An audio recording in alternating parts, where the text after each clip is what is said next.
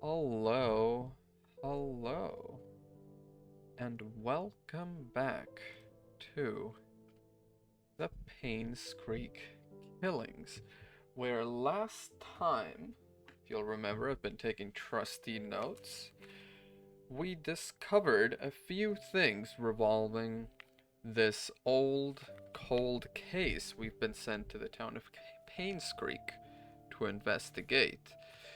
For example, we found out that the suspect, Scott Brooks, had been dating Trisha, the daughter of the main victim in this case. And I say main victim because there were some other deaths apparently surrounding this incident. There was, for example, the death of Andrew Reed, which was this old alcoholic man who had been seeing some lady called Sophia in his hallucinations and ended up burning his home in, I believe, some kind of botched demon summoning ritual. I don't know. There was some weird summoning circle in his house. All of that is in the previous VOD, which you can see in YouTube if you want. There was also, yes, the death of the chief of the local hospital. Apparently, the local hospital, which, let's not forget, had been sponsored by Vivian Roberts, the victim in this scenario, had been accused of mismanaging funds. Apparently, they were in some kind of trouble, and he was found dead, drowned, in his car in the local town lake. And at the end of the last stream, we found out by looking inside of, and let me go and continue, and hopefully that'll put us right there. We looked inside this car that was in front of the town's bed and breakfast, the local inn. Yes, this is the car right here. Let me tweak down the volume for myself a little bit. We found out this was the car of the private investigator, which had been sent by some nebulous third party in the year 1997 to explore this cold case also. It is currently, quote unquote, in game 1999, and the case originally happened in 1995. So, by reading the detective's, the private investigator's little files here, we found out there's a security room code potentially for the mansion. We also found, by going into the bedroom of Scott, the main suspect, the code for the shed at the mansion, which is where he would meet with Trisha, apparently. So we can go and find out. Yep, indeed. PI Union, the private investigator. And the last thing we found, which was, to me, very interesting, was this image right here.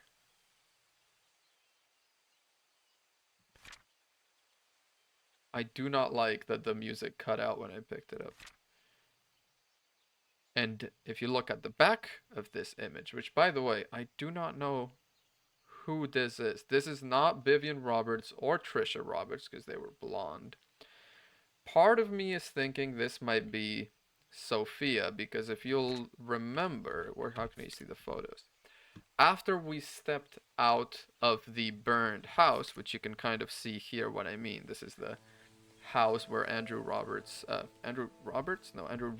Reed ended up dying. This is the summoning circle I was talking about. And he scratched, "She is coming for us," inside his bedroom door, which also very ominous. And as soon as we stepped out of the house, we saw, you can kind of see here, this figure standing outside. He had been mentioning he had been seeing hallucinations of Sophia, whoever this is, I assume Sophia. We saw her, we looked away, and when we looked back, she was gone. Very spooky stuff. But It is the only one I have found. Oh, thank you. Well, I hope you enjoy this one. Thank you very much. Thank you. So, this is the only person I have found that seems to match the look of Sophia as we saw her. And in the back, the PI seems to have written in blood, mayhaps? The secret lies with her. Let's not forget also we saw there's this weird bloody handprint on the glove box. And we can't unlock the glove box. It needs a key, and we do not have the car key. We do not have also the key to the room where this detective was staying. It was room 201, where apparently he had been expecting some kind of a package.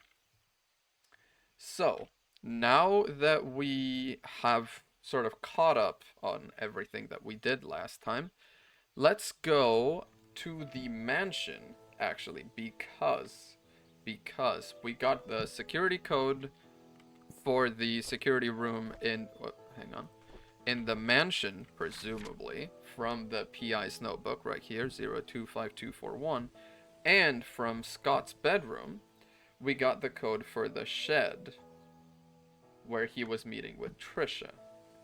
So this is, God, where is my little, I have so many little pages I've written down.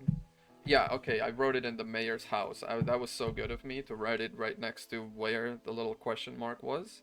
So the shed code we have is 8831, and the security room code we assume is this one. So we can go to the mansion right now and give that a try. Now, I haven't been walking around this town since last week. So yeah, Paynes Creek map. We are right outside of the town here. So we should be fine to loop around the back Vance courtyard, and that should take us there. So out this way and into Walnut. Alright. And hopefully, yep, into Walnut. Wait, is that correct? Yeah, Walnut and then Hangar right there. But wasn't there actually a way into the mansion that was much shorter over this way? I believe so. There was, yeah, a house around here. This house right here. Wait, this house? This house. This house matters. It is the house of one of the maids that worked in the mansion. However, we do not have the key for it. We have a key that we found next inside of one of the mansion employees' lockers. Let me see in my inventory right here. It's just a house key. For some house. We do not know which one. Well, I assume the yeah, this is the shortcut to the mansion, because otherwise you have to take that whole look around. And this is, yeah, I mean, no, I didn't think so. But, I mean, it would be a little lame, but I could go around town and try my luck with the key into every lock in town. We will see. We will see. For now, let's go with what we have, which is the code to the shed and potentially the code to the security room. I'm having so much fun with this little game. Very excited to... God, this is the sprinting speed. That is not very fast. Yes, the shed was out the back and left of the mansion. Hopefully, because he did have that little to-do list next to... There we go. He had that little to-do list next to his house door that included giving the key to Trisha. So it's 8831. There we go. Let's go in here. Is there anything new in here? Oh, and potentially the key. There we go. Okay, wow, more than one key. The key to the attic. That's nice that it's written right there. Mayor's house. Also, apparently, Yes, I just saw it here. That's good that I'm writing this stuff down. There's a secret room somewhere in the mansion. I fully expected that, honestly, because it is a big old mansion out in the countryside in a video game. Yeah, it was always going to have a little secret room, at least one, wasn't it? But enjoying the confirmation that it is there, and good thing that I wrote it down because I would have forgotten. So we have key to attic. So now we can get in there. That's going to be good. Yes, let's keep that. Oh, we can pick up the chess pieces, but we can't keep them, so I'm not too worried. A rook and a queen, though. Now, of course, I don't want to get too lost in the symbolism here, but it's, you know, a rook, which, as far as chess pieces go, sure, it's better than a pawn, but it's very much a worker type of piece. Whereas the queen could be someone of a higher class. I don't want to start psychoanalyzing everything in this game right now, but you know what I mean. This looks like Trisha. Little key for Trisha. What does it say in the back? Can I, or it's hang on. Let me pick it up. Rotate this way. Drawer. There we go. It says drawer. Okay, so let's go. Trisha key. Drawer. I need to move my little... Yeah. I have a little thing, or a little bracelet around my arm, and it's dragging, and... Oh, I lost the little metal piece that went with it. Oh. Well, it was bound to happen. It's an old one. And now, I've been... What is making this sound? Oh, there we go. It was just some junk around the corner. Don't mind me. Trisha's... Yeah, Trisha Roberts' diary. Let's have it a read. I like being with Scott. I can be myself in front of him. He doesn't judge me or tell me what to do. He cares about what I think. He makes me happy. Scott and I have decided to have our own secret hideout. It'll be really fun. Mom won't know that we're secretly meeting. This is 1993, 2 years before the crime occurred. And that would make them, God, how old? 20, I think it makes her 23 and him 22. Something like that. I'm so glad that Scott is now working at the mansion, although having Andrew as his supervisor is probably not the best idea. Andrew is this alcoholic, hallucinating man we've talked about. He's drunk all the time. I don't want him to influence Scott in a bad way. Exactly.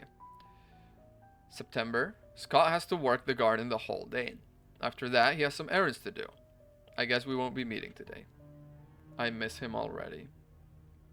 This is a very cute, very pure love. I wanted to learn photography, so Mom hired Oliver to be my tutor.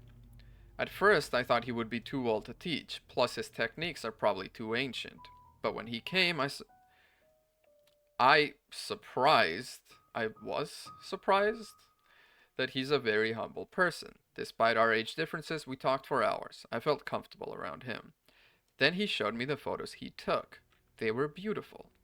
It was around this point that I figured out that Oliver is perfect as a tutor, that I shouldn't have been so quick to judge the old man. I'm glad Oliver is my teacher.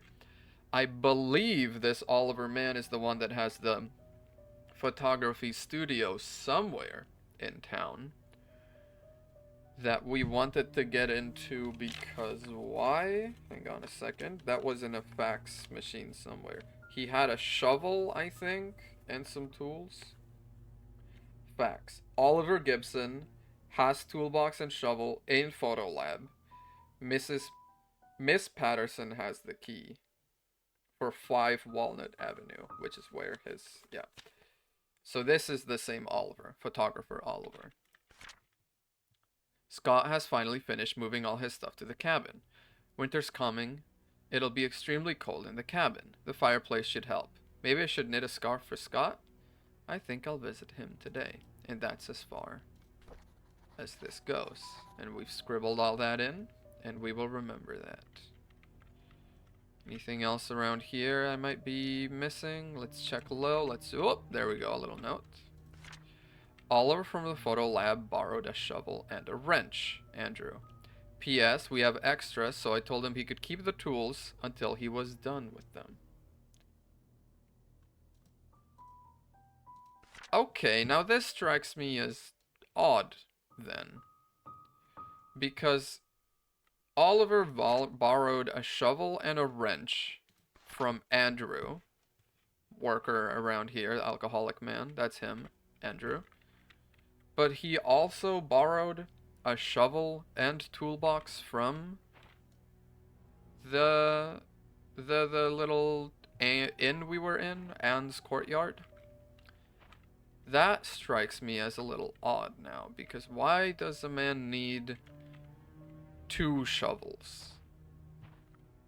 Or, I don't know. Maybe they are the same, but I was pretty sure the mansion and this, like, inn were unconnected. Well, I mean, connected in the fact that they are in the same town, but that's it.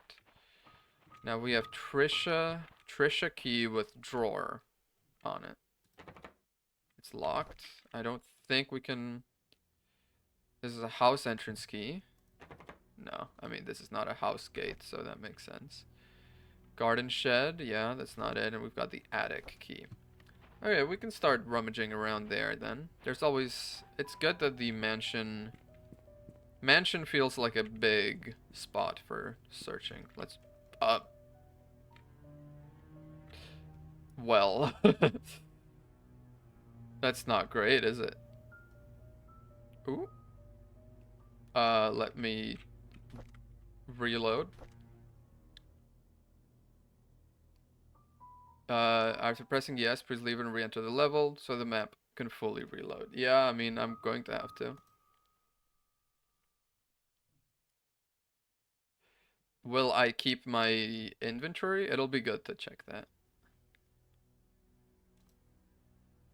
Okay, resume, inventory. Yes, I do. So let's, as they say, leave and come back in. That was odd. Well, I suppose that can happen when you're out pushing the boundaries of detective work. Straining reality to the point where it has to buckle for you. Alright, let's go back in. We'll take the front door this time around. I don't trust that little side entrance anymore. So, we have the attic key. And we have Trisha's drawer key. Now, I'm not sure where Trisha lives in this room. I don't know what the layout is. Also, what was the... Oh, my light is on. Wow, I forgot how dark of a game this is. Hang on just a second. Just as last time, I'm gonna break down the curtains so I can actually see. Ah. Oh, yeah, that helps. That helps immensely. Let's go. Okay. Let's look. So, it follows that living quarters in houses, I think, are typically... They're typically up. Where would the attic be? Key for the attic. Key for Trisha's drawer. Let's look. Unlock. Are you the attic? No. It'll be hard, I think, to see where the attic goes unless... Oh, security room, though. We have mayhaps a key for this. Let me also scratch out. We have the code for the shed, so I'm gonna close that out. And we had 02 52 41. Security room opens. Nice. Oh, that's going to be very nice. The attic, the guest room, tea room. Let's pick that up. Trisha's room, nanny room. Okay, oh, that's going to be very, very nice. Document. Bernard Hopkins, male, 31 Silver Lake Boulevard. I believe, actually, we have the key that we found in Bernard's locker. So that might be exactly what we need. There we go. Where would I have written that in? In facts, maybe? Where's my facts page? Fact. No. Maybe I just didn't write it anywhere, which strikes me as a very irresponsible thing to do. But we have a key that we found in Bernard's locker, which is the one that's the house key I've been looking and putting around in places. So, I'm just going to write it down as a fact now. Fact. Bernard lives at 31 Silver Lake. Beautiful. Do we know how much he was paid? He's a regular employee, whatever that means. Okay, 8 hours, 5 days a week. Derek. Wait, was it Derek? I think it might have been Derek. Well, anyway, we can just write it down as a fact and we can try them out. But Derek strikes me as the name that was in the locker. Derek, let's go. Lives at 43 Silver Lake. Okay, so they are practically neighbors. I suppose in a town this small, odds are you are going to be neighbors with a lot of people you work with. Wanda Tyler, also at 43.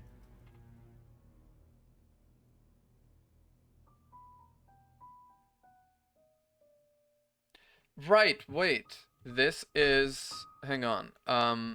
February 6, 1947.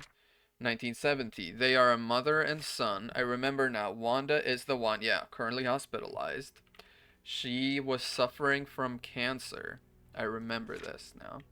Andrew Reed, 7 Black Pine Roll. Yep, this is the alcoholic one. We know this. Okay. Dorothy Patterson.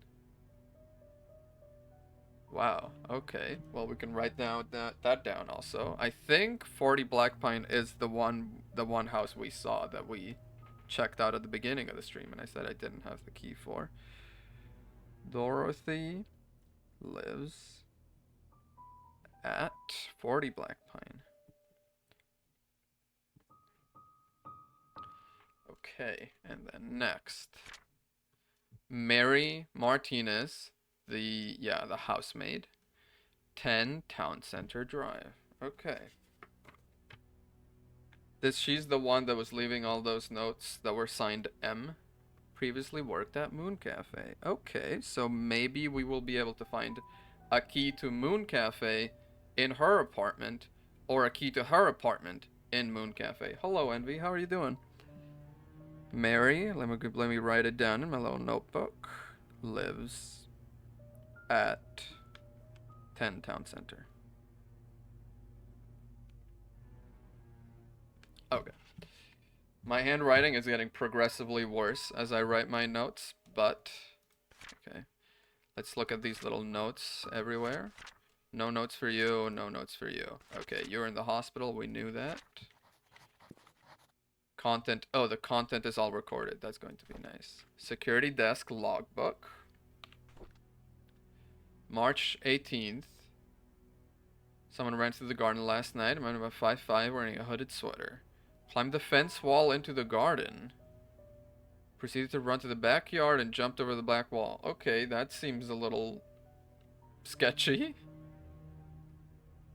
New stock of VHS tapes have arrived. This is March 1994, so this is a year before the crime occurred. Came across a note by Magdalene Roberts. I think Magdalene is the mother of Charles, the the husband of the victim. And also like the town founder, something of the like. I believe that's her role. She had like her own little plot in the cemetery and everything, so clearly very respected in the town.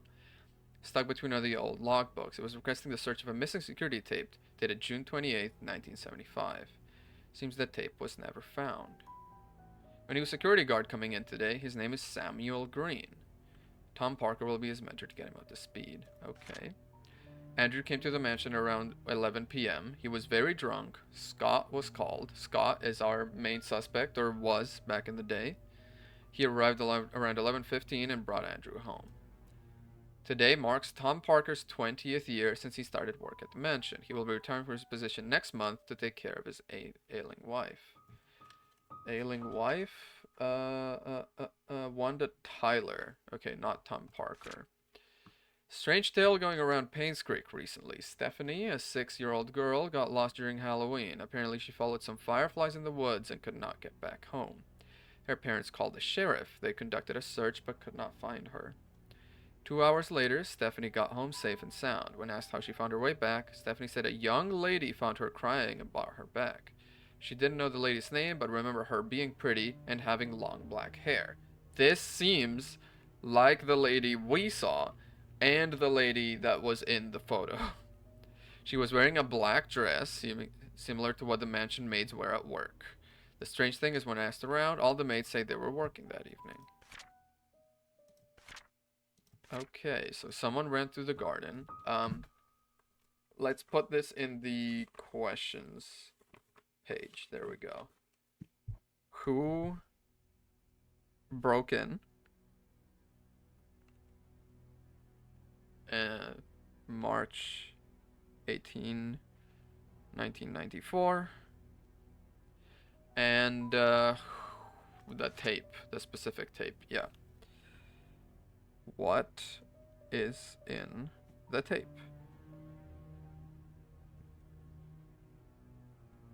June 28, 1975. Let's go. I swear, I don't know what is making this sound, but it's going to drive me insane. Actually, I think I know what it is. Yep, it's fixed. Okay. So now we have new questions to look around in. The content also recorded. That's good. That's good. We have that VHS tape. Is this the specific VHS tape this guy wanted? It is unlabeled as far as we can tell. Also unlabeled. We can't use the screens for anything. Disappointing. Anything in the garbage? No. I'm aware of the fax machine. I'm just trying to do a full sweep of the room before I get entangled into all of that. I don't think there is anything. Okay, so let's check out this machine. Nothing. Okay, well, that makes it easier. Also a little upsetting, but easier. Lights on. Nice. So, we have a bunch of new keys now. Something written at the back, yes. So yep, we've had the Trisha room. Hang on. What were the keys once more? We had the tea room, Trisha room, and nanny room we picked up here. So tea room, Trisha, and nanny. The nanny probably was up with the rest of the servants. This is locked. Is this maybe the way to the attic? House entrance, attic. It is the way to... I'm not sure I want to go in there, man. There's freaking ladies with long black hair hanging out in this town. I don't... Oh... Light. Oh. The light comes on. Hallelujah. Oh, stairs coming down. Is this... Yeah, this is connecting us to this little other area that we couldn't get into. This little attached house. That's going to be good. I don't like the creaking sounds this whole building makes. I do not appreciate that. Thank you. I'm going to be hugging a wall and investigating a bunch of purple paint. Purple seems to have been Trisha's color for a lot of things, so. The Benfield secret safe instruction. Okay, secret safe in tea room, I suppose. Right? Facts. Victim. Where's the mansion? Mansion. Mayor's house. There we go. Set the time. Turn the key. Okay. Key to the attic has been used. I'm going to cross it out. I'm going to cross out the security room also. Secret safe. Tea time. Maybe not tea room, but tea time, which tea time is going to be 5 p.m. Looks like wall clock. Okay, that's good. We can't turn this around. Nothing in the back that we know of.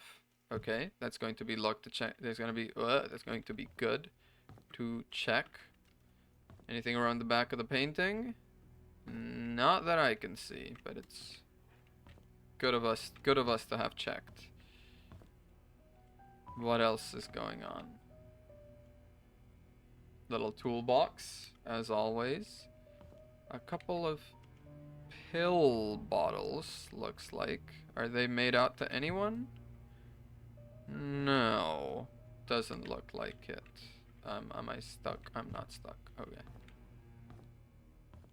Anything else around here? Anything in the box? No. Now let's look at this. I mean, the painting is great. It's beautiful.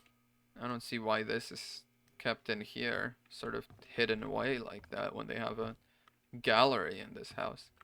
There's also a mattress around here, which makes me wonder, was there someone living in here? The key to the attic was in the shed outside, so if there was someone living here, feels like both Trisha and Scott would have known about it. I don't put a lot of stock into that theory, but I'll keep it in mind. Can I open this? Yes. Okay. That's the first thing you do when you encounter a new shortcut. Oh. Pick up a little rake, little gardening rake, seems like. I can't keep it. I don't like how you open it, just bam. It's just like it's just giving you a little bump right in the forehead. Nothing written on it. Okay, just a little gardening shed is all. Okay, scissors with a little note. Items needed for the barbecue. Charcoal, grill brush. Oh, is it a grill fork? Why 2 grill brushes? Items needed for the barbecue. Charcoal, grill brush, grill fork, lighter fluid, grill brush again. Okay, that's odd.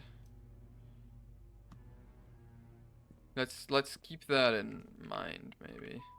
Is this openable? No, but this is the garage, isn't it? Like, it just connects to the attic, but there was a little garage key at once upon a time. Can this open? Apparently not. Another one of these. Let's see what's in here.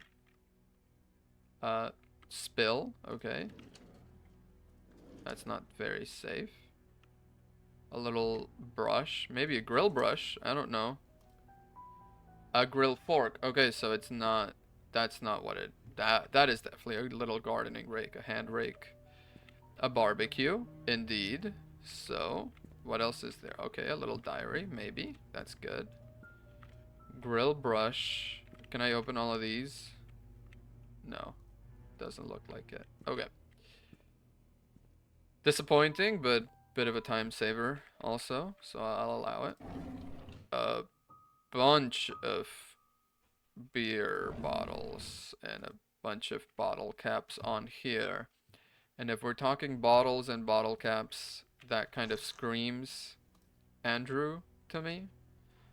We've got the charcoal for the grill. We've got the... well, that's not it. We've got a grill brush. One of... Well, actually, we've got a grill fork. We're needing grill brushes. Both of them. Okay. Looks like someone was maybe making furniture here? This seems like the kind of thing you would do if you're putting wood glue in there and letting it set. I'm not sure what you are. I'm not American. I don't do barbecues. They're having me hunt freaking stuff to use at a barbecue, and I don't know what it looks like. Well, let's check out the diary. We don't know whose it is. I didn't feel well today. I had a nightmare last night. I cannot remember what it was like, but it was unnerving. I see Scott all the time now since he started working at the mansion. He's always with Trisha. I used to be the one to hang out with Trisha. Mom says she feels better these days. So, this is going to be mom that is sick. Derek Tyler, whose mom was suffering from cancer. It's as if she forgot she even has cancer. I hope she recovers quickly. Mr. Johnson is a great man to help us out like this. Mr. Johnson is the hospital director that was found dead about 2 weeks before the wife of the mayor, the one we're actually investigating. Trisha talked to me today. She said Scott is busy recently and she feels lonely. I would never make her feel that way. Oh, Derek. What are you saying? I cannot say it to her, but I will be there whenever she needs me. We talked a lot. I wish every day would be like today. Today, Scott came and asked if I know anything about Father Colvin.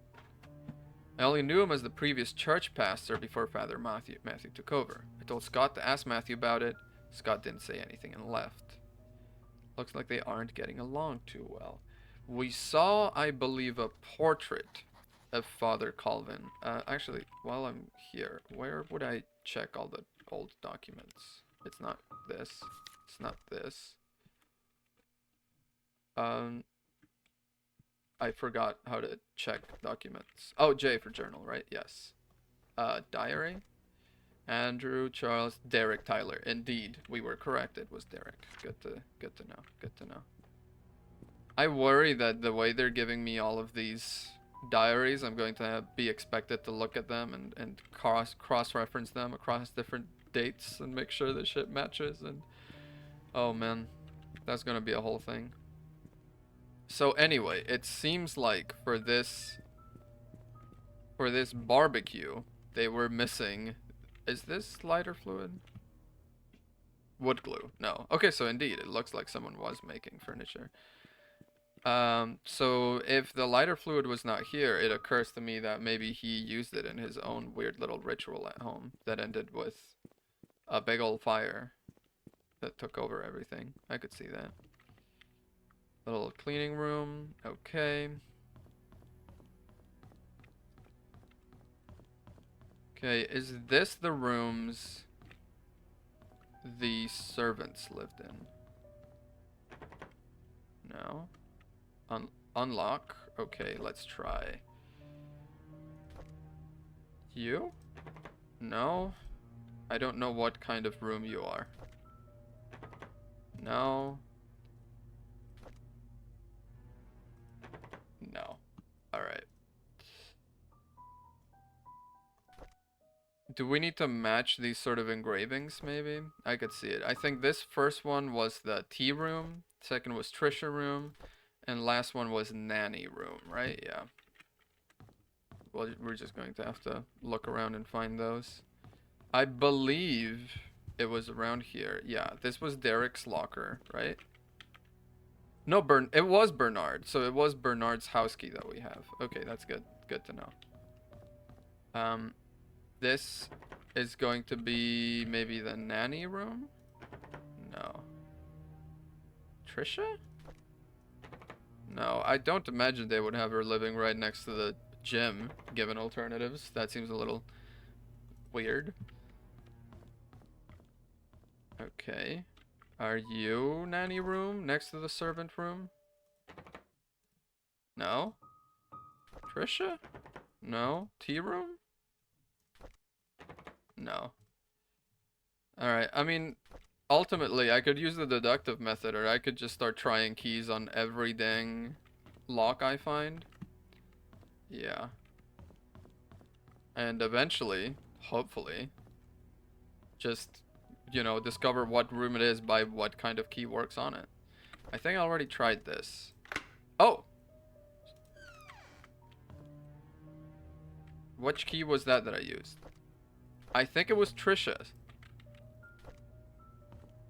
Wait, no, that's not a bed. This is not a bedroom. This is the tea room. Okay.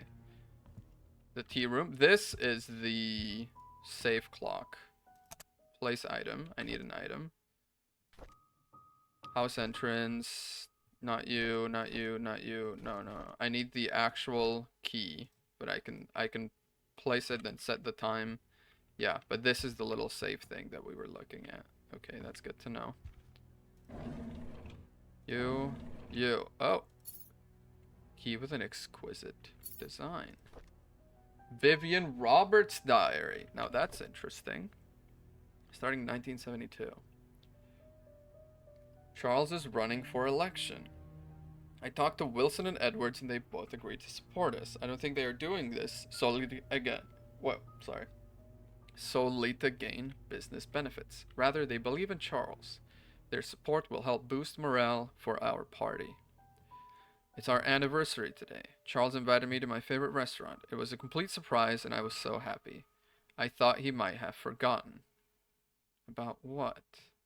After dinner, we spent the rest of the evening walking along the beach. We talked as if we were teenagers in love. I could not remember the last time I felt this carefree.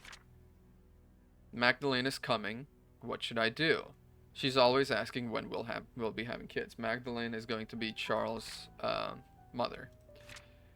She's always asking when we'll be having kids. I don't think I'm ready yet. Not when I'm still recovering from the miscarriage. Oh. Edwards called today and tried to push me in favor of a business agreement that we discussed months ago. I rejected his request since it will breach the trust agreement between our companies.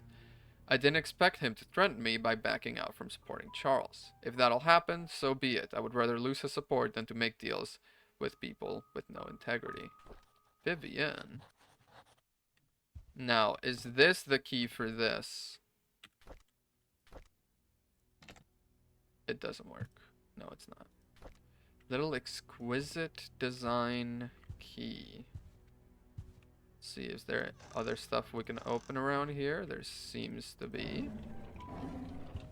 Just a singular fork in here. This seems very ugly, really, to be in a fancy little tea room, but okay. Okay, a little scoop, a little couch, a little, oh, just towels, tea towels, presumably. Okay. Okay. Investigation on Painstone Community Hospital donation funds. So this is probably when, yeah, it was discovered that Dr. Henry Johnson was embezzling. Roberts Relief Foundation. He's sending a portioned amount to an offshore private account under the name of Jefferson Investments, LLC. Every fifth of the month, an exact amount of $9,900 is being transferred, supposedly for the payment of medical supplies and equipment. However, neither the equipment nor the medical supplies could be accounted for. This has been going on for the past 16 months. As of now, the total amount embezzled, $160,000. That is quite a bit. Oh, that's just a pen. It just looked like a odd little pizza cutter from this angle. Right, this. This is locked. Is this where this key goes? Doesn't look like that's where this key goes. It looks like a key like this, and this does have a desk written on it. Nope, that's not it. I have to imagine that's probably in Trisha's room, not just a random... Oh. Bunch of hate mail. How does it feel to ruin the lives of many? Costly judge, heartless witch, you don't deserve to live. Okay. Who is sending this hate mail? Oh, that's not a journal, that's just a book. Any of these drawers? Nope, none of them. My parents had something like this in their bedroom. That was like a fun little explore when I would go around into their into their bedroom. Just start picking away, opening all the different closet, all the different drawers as I could find them. Okay, let's unlock you. Oh, oh, this is Trisha's room. There we go. Trisha. The drawer key is going to be there. It's locked. Okay, so let's go ahead and unlock it real quick with the Trisha's drawer key. This must have belonged to Scott, and I can keep it. Please hold on to this. Someday I will tell you everything. Okay, so was this after he had been suspected of murder? Mom is so judgmental. She doesn't want me to be near Scott, saying that I should find someone who's of the same class as me. What does that even mean? Who determines what class Scott is in? Did Mom talk to Father Matthew? Is that why Father Matthew also forbade us from seeing each other? Don't they know we're in love? Last night, Scott and Father Matthew had a big fight. Father Matthew told him to stop seeing me again. I asked Scott why, but he didn't know the reason. I feel so miserable. Scott asked if I had a younger brother named Vincent. I didn't. He told me it was probably just a rumor, but I wanted to be sure about it. Who'd spread such a rumor about my family? Younger brother Vincent? Question? Let's go ahead. Trisha. Younger brother? Have we even come across a character named Vincent so far? I don't believe so. A dinner? I asked Mom if I have ever had a younger brother named Vincent. She stared at me and said no. She then asked when I got the name from. When I said from Scott, she told me dinner's over. I argued with her. She yelled and sent me to my room. Later, I heard her arguing with Dad. How could Mom fire Scott? That is so unreasonable.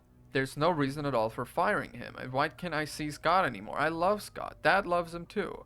Only Mom hates him, and I don't even know why. I find it really strange. I knew that today was Scott's day off, so I tried to surprise him at the cabin. However, I could not find him. I searched everywhere, inside and outside of the cabin. He was nowhere to be found. Just as I was about to leave, he suddenly appeared, as if he had been in here this whole time. This has happened several times now. I'm wondering if there's a hidden room in the cabin that I just don't know about. Okay, is this a question, or is this... what is this? I suppose it's a question. I'm just getting so many questions all of a sudden this time. Last time we kept them to a very compact set of 5 or 6, including the first 3 that we need for the newspaper. Who killed her, the motive, and the murder weapon. So let's go ahead and say secret room in cabin. Yes, let's not forget also, she presumably has... Yes, is that the cabin key?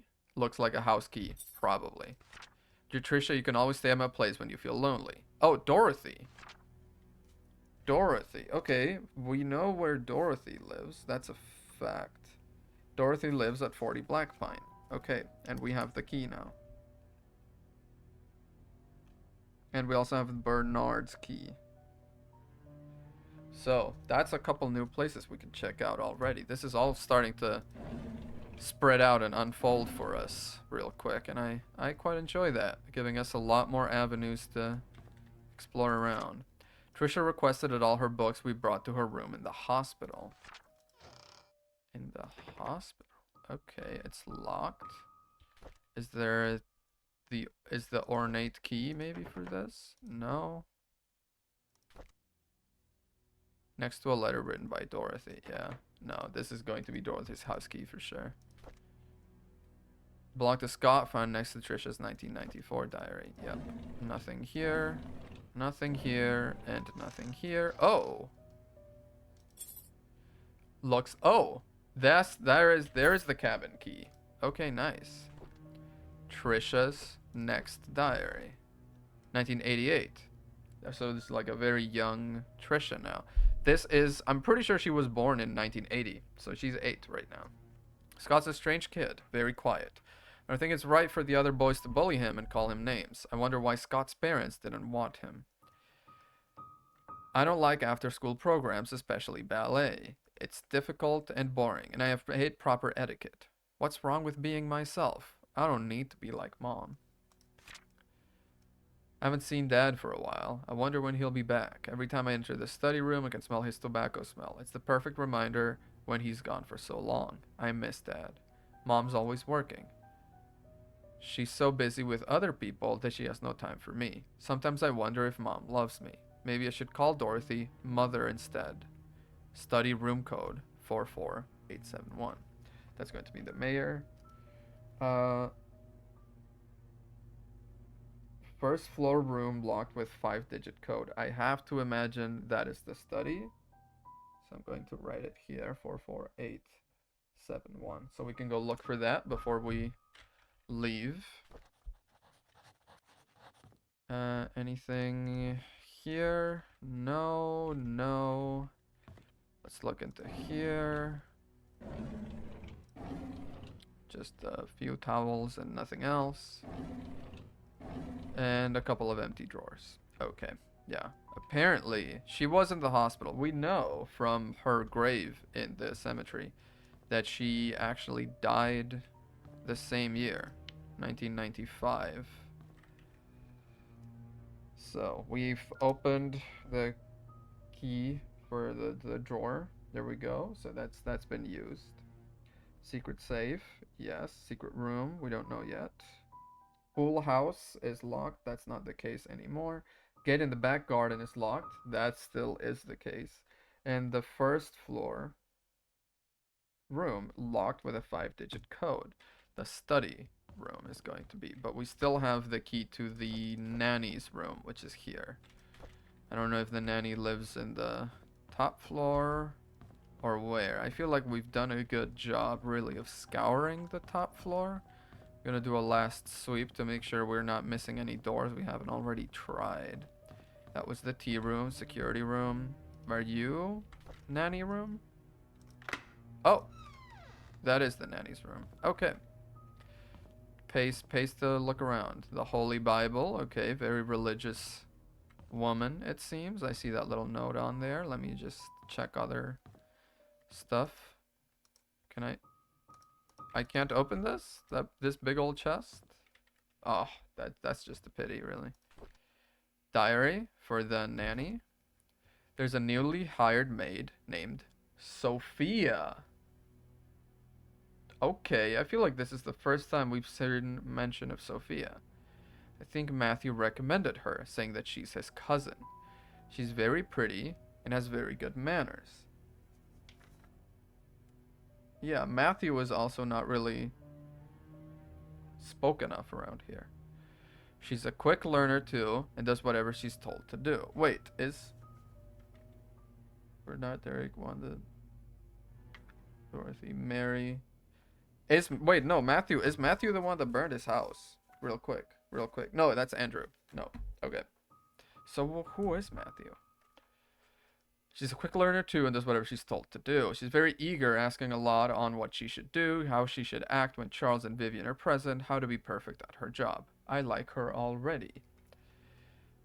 The guys delivering food to the mansion were gawking at Sophia as if they've never seen a pretty girl before. I had to ask Sophia to go back into the house, otherwise someone might have funny ideas. Her uniform needs a little more cover. Matthew sometimes comes over and checks to see if Sophia is doing okay. I tell him he's worrying too much, that Sophia is loved by all. Matthew seems pleased every time I say this. If I didn't know better, I'd think that Matthew liked her. Wait, isn't Matthew like Father Matthew? The church guy? It rained heavily today.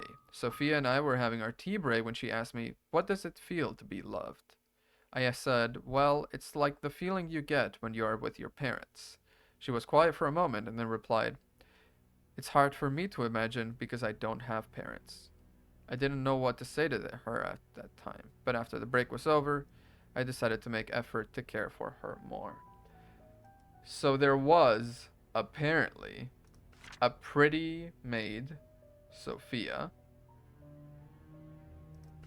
that started working at the mansion. And we know Charles had an affair. So did Charles have an affair with Sophia? And did it result in Scott being born, therefore making him Trisha's half brother in a very sort of dodgy situation for the relationship? And would that then be why Vivian is trying so hard to split them up while sort of maintaining the secret, because it would probably break their hearts worse to know what they are, that they are related, rather than to just think her mother is a monster. It could be. Nothing much in the bathroom. Can't open the toilet.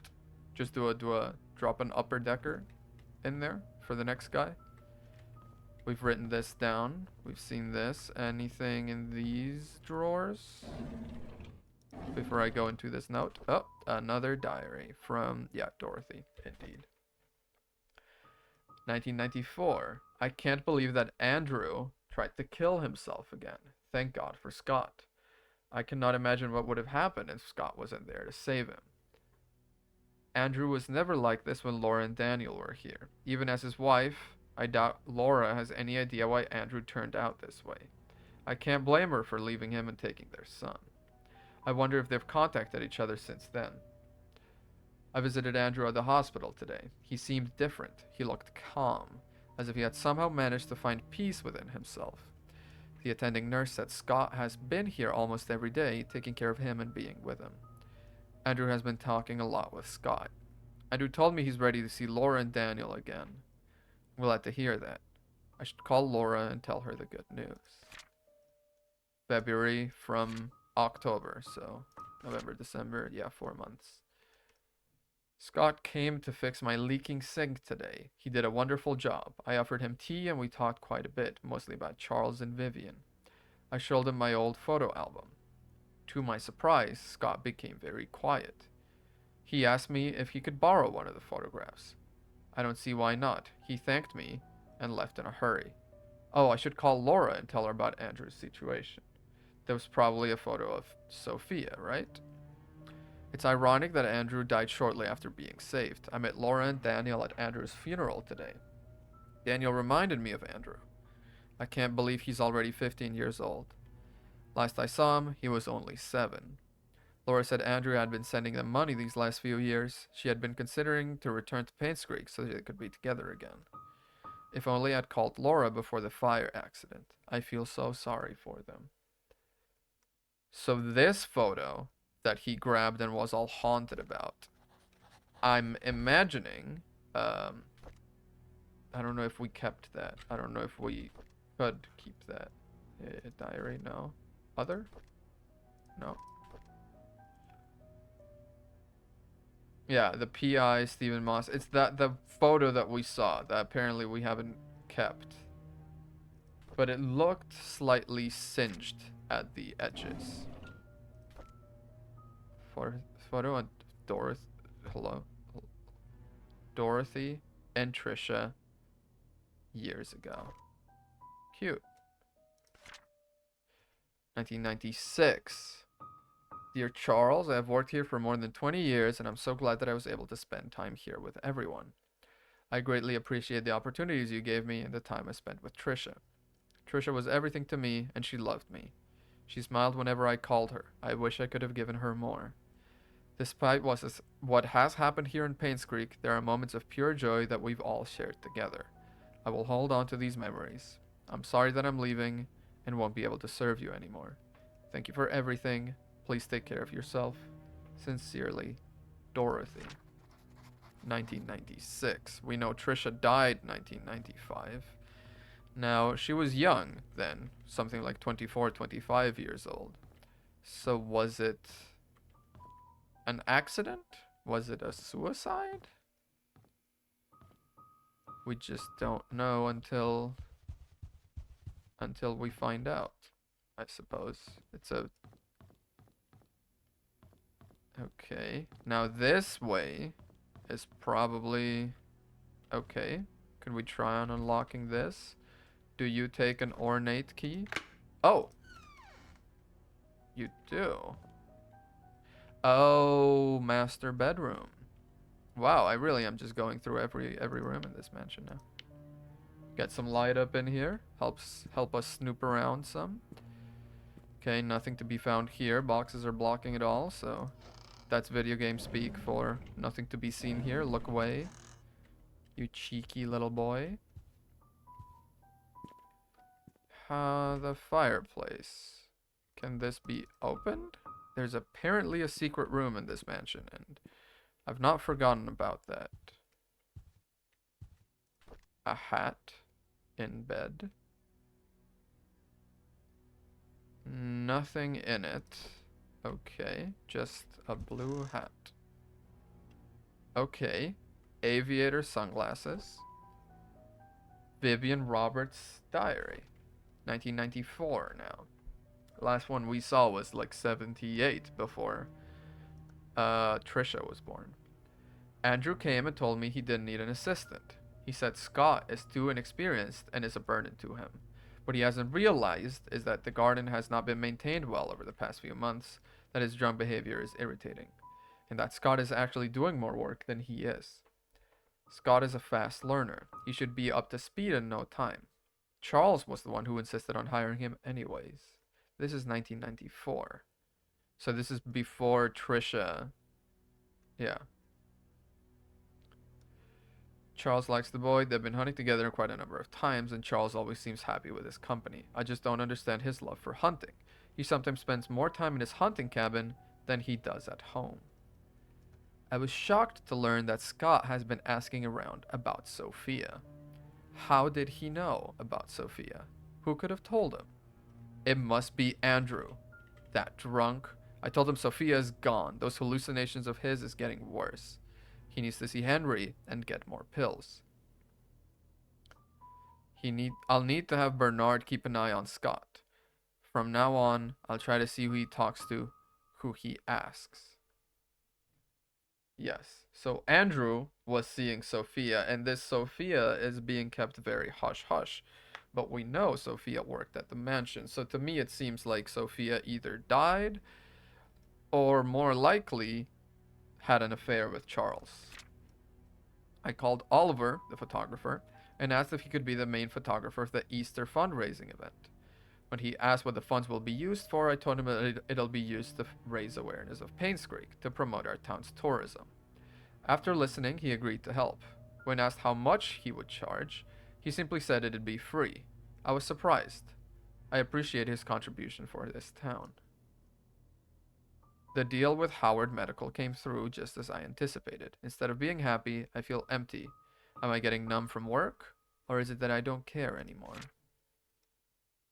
Our dinner tonight was quiet. Charles didn't eat much. He asked me about my day, but I didn't want to talk about it. As a matter of fact, I don't want to talk to him much these days. Trisha was silent as well. She's distancing herself from me. I can feel it. She used to confide in me about everything. Now, we hardly talk. Is stopping her from seeing Scott wrong? I don't want Trisha to be near Scott anymore. Of all the men in this world, why would Trisha pick him? This is unacceptable. Yeah. I'd slowly convincing myself more and more that Scott and... Hey, that's gonna be the clock key, so we can go and open the little clock safe there. This is giving me more and more the idea that... Wait, room 201! In the inn. Oh my goodness, everything is slotting in now. I hope we're not, like, rushing precipitously. I don't even know how to say the word correctly. I hope we're not rushing too hard into the end game here, because there's still a few side mysteries I would like to look into, if at all possible. Yeah, we've been in here. I think, yeah, we've read this. There was the little safe over here. Yeah. There is somewhere in the first floor a room that is locked with a code, which is going to be the study. We came in through here, so let's keep hugging the wall and investigating. Is it? Oh, is it down this way? Yeah, that's the room. Okay. Yeah, I've been in here already. Can I turn on the lights? No, I can't. It's just such a creepy old room, this one, isn't it? Let's see. Unlock this. The study, I assume, is gonna be 44871. Yes. Okay. This feels like we're getting pretty much everything now in the mansion. Lights turn on. That's very nice. Nothing behind the door. Just a random cork board. Okay. I need an item. Medical Health Encyclopedia Volume 10. Okay, so I need to get the Medical Health Encyclopedia Volume 10, and that's probably going to open that secret room. So, let's go ahead. Need Medical Encyclopedia Volume 10 in first floor study shelf. I don't imagine I've picked that up. No, that seems like I would get that somewhere else. If it's a medical encyclopedia, the hospital, maybe? What are you? Oh, that's just the furniture. Yeah, it's just kind of stubbed in weird places, but it is just the furniture. None of these books, is it? Try and squeeze in. I can't peep. No. One not allowed. Not allowed to peep. Neither of these are something I can check. Oh. Oh! Medical Health Encyclopedia, Volume 10. Okay. Well, that was a short-lived mystery, wasn't it? Little books here. Okay. Ooh. More chess pieces. Vivian Roberts' medical report. Do we have a date? 1974. Yeah. So she is... Yeah, this is after the first miscarriage. Vivian's situation is currently stabilizing. She has accepted the fact that she cannot conceive anymore. However, she needs time to fully recover and a 6-month rehabilitation is necessary. Your presence at the hospital has been noted to upset her. This only helps prolong her recovery. I'm suggesting that you try and refrain from visiting your wife until she's in a better state to receive you. Your mother's desire for a boy to be an heir to your family has caused tremendous strain on her. Please consider addressing this issue with your mother. Paynes Creek Community Hospital regards the patient's recovery as the highest priority. Our staff will do their very best to help Vivian. I apologize for any inconvenience this may cause you. Is this 2 separate documents? I don't think it is. Chess pieces, knight and a pawn, for sure. Little calculator and a little staple remover. Okay, a little light and some cigars. Okay, I see you. Big shot, Mr. Charles. Okay, so let's go ahead. Place this book. Place. Oh, hang on. I need an item. Okay. Oh, it is here. What just slid? Hello? Okay. Oh god, there's like a specific code. Okay, I see now. So that's been solved, but need code. I mean, you could brute force it, but be here all day, wouldn't you? Yeah, no. Can't do it like that. And there's also a little lock here. Yeah.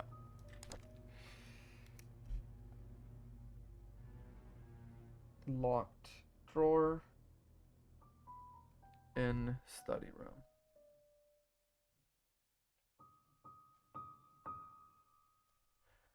And there's also written on here, I don't know if that means anything. KQBK. KQBK. Writing that down just in case it is relevant. Alright, let us continue. So we just got the key for the cabin, but before we leave the mansion, we also got the key to the tea room. Was this the tea room? Yes. Wow, I know this mansion like the back of my hand now. Place item. This, the clock winding. Yes, tea time.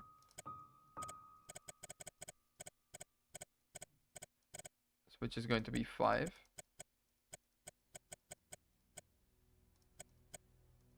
O'clock. No? Was it not actually, hang on, was it not in a diary somewhere that someone mentioned the tea thing? The tea time. Newly hired, Mary Martinez. 1993 and 1995? No. No. Who was it then? Is it Dorothy? No, it wasn't Dorothy. It must have been Mary, right?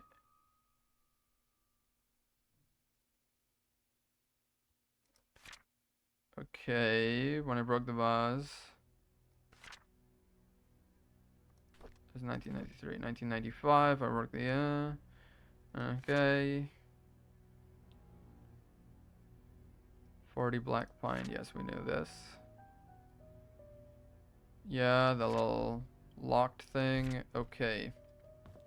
Was it just in the tea, like in the balcony out here? A note in the floor that said something about that? Maybe. Tea time is 3:20 on the dot. There we go. There we go. 3:20 is awfully early for tea. That's not the right room. There it is. 3:20? You're barely through with lunch at 3:20. Holy. Okay, well. Examine. 3:20, so it's... Yep.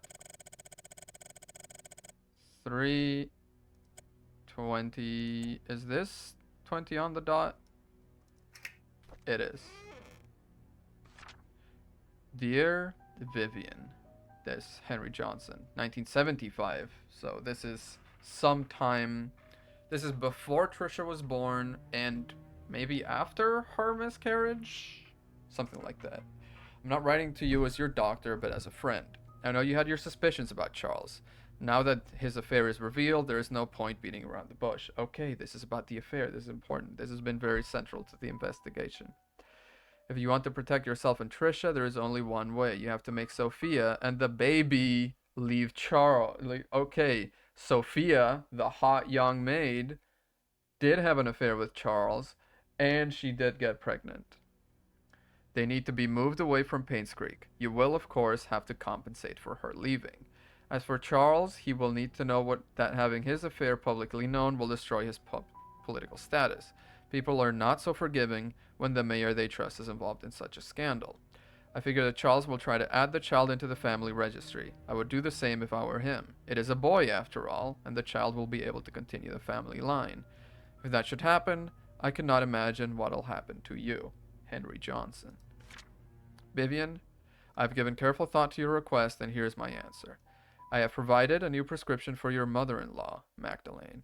It is 3 times the strength of her usual dosage. Detailed instructions will be sent with the medicine. Should you decide to do it, you will need to administer the medicine carefully, so no one suspects anything. Call me if you have any questions, Henry Johnson. Make sure no one else in the mansion ingests any of it. Oh shit. Oh shit. Oh shit. This kind of turns this whole thing, I mean, not on its head really, but Vivian killed her mother-in-law. That's like a whole new, like, is that a fact? I don't know if it's a fact, because it says should you decide to do it, there's a chance she didn't do it, and there's a chance someone else in the mansion. Okay, so this is going to go on the facts sheet, and it's going to be Dr. Johnson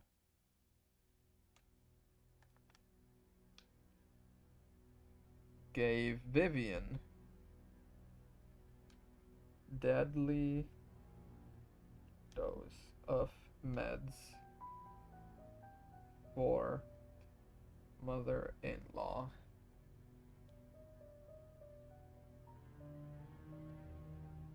Make sure no one else in the mansion ingests any of it. Did someone else ingest it? Question mark.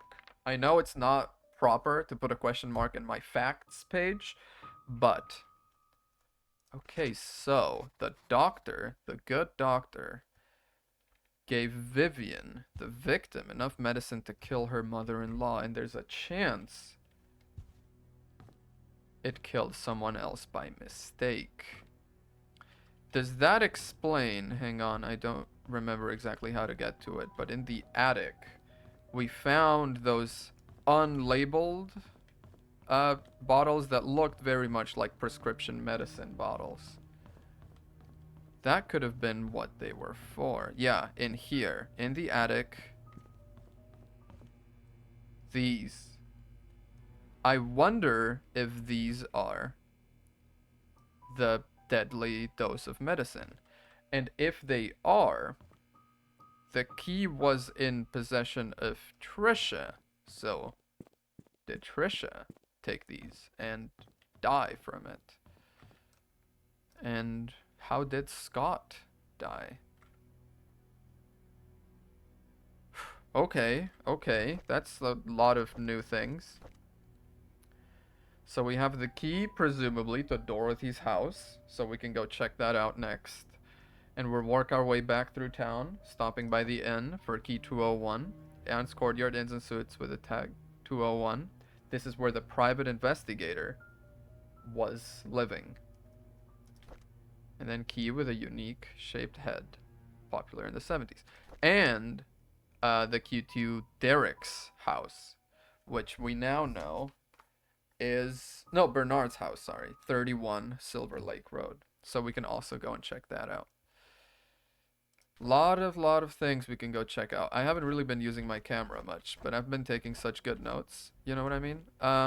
I will take a photo of these meds just in case that seems relevant.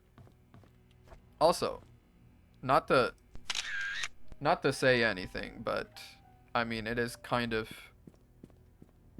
what the hell was this PI doing? I've been in this town for an in-game 3 hours, I think, something of the like, with all this running around, and I've already got a pretty solid idea of what was going on in this town.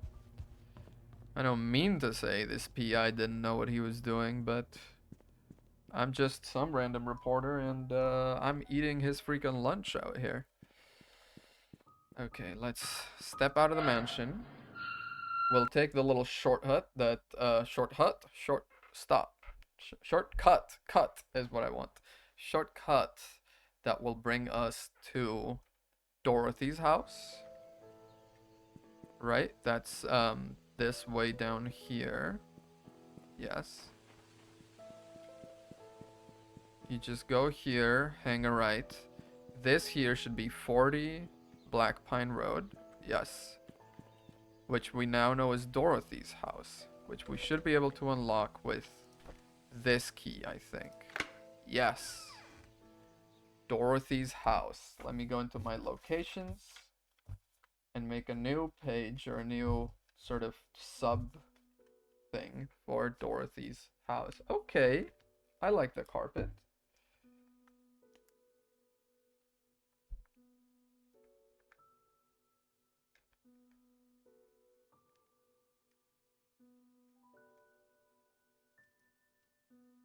Okay, Dorothy's house. Oh. Oh god, the toilet right under the stairs. Okay. I mean, you know, for Harry Potter, it's an upgrade. Comes with an ensuite toilet. Did they also put the thing right up against your leg? I believe so. I believe they did. Okay, new home, new lifestyle. Paynes Creek retirement. Okay, so I suppose she was... Is that why she left the house? I know she probably definitely left because Trisha was dead and, you know, the whole town, to say nothing of the house she worked for, was in complete decline. But was she also just getting a little too old for the job? I don't know. She had been employed with them since 1935, I believe, which is a long time. Okay, let's work from the bottom up. Lot of tea. Same kind of tea that the sheriff had, but that might just be game assets and such. Okay, nice little painting. Excuse me just a second.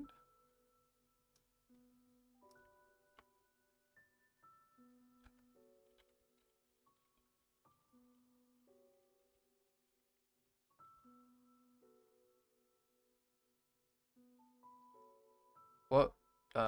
Did not mean to do that. There we go. Does not look like a whole lot. We can't even open this. Okay. Does not look like a whole lot down here. But... yeah, we've been in here. And this is a new room. We haven't been here. Let's see what's... Whoa. Doing okay there, buddy? Okay. Little stapler. Oh. Scriptures by Reverend Keith. We did know she was a very religious woman, so that tracks. Random books. Nothing. Glasses and a diary. 1975.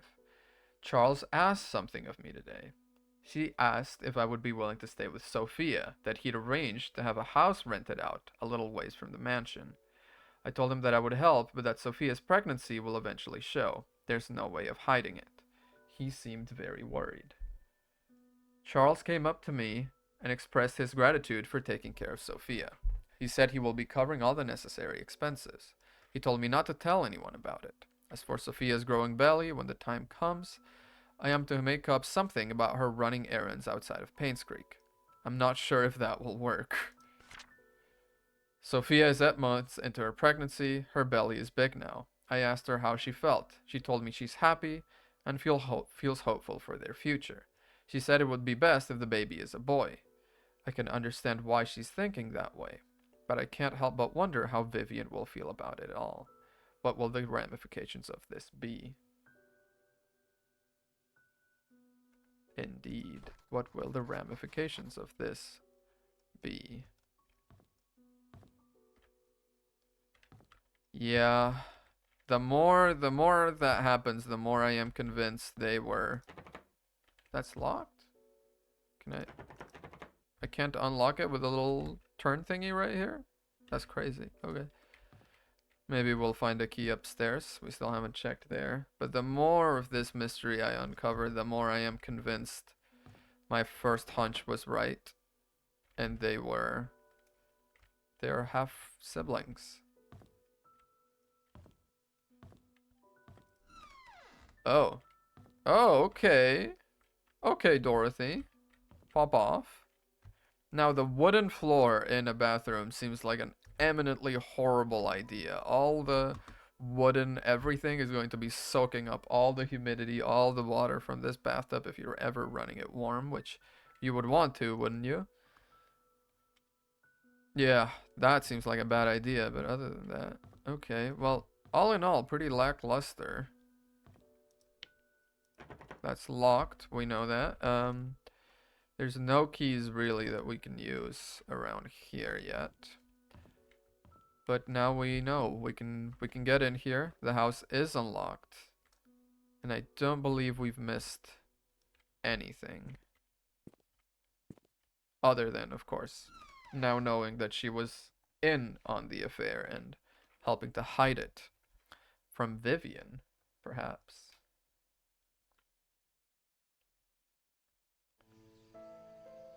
So the next street, the next place we want to hit up, let me get my notes.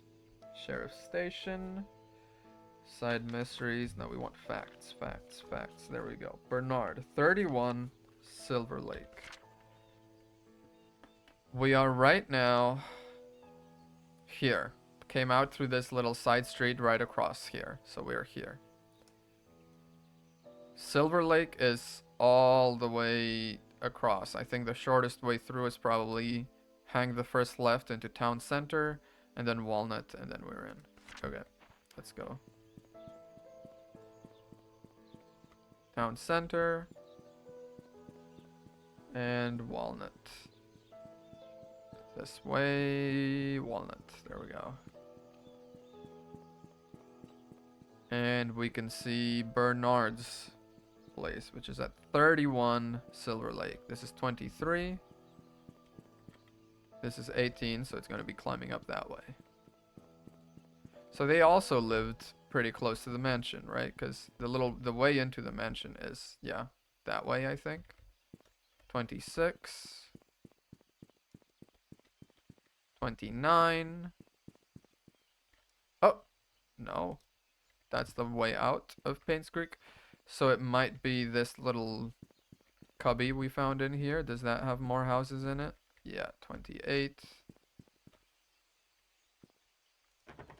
It's locked. Can't be unlocked. 31. Yeah, this seems like about the right spot. Can this be opened? Okay. Is this a little shortcut? I think so. 30. Are you up here? Where are you, my guy? 35. 33. There's every house except 29 Silver Lake is around here. Okay, 34. 36. This is climbing up. That's not what I want. 41. 43. No, 31. 31 is what I... Wait, 31? Haven't I... Why was I thinking 29? Why was I thinking 29? Haven't I seen 31? 31, yeah. Oh my god. I'm just an idiot. Okay, that's going to be this one. Yes. Let's go.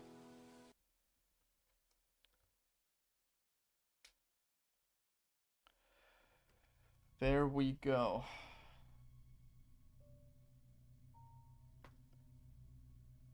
Little bit of moody music. Lights kind of turning on. We enjoy that. Okay, let's hug the right wall and keep going. A couple of bottles of wine kind of thrown out. A couple of trash bags. Doesn't look like this man was living very cleanly. Although this might just be how it was left when he moved out. It really seems like everyone in this town just left like instantly. They did not pack, or if they were packing, they left in the middle of it, which seems weird. Let me turn off the light for now. That's got to be pretty annoying. Sorry about that. I keep forgetting I have it on because we go on into all these little dark little rooms. Pills. Okay, okay. Bernard. Come on now. Don't be doing that. No. Nothing. Not the middle one, please. The bottom one. Middle. Top. Nothing.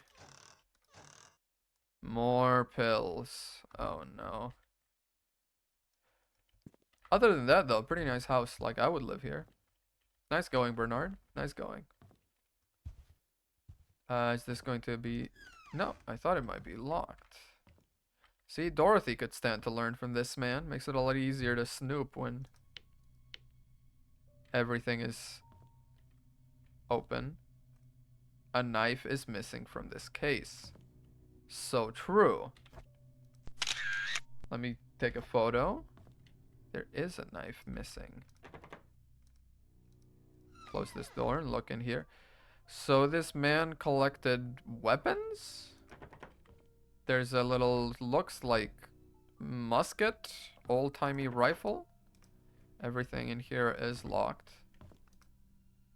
The axe display cabinet has been shattered. What was going on with you, Bernard? Bernard, I haven't even really thought about in all this time, and now suddenly I'm very, very suspicious of this man. Display of military badges. Okay. Now I'm taking all these photos in Bernard's apartment because suddenly Bernard has become a very suspicious little man.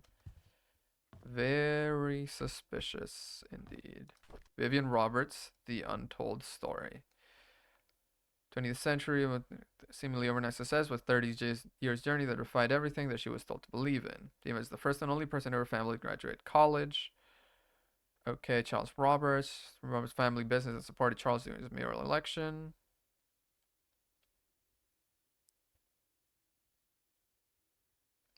Yeah, this seems like before her death. Also, it has no author.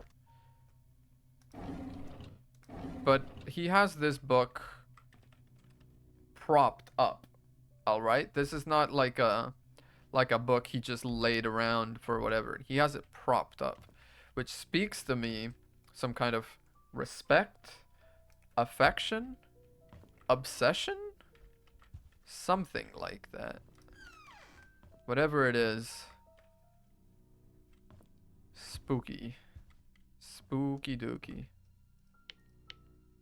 Alright, well, light's coming back on. Oh, we had a hallway just like this one in my grandma's house. Well, I mean, we still have. Hallway has not moved. It was so scary getting up in the middle of the night to go to the bathroom. Because I would be in a room that's kind of here, and the bathroom would be like this door, and everything, it's super narrow. And instead of that painting, which is nice and colorful, imagine a painting of like a suffering Mother Mary type thing. Yeah, no thank you. Okay. This can be open. Lights? Some lights. Okay, we'll take that. Oh, a dartboard. Who are you playing against? Last time we saw a dartboard was at the inn. Is this no, it's not a diary, it's just a thing. Okay, let's continue with. Okay, a dart on the floor. Red one though? I mean, I suppose it's 3 red, 3 yellow. I don't know where the yellow one is though. Okay, okay, nothing much going on here. That's the light that wouldn't turn on, little bastard. Alright, let's start opening these. I'm going to turn my little lamp back on because can't very well see what's going on here. Just open envelope, nothing else. A locked.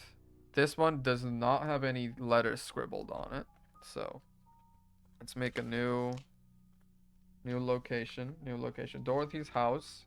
Very lackluster so far. Just locked doors. I'm gonna keep that in there. That way we know. Then I'm gonna make a new location. This is going to be Bernard's house.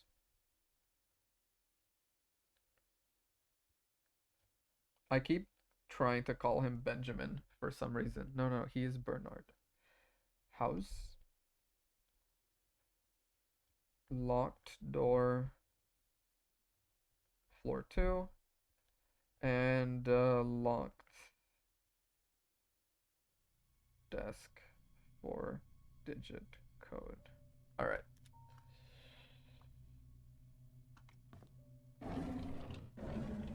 A little diary from Bernard, January 3rd, 1994. 2 weeks ago, Scott came to me and asked about Sophia.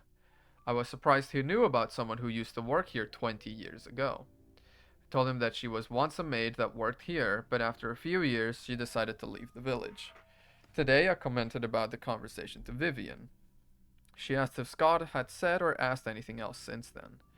I could see she felt uneasy. She told me to keep an eye on him. I find all this very unsettling. Derek doesn't seem too willing to drive for Vivian. I don't think a 5-day trip is that long. Charles often had trips longer than that, and Derek never seemed to mind them. Now that I think about it, Derek is unusually quiet when Vivian is around. He doesn't even look at her. It's like he's avoiding her. I wonder why. Okay, we know Derek is the one, I believe. Let me go into my facts page. Derek, yes, is the one that had this weird obsession with Trisha. And he used to drive Charles around. I assume he still does. So maybe he drove him during the affair, but I don't think that makes sense because Derek's kind of young. Maybe he's driving Charles to check on Sophia every now and then.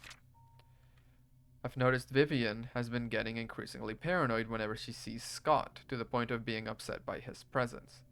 She asked Charles to have someone replace Scott, but Charles kept him. He likes the boy. Maybe those hunting trips really bonded them. It's Dad's death anniversary today. I can't believe it's already been more than 2 decades. I visited his grave in the morning. His tombstone is full of fallen leaves. Looks like autumn has started. Mom's tombstone is covered with leaves too. I read today's newspaper and updated him on the things that happened here recently. As I sat there talking, I wonder if he could hear me. Will I just spend the rest of my life serving Charles and Vivian until I die? What will people remember me for? I saw Scott and Trisha today. They looked happy. I almost envy them. I think my chance at ever having a relationship with someone is over.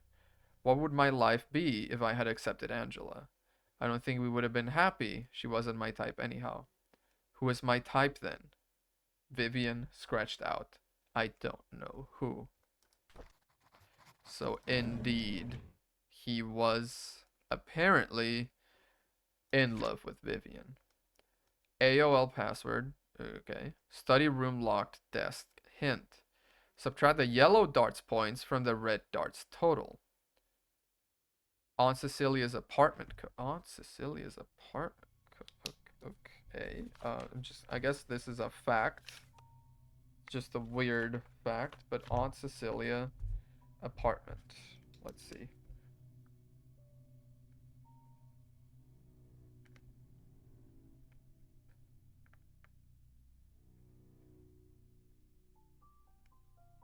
£447,206.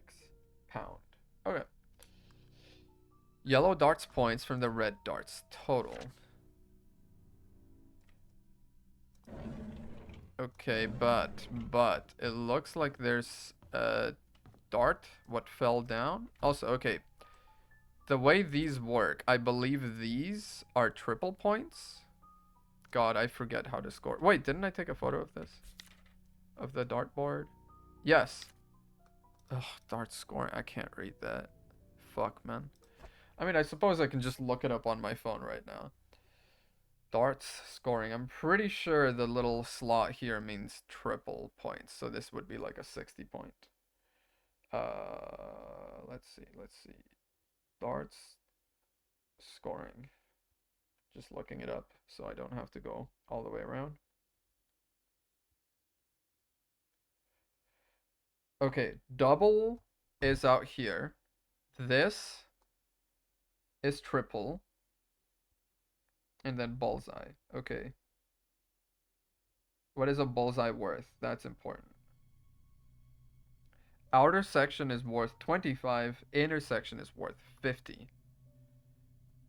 Okay, so this is going to be 20. So this is the triple ring. 60 plus 50. It's 110. And then subtract from it 2 and 7, right? So yeah, 120 minus 9. 111? But it's a 4. It's a 4-number key, isn't it?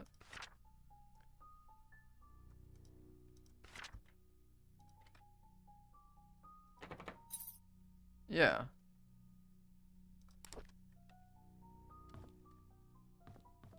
There's one more red dart here.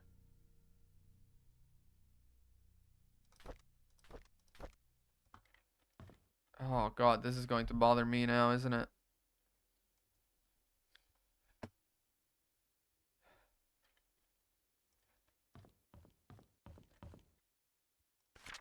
Yellow darts points from the red darts total. Now, I wonder why this says points and this says total. Yellow darts from red darts total.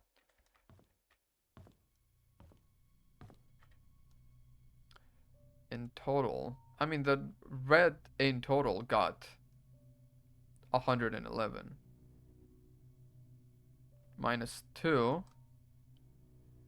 minus 7, right? Yeah, it's all it is. So how does that translate into a 4-digit code? This is breaking my brain. There's just that loose red dart that I wonder about. Also, do I need to take into account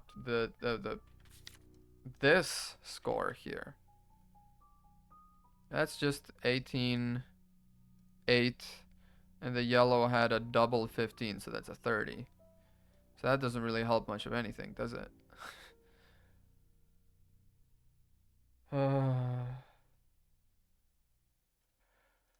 Huh.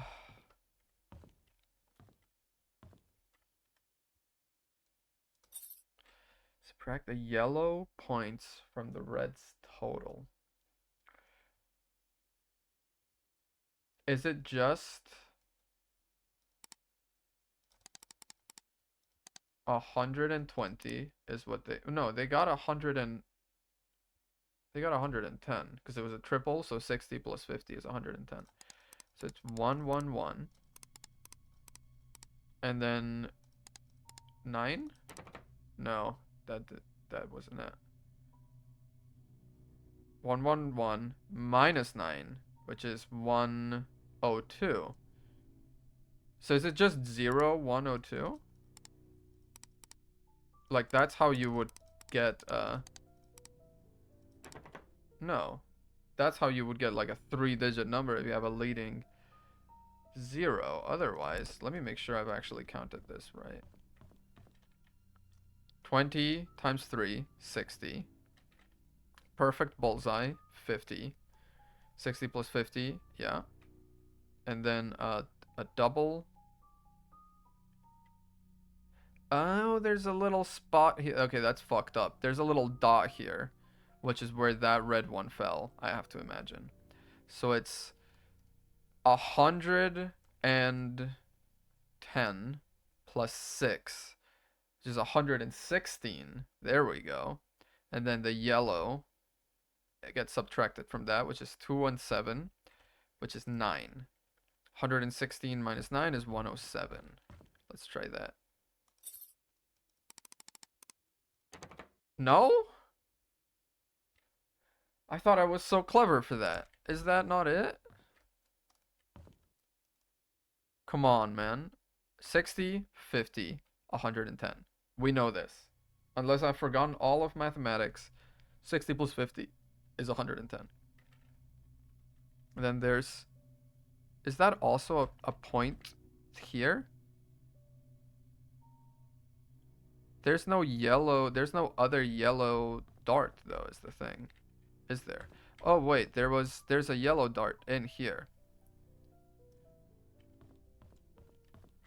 So... Red in here, but no, because then this could be considered a point. I feel like this is so obvious for a reason, right? This is... Yeah. Could this have been a yellow dart? That doesn't seem right. Be 107. You'll be back to 101 if you subtract 6 from that. But like, that's where, you know, where would this red dart be coming from? This red dart must have stuck to the board here, right?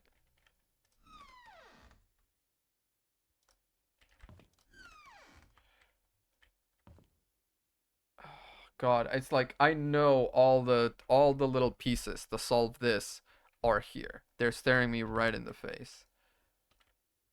I just can't solve it for some reason.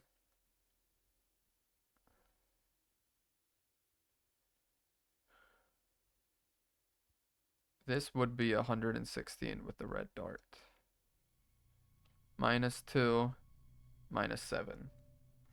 Unless I need to read this a little bit better and get told exactly.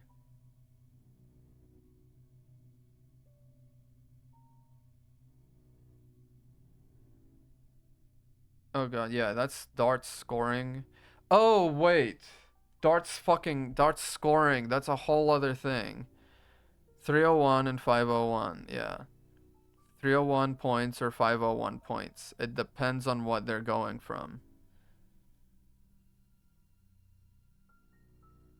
So is that why they're talking about the points in the total? The red total is going to be either 301 minus, oh, I need like a freaking calculator for this. God, okay, bear with me. Bear with me. Calculator. Clear it. It's going to be 301 minus 60. I'm starting with the premise that they are starting at 301. And then if that doesn't work, I'll start with 501. 301 minus 60 minus 50 minus 6 is 185. And then from that, we subtract the yellow's points, which is what they have gotten, which is minus 9. 176. Let's try that. 0176. 0176. No. So what if they start with 501, which is that plus 200? So it's gonna be 0376. I give up, man. I'm going to keep a note on this. So just be like, where is, yeah, locked with 4-digit code.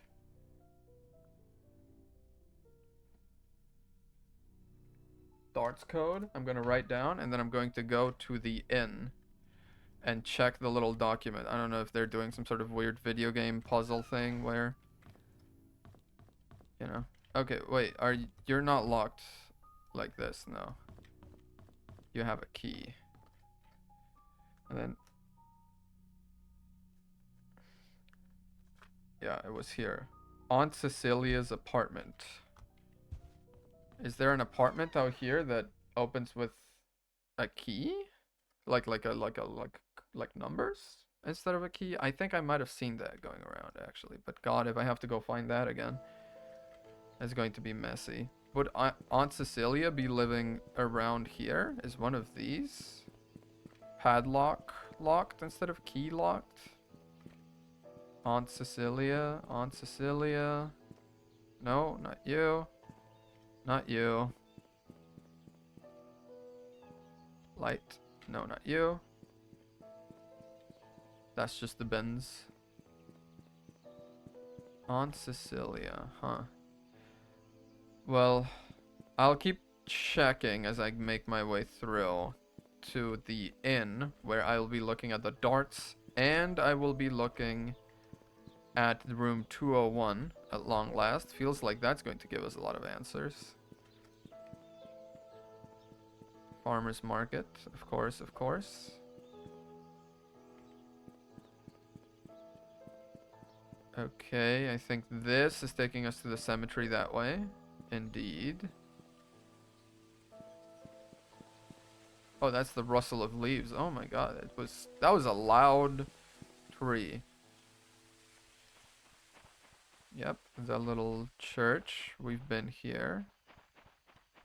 Aunt Cecilia. Aunt Cecilia. I wanna kill you.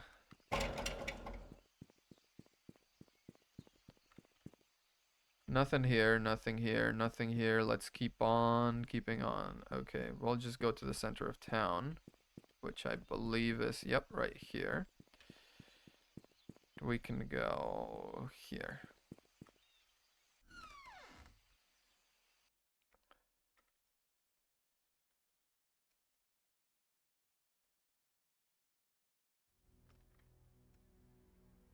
So, I mean, first thing I want to check is dart scoring.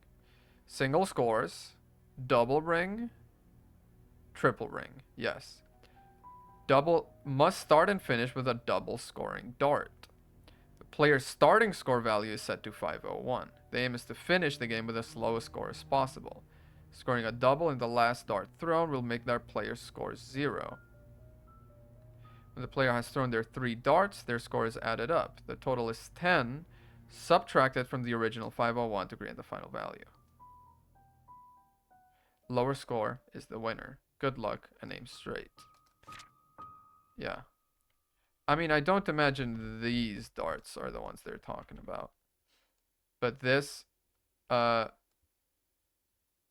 a double on the yellow, but there's nothing else. Plus, okay, this looks like such a low resolution dartboard. This is a little meta, maybe.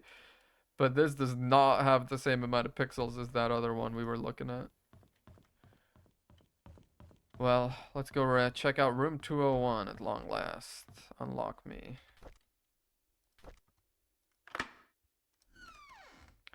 This is where the PI was staying that was investigating this same murder 2 years ago.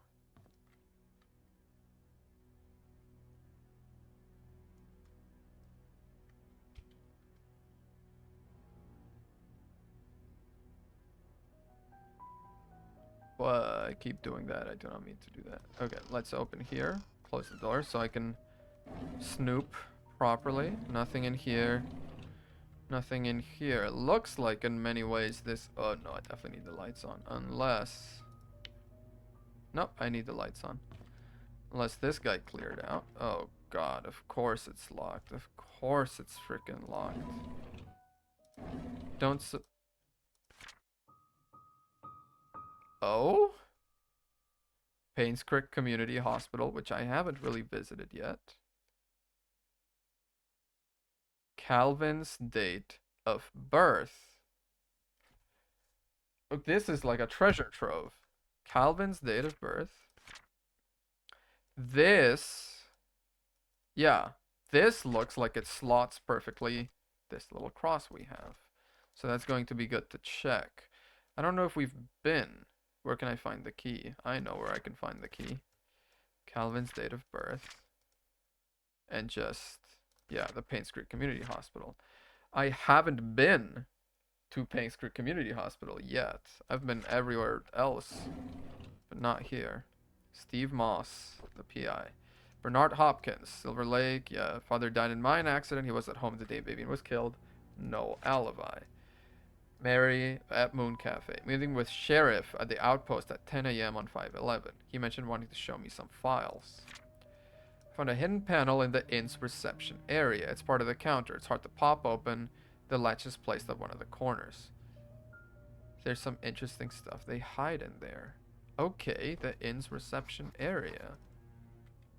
That's good. Also, this man was awaiting a parcel. Was this the parcel he was awaiting?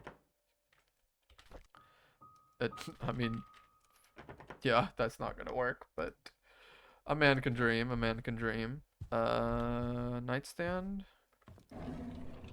Holy Bible, of course. We've already been in the bathroom. I don't believe there's anything here. The light works though, so that's nice. So, chest, Calvin's date of birth. Who was Calvin though? Have we seen a Calvin?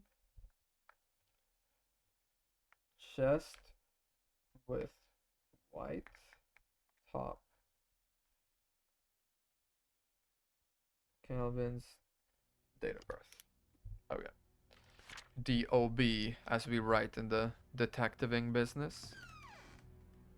So this wasn't as illuminating as I hoped it would be, the PI's room. His car is still here, which made me think maybe he was around still. I don't know. Okay. The inn's counter has a secret.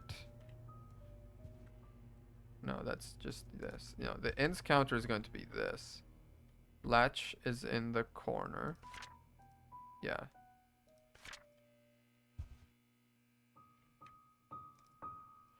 Locked toolbox, indeed. Oh. Oh, that's this drawer, is it? Okay. Oh, I thought that was the thing. Latch is in the corner. Let me see exactly how it was that he spelled it out. The detective, Stephen Moss. Yes. It's reception area. It's part of the counter. It's hard to pop open. Latch is placed at one of the corners. So the reception area. So is it from the outside? It's part of the latch is part of the corners.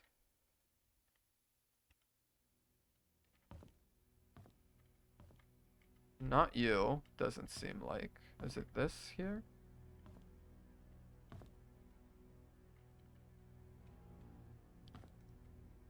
It's part of the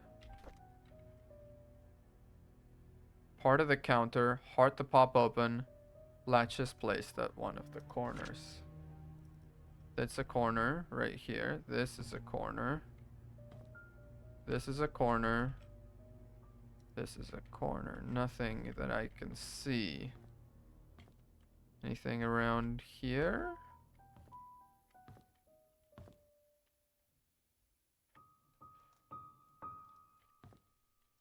No. Nothing in this corner. Oh.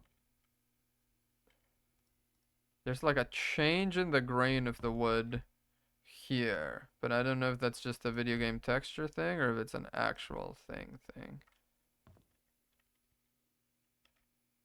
Hidden panel.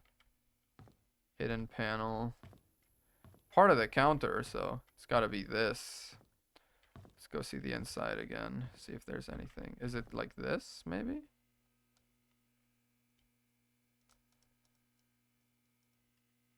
This could be it, right?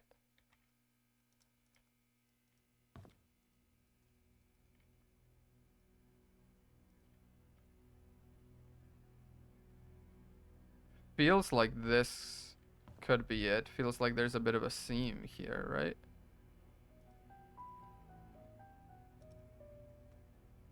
Otherwise, I don't really know where to look for this. It's part of the count. This is not part of the counter. Unless they changed the counters around. Which would be very rude to do for any up-and-coming investigator. Do they not think about new investigators around here?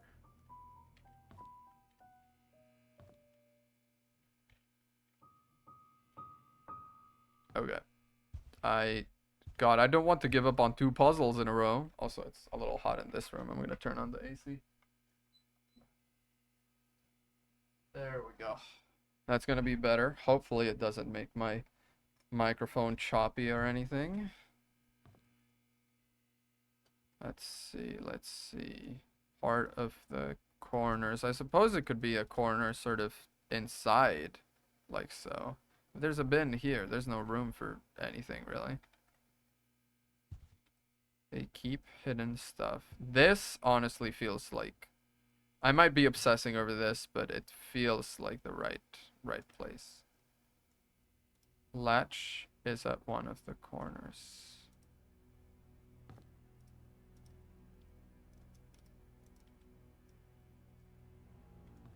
Maybe again from the outside. Who knows? Who knows? Hard to open. They're not kidding about the hard to open thing.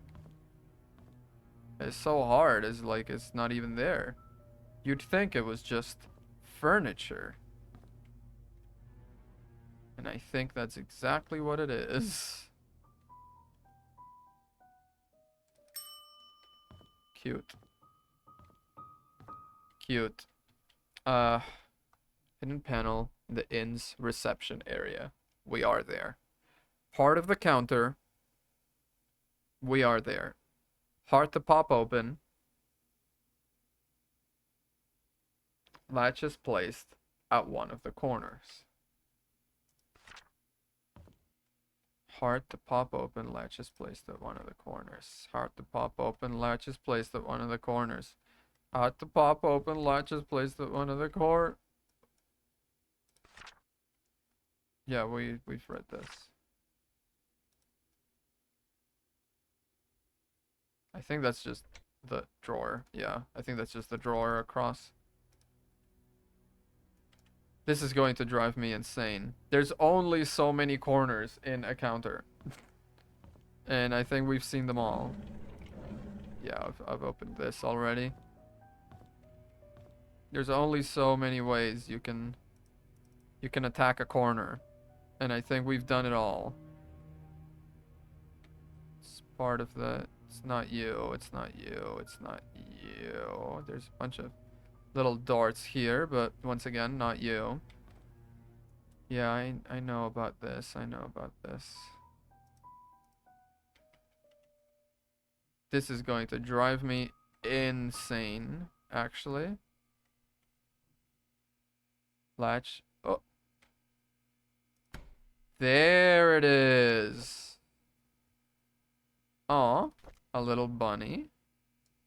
A logbook. There's a private investigator in town by the name of Steve Moss. Rumor has it that someone hired him to investigate Vivian's death after the police ceased their own search. It's a tragedy that Vivian's murder case was never solved. I saw Matthew today while he was cleaning the church. He looked thinner than he used to be. We talked for a bit. He told me that we'll be leaving Paynes Creek soon, as his services won't be needed here anymore. I think the recent deaths in Paynes Creek affected him tremendously, not to mention the tragedy that befell his adopted son, Scott. Even now, no one knows what really happened. None of the cases were ever solved. Sometimes I wonder if Scott did kill Vivian, or was he just unfortunate and wrongly accused. Mr. Moss came by today. He decided to question me, see if I know anything he hadn't already learned. I told him everything I legally could. When asked how his investigation went, he said something about an incident that happened in 1975, which might just be the breakthrough that he needed. As he left, I could not help but wonder if it had anything to do with the mansion maid who left Paynes Creek. Indeed, we already know. What happened was the maid got pregnant with Charles' child. And my growing suspicion is that child was Charles. Okay, well, we didn't learn anything new, but at least we crossed the little mystery out. And I have to imagine then that woman we saw was indeed Sophia. Next place to check out will be the hunter's cabin, which was down this way across the river. Sophia, be nice. I'm on your side here. I still have like a few other... No, I just have this one other key. I've been very good actually at finding places where the keys go and exploring that. Oh, that's the hunting area you can't go in. I remember this. I remember also, I have not forgotten about this little music box, jewelry box, whatever it is, in here. Yep. I've kept that in mind, so we'll be checking that out whenever that becomes solvable. At long last, the cabin.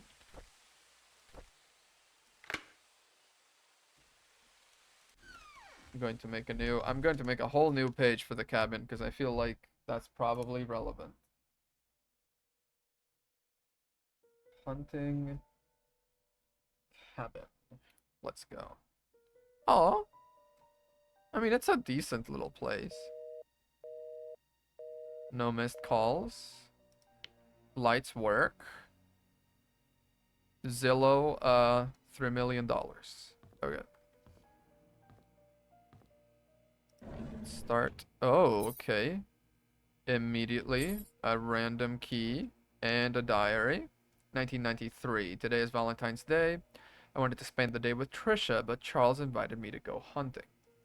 I was nervous, not because it's my first time hunting, but because it's with Trisha's dad. It turned out that I actually enjoyed being with him. I feel comfortable talking to him. I don't get it. This is from February to June, 4 months in between. I don't get it. Why would Father Matthew forbid me to be with Trisha? Is it because I'm not rich, or because I'm an orphan? He didn't explain anything to me. Maybe he doesn't love me anymore?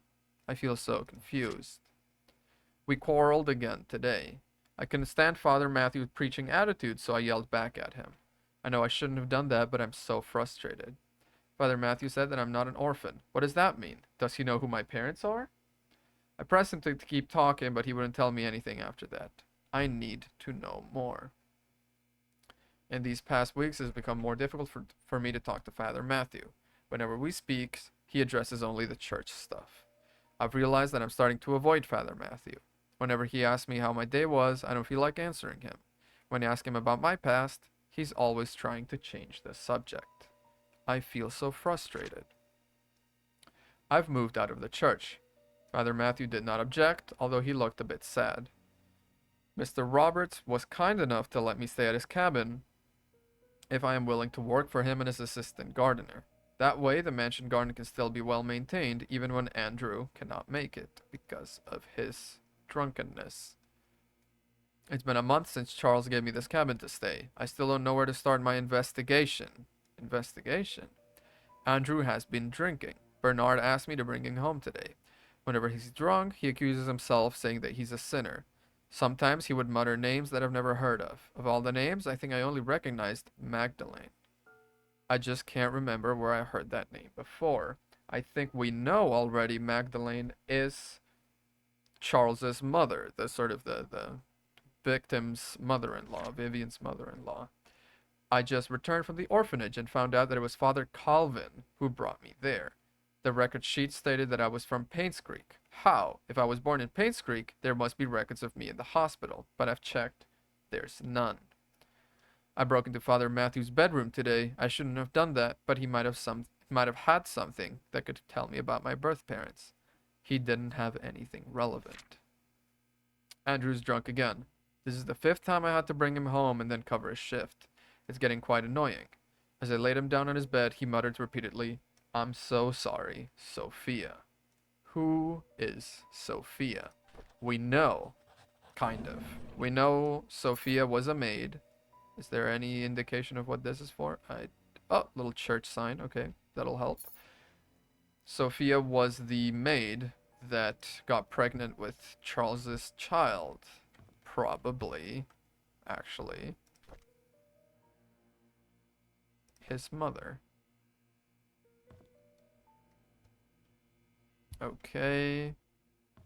Okay, anything in the kitchen? Let me check the bottom drawer, please. No linens, but let's not skip a drawer. Oh. And no. Okay. Some cereal. Some flour. As we do. Some more pretty general, pretty low-key stuff around here. Locked.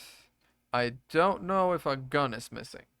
There could be a gun missing, for all we know. Bathroom light works.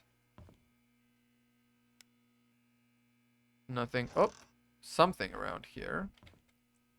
But just looks like generic pills. Does not seem to speak to any kind of poisoning issue, etc., etc. No more lights around here that I could see. I think this is all as far as the cabin goes, which is not nothing. We got 2 keys. chest box right there. Yes. And a church might be usable. Yeah. Cross engraved in it might be useful in the church. I have to imagine this is where we need to go next. It's sort of leading me toward the church. We know there's a chest, presumably in there, where the key to get in is Father Calvin's birth.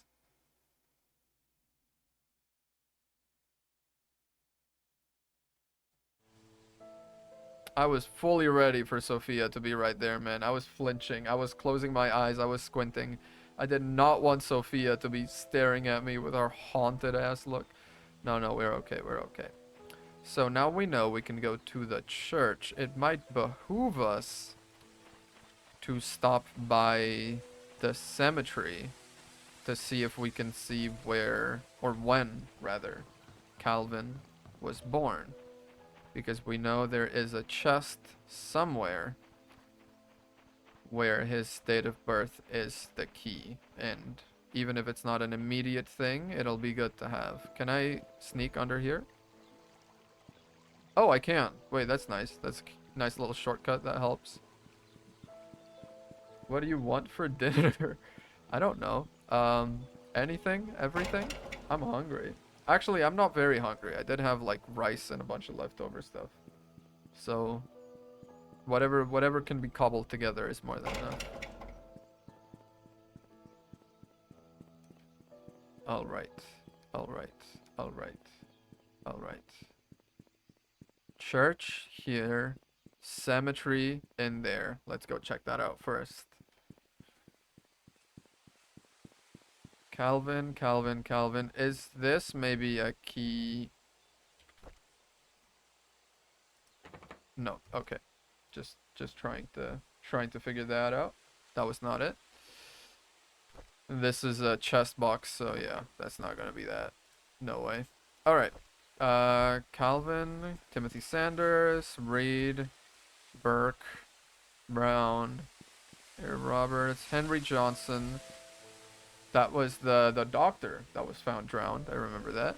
Wanda Tyler. Oh, that's Derek's mom. She died of cancer, 1996. Oh, that's sad. Sarah Goldberg, Trisha Roberts, 1995. Ian Goldberg, Susie Whitman, Vivian Roberts, 1995 also. Pamela Fields, nothing much about her, I don't think. Victoria Hopkins, Marissa Young,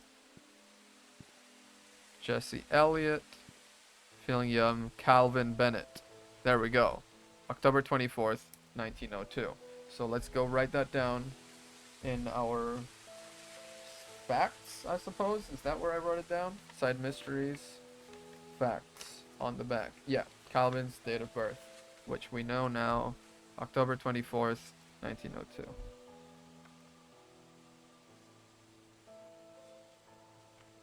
Okay, that's written down. I wanted to check, because I always forget to check this. Ian, Sarah, Susie, Pamela, Scott Brooks, 75 to 95. So he was born in 75, which is when the affair happened. Trisha, she was born 74. Okay, she was born the year before then. So then, oh, so then Vivian had a miscarriage after that. I understand. Nothing to do here. Into the church, I suppose.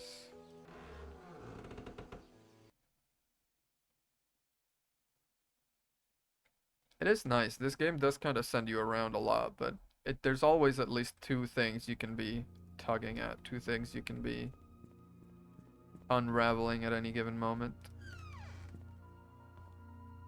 Oh, there we go. That is the chest we were thinking about. Can I unlock it? Oh god. October 24th, 1902. So it's October, which is God month 10? Yes. N2402.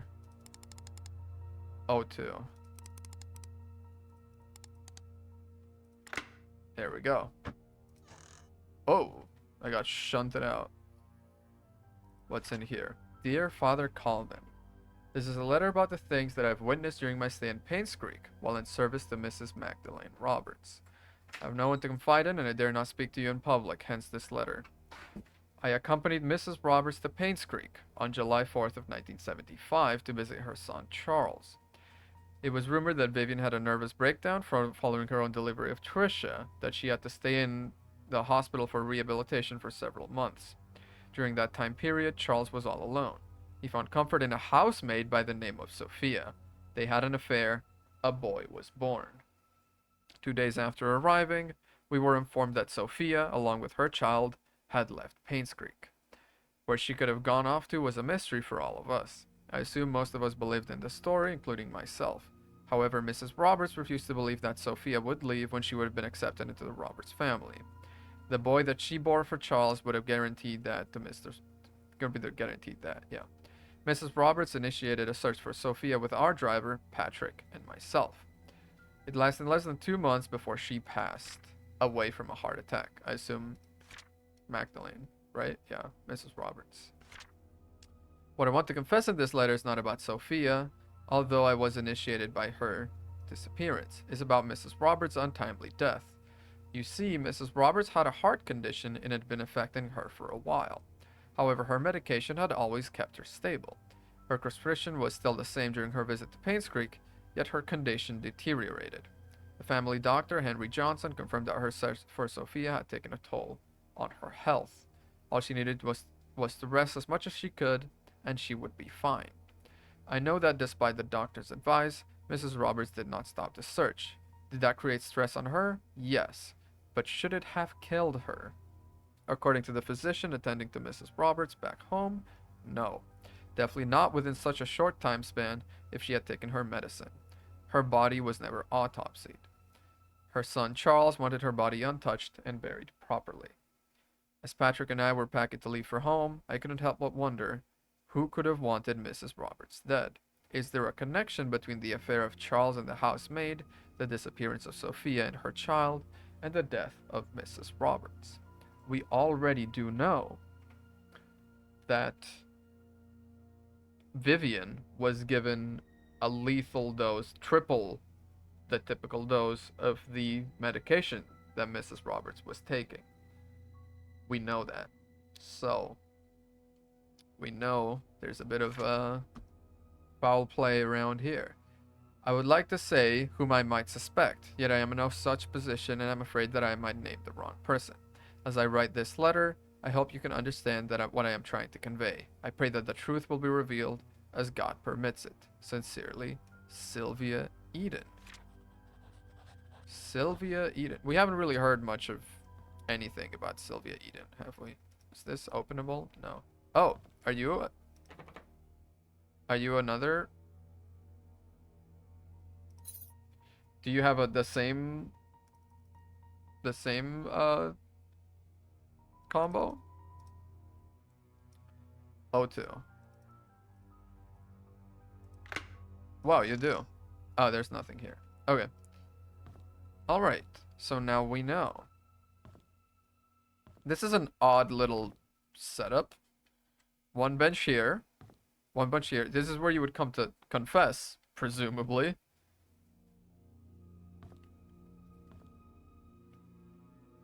I don't know, man. I've never really gone to church. I don't understand this stuff. But okay. Is this the one that has the weird slot for the key? No. No, it isn't. Okay, well, I mean, now we know, and it further confirms my horrible, horrible suspicions. We need to find... down... Yeah, that's locked and can't be opened from this side at least.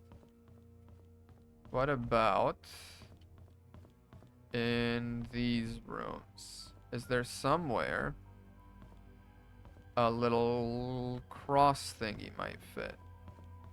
Not in here. Not in here. Oh, right. We could not unlock this, and I don't think we can yet.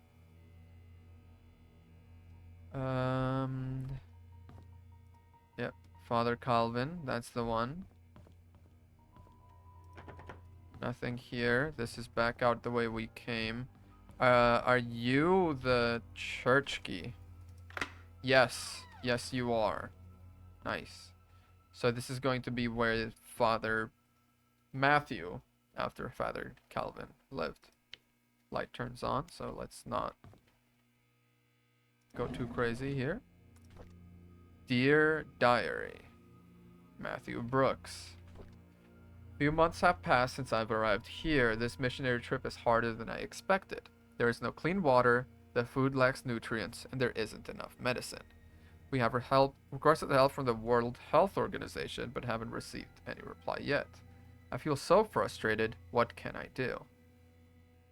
When Father Calvin first sent me here, he asked if I'd be willing to stay for 6 months. It would be a good training for me, he said. I agreed. That was before I came.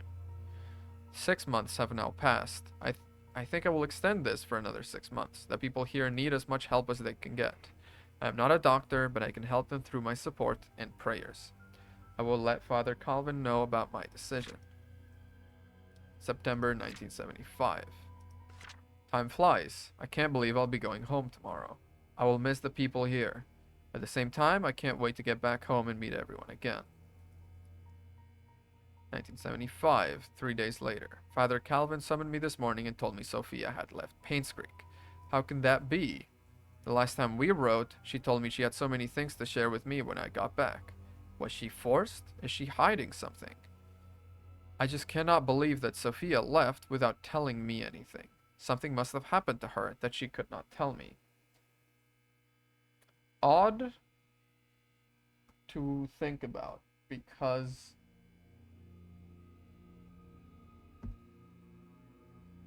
this speaks to a kind of weird closeness. It's very emotional kind of writing, isn't it? It's not like how curious or how weird. It's how can that be? Was she forced? Is she hiding something? I can't believe without telling me anything. I don't know. I worry Sophia was making everyone fall in love with her. Well, making. It's not really her fault, is it? It's been almost 6 months since Sophia left Paynes Creek. I've asked everyone around. No one seemed to know where she went. Father Calvin told me to let it go. He's right. I should not dwell on matters of the heart. There are more important things in life that I need to focus on. Weird little extra need over here. If Sophia and I are meant to meet again, God will let me know. It's time I move on with my life. Yes, this kind of sounds like he was in love with her. Everyone freaking falling in love with Sophia. It's just what happens, apparently. I'm trying to see if I can find where the little thing might slot. That's nothing. Oh man, associates attorneys at law. We have evaluated your case. This is not dated. Evaluated your case and accept the request to represent your son, Scott Brooks, in court. We're in the process of drafting an appeal for his release. Considering the sensitivity of the situation, we urge you not to make any public statements until consulting with us. Additionally, we would like copies of any government documents related to any way to your son. Medical records, transaction receipts, travel documents, criminal charges of any, etc. The more we have, the better we can help in your son's case. We will be in contact within the next few days. Sincerely, Brendan O'Malley. Okay. Check from the car dealership. Wait, what? 1995. Payment fee for Scott's lawyer. Oh, this is his account balance. Okay. So, donation from the Roberts family. 1995-08. Then he had to pay for the church. Then check from car dealership, which seems to me like he sold his car to support Scott. Yeah, Sunday tithing, 259. Post community potluck. That's this first payment, 2,000. Bam, right there. Sunday tithing a little bit. Roof fixing, withdrawal. Cemetery maintenance. Second payment. Bam. Yeah, so this and this put together basically offset. So he had to sell his car to offset the payment, yeah, for this. Well, I mean, he was a good father, if nothing else. Another diary of Matthew Brooks. 1971. I'd always wanted to be adopted, but I guess heaven had something else in store for me. Instead of being taken in by a family, I came to Paynes Creek Trinity Church. To be honest, I would prefer to have a real family with people whom I can call mom and dad. But Father Calvin said God has other plans for my future, and in time I will come to realize it. The Roberts family is looking for a new maid. I told Mrs. Roberts that a relative of mine would fit the position really well. I know I shouldn't lie, but I want Sophia to be here in Paynes Creek. Father Calvin always said we have to help those who are in need. Sophia is in need, and I'm sure she will be glad to have this job. I know I shouldn't lie, which to me means Sophia was not actually his cousin. That's how he introduced her to the owners of the house, the people that were going to hire her, my cousin, etc., etc. But I think he was in love with her, potentially from his time in the orphanage. Maybe they were in the orphanage together and he decided to pull her out with him and bring her to him so they could be together. Of course, then Sophia ended up having an affair with Charles, the owner of the house, became pregnant, and it looks like gave birth to our main suspect, Scott, that ended up dating his, unwittingly dating his half sister, Trisha. It's such a little tangled web, this game. Since starting the job at the mansion, Sophia settled in nicely. Whenever she has time off from work, we've been exploring Paynes Creek together. I have so much to show her. This is just like the orphanage days, indeed, and I'm extremely comfortable being with her. Today was Sophia's day off. We ate at the Moon Cafe again. I can't seem to get enough of this place. The food is delicious, the atmosphere relaxing, and the coffee tastes great. Maybe it's all because of Sophia's company. Still, I love to hang out here. This is definitely one of my favorite places in Paynes Creek, followed closely by the church and the Little Big Books. So, we know he enjoys the Moon Cafe, the church, and the Little Big Books, which is a little bookstore. Let me see where in my notebooks I have written anything about that. Or alternatively, just be just a little question here. Father Matthew, Little Big Books? Question mark? Just putting it out there, just in case we find a way to get into there, we can, yeah. Now, where, if anywhere, is there somewhere to put this into? Also, yeah, chest box somewhere. Is there a chest box in here that I haven't been able to open? I don't believe so. I did make notes on the church first time I was here, so let me find those. Mayor's house, no. Victim, no. Sheriff, you. Church. Toy wooden plane. Office was locked drawer. Chest with Scott's things. That's, I think, what I want. Chest with Scott's things is probably going to be opened by that thing. So where is... That's not it, is it? Chest. No, that's just a random box. Scott's things, I believe, was in... No, it's Scott's bedroom. Duh, Scott's bedroom. Let's go in here. Do the lights work? They do. Beautiful. Where was the chest? Yeah, we already opened this. Chest with Scott's things. How have I lost a whole chest? Doesn't seem possible to do. This is the bathroom. You would not be keeping a chest in here. Scott's things. Scott's things. This is very odd. This is the room I just unlocked, so it couldn't have been in here. Was it downstairs somewhere? Oh, maybe it was downstairs. Isn't there like a little kitchen area back here? Maybe it is down here. Scott's things. Lights, please? No? Okay, flashlight time. Chest with Scott's things. Kitchen utensils, not it. Let's keep looking. Oh, there it is. Wow, that is... yeah, I meant it when I said chest. It's a pirate chest. Okay. Can I unlock it? Unlock. With, yeah, this. There we go. Scott's things. Oh. Key to a basement. St. Patrick Orphanage, 1994. Dear Scott, my sister Rachel. Although I wasn't here when you last came, I hope you remember me. I was your nursing mother after you arrived here those years ago. I understand you came here early to find out how you came to be at St. Patrick's Orphanage. On July 4th, 1975, Father Calvin came to us holding a basket with you in it. He said that you'd lost your parents and there's no one to take care of you. He told us that your name was Scott. After he left, Sister Emma asked if I would be willing to take care of a baby. At first I hesitated, because it was a huge responsibility. But when I saw your face, so full of innocence and curiosity, I felt as if God himself had delivered you to me. I accepted the task. When you were 10, Father Matthew came to see you. He had just become the head priest of Paynes Creek Trinity Church. He visited often, usually at the beginning of the month. Whenever he left, he would leave an envelope containing a small sum of money. He said it was for everything you needed, and that whatever was left was then given to the orphanage. I would be lying to say that I wasn't sad when you left the orphanage, but when Father Matthew adopted you, I believed that your life would be better in Paynes Creek than here, and I dearly hope it's so. Everything enclosed within the package used to be yours. I think you should have these. May God bless you, Sister Rachel Davis.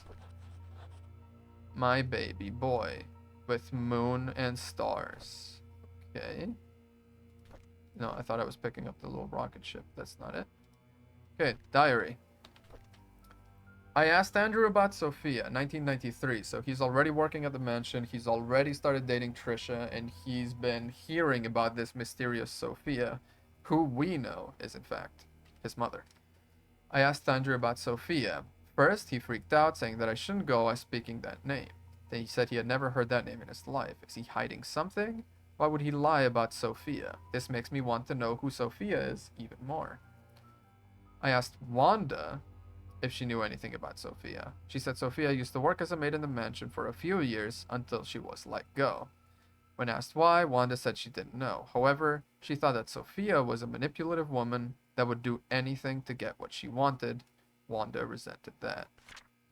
I met Derek today and asked if he knew anyone by the name of Sophia. Apparently, he's not on speaking terms with me.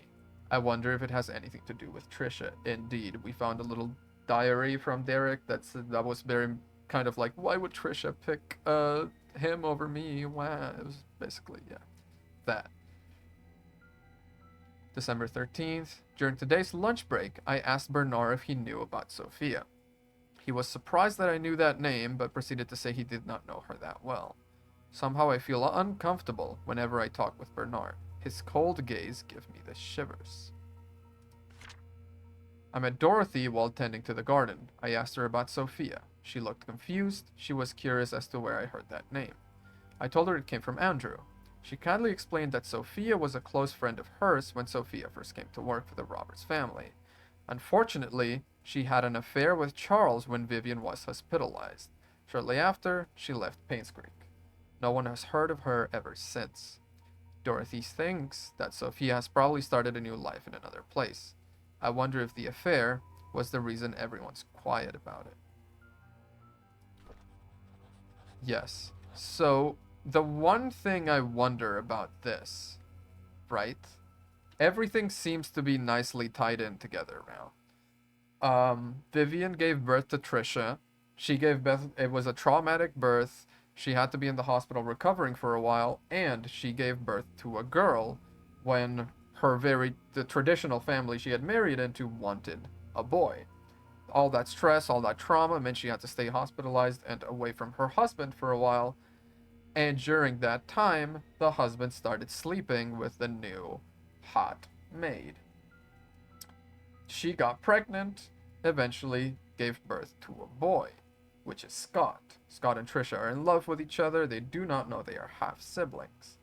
We know when she was starting to show during her pregnancy she was sent away to give birth somewhere and possibly never come back, etc., etc. And I have to wonder, can I open? Oh, the lights work. That makes it a lot less spooky. I have to wonder, how does Andrew tie into all of this? I know Father Matthew ties into this because he was in love with Sophia originally, introduced her to the house as his cousin, when really he just wanted to spend time with the woman he loved. Is this... This is not the actual basement key that we need, is it? Got a key labeled basement. Belongs to Scott. Is there a basement in his hunting cabin, maybe? That might be it. We can go check that out. No. Okay. I have to wonder, how does Andrew tie into all of this? Because we know Andrew wasn't really involved in this. He has some kind of trauma regarding Sophia. He keeps seeing her, hallucinating her. But we don't know. Not really. So, a couple of thoughts arise. First, was he paid to kill her? Was he sort of sent on a, and that sort of made his drinking get worse, made him have guilt, start seeing her, etc. That could be happening.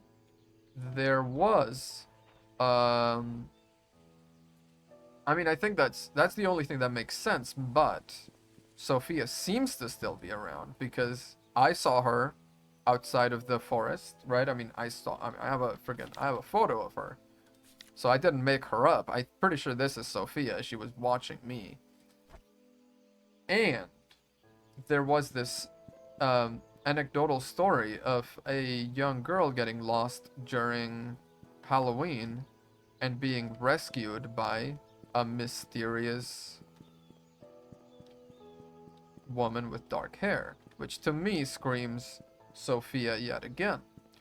Is Sophia living somewhere in the forest secretly? Did she want to keep an eye on her child? I don't know, man. There's just a lot of twists and turns around, but we can keep an eye on all of this. Try to... Sophia? No Sophia? No Sophia. Okay. Can't I, like, open this?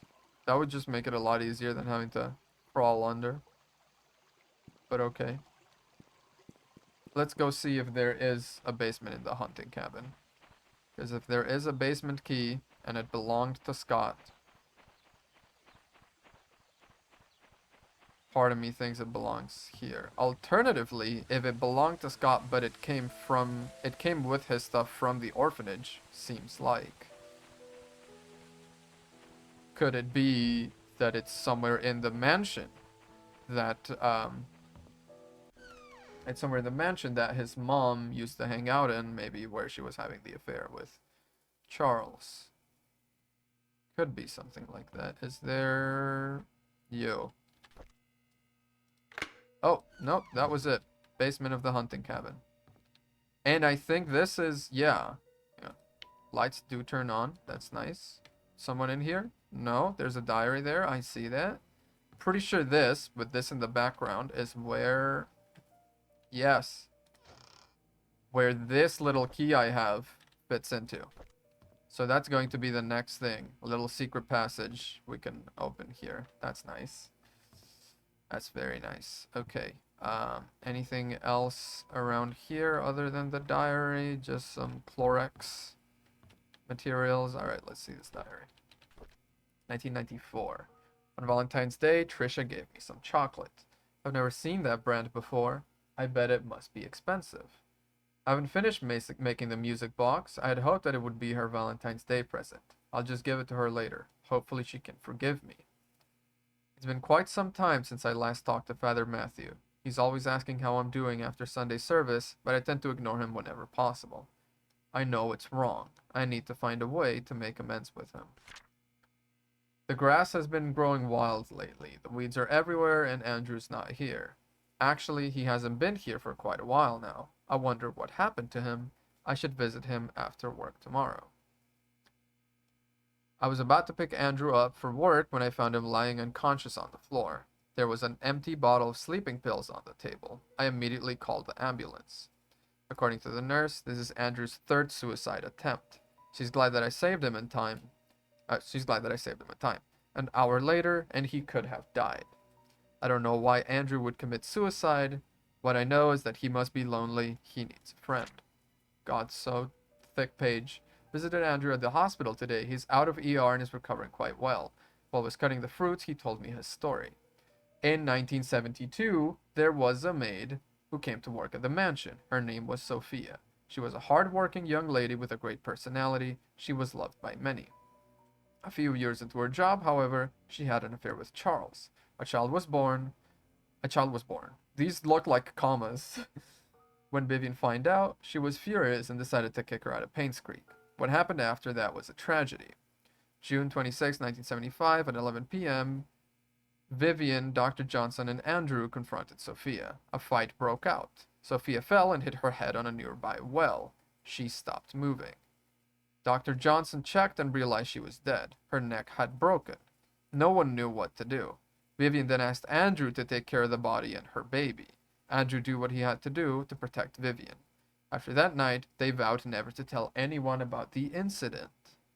Before leaving, I asked Andrew what the baby's name was. He said it was Vincent. As I left the hospital, I couldn't help but pity Andrew. He's lived a confusing life, and the struggle shows. I hope he can heal. I see. So that's how Andrew's trauma ties into this and why he is seeing Sophia around and thinking he is going crazy. Because Sophia died, but she was pregnant, heavily pregnant, and there's a chance the baby in fact survived. Maybe had some sort of post-death birth, something like that. And then this Vincent baby was in fact Scott. He got entered into the orphanage, got adopted by the local, the local priest. Then he grew up, fell in love with Trish, who happened to be his half sister. And that's why everyone around them was so against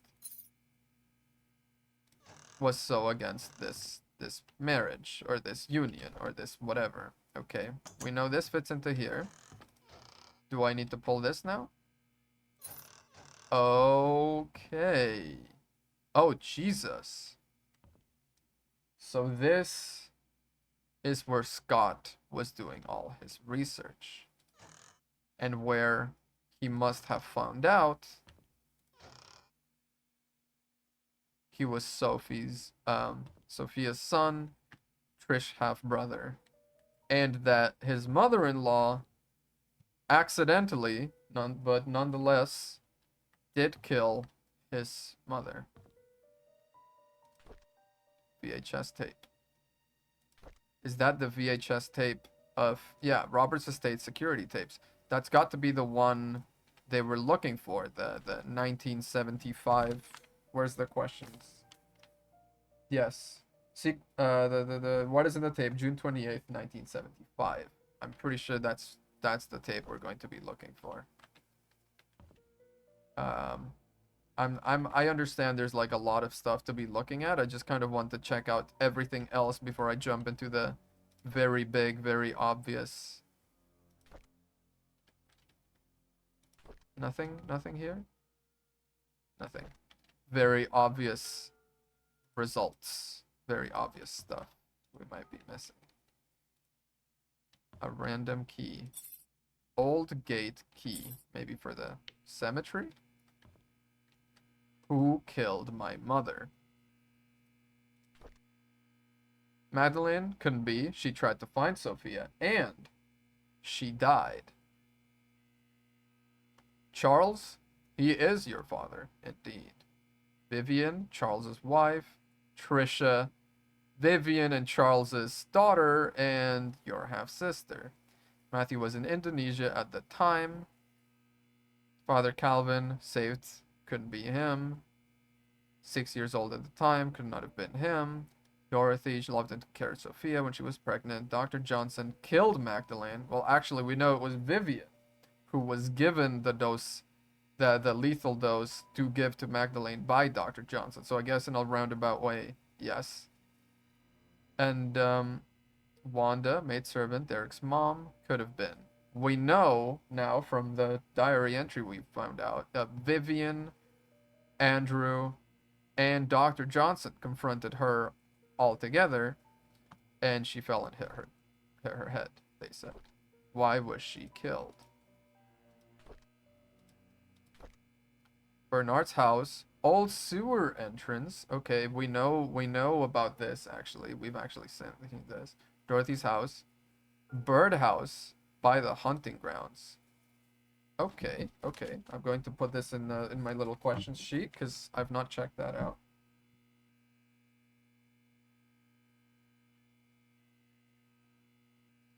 Birdhouse by hunting grounds? Question mark.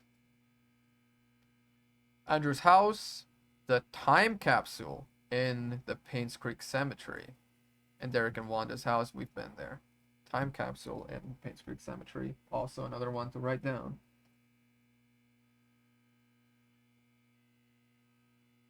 In Paynes Creek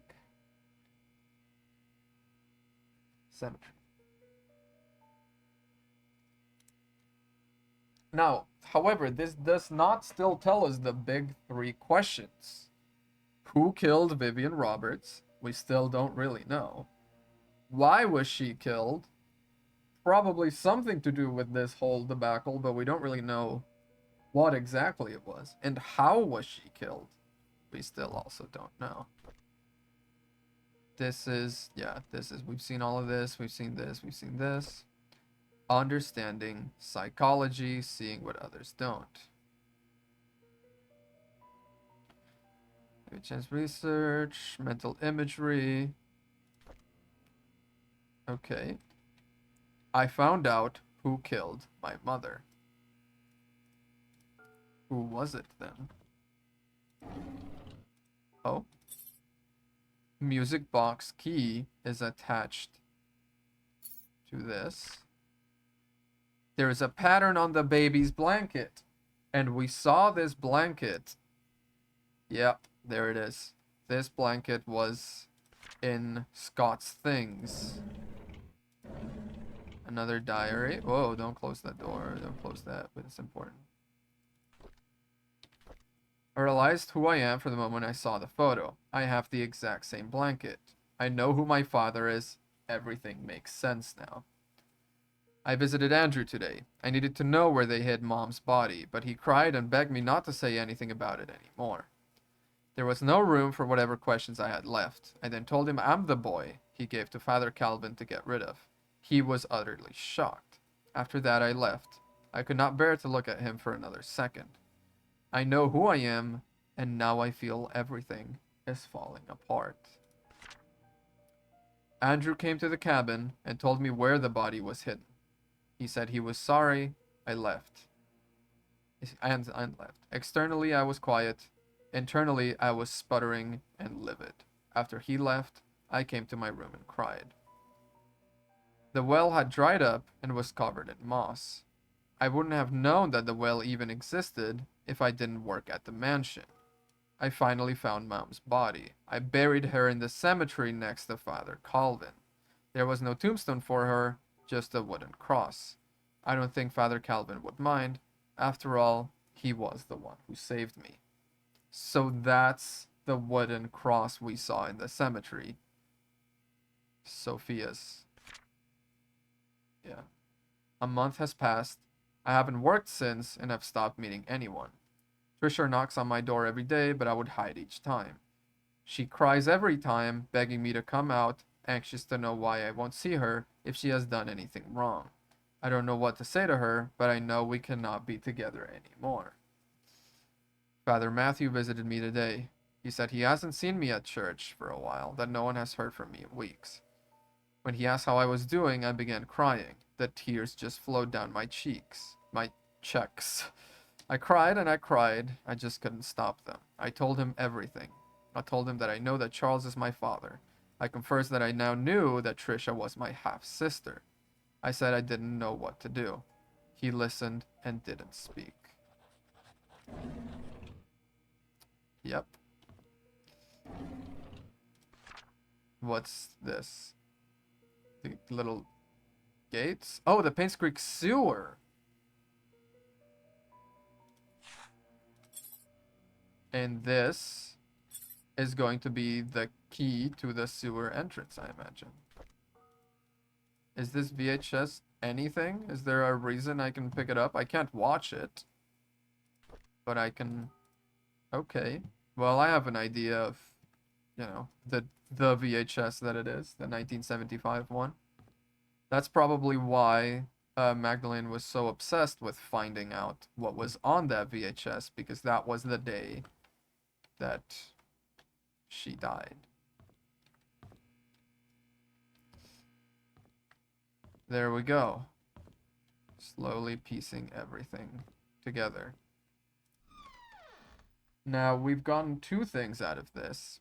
We've gotten a key to a music box, which we found. And we've gotten... Well, I don't know if the music box is where I think it is. Also, yeah.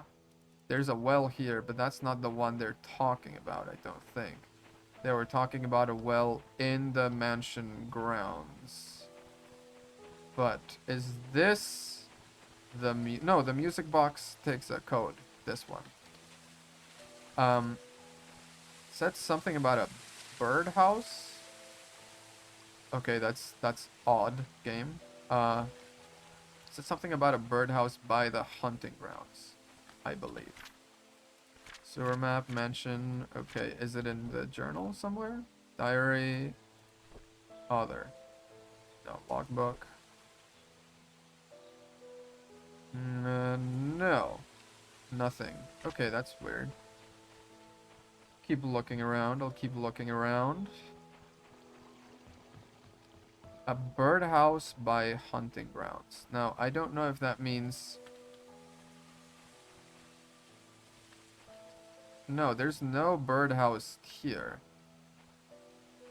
This area, and I can't go beyond. I haven't learned how to climb over little chains, so we can't do that. So if there's a birdhouse, it has to be that one. No? That's the only one that makes sense. And it was marked on his map, so it must have something. There's also this one, but this one's like too far up to interact with. Let's see. Let's look at it a little more closely.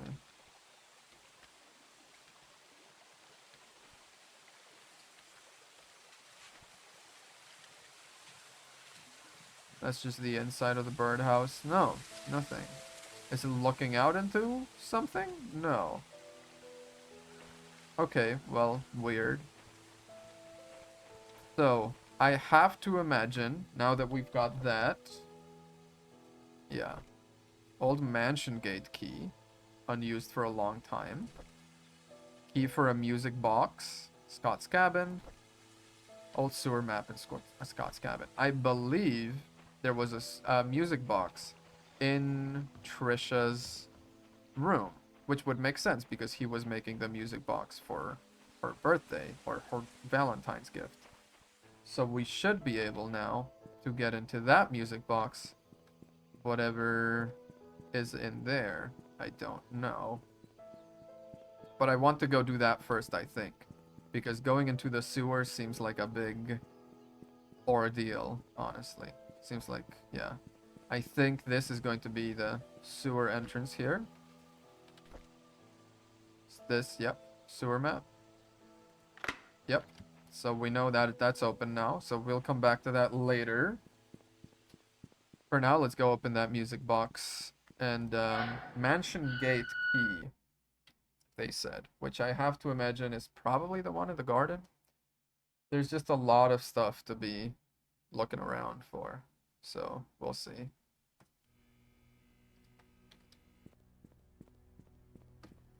Running speed feels slower in the mansion. It might be because it's just such a big area just your relative speed feels slower.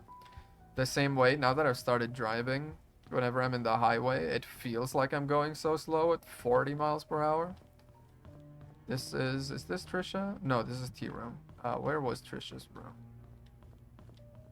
That's security. No, Trisha's room was adjacent to all of this stuff, wasn't it? Is it that one? It might be that one. Yes, I believe that's it. And this is going to be the music box. Okay. Is there... Let's close this so we can get a little closer. Note, Dear Trisha.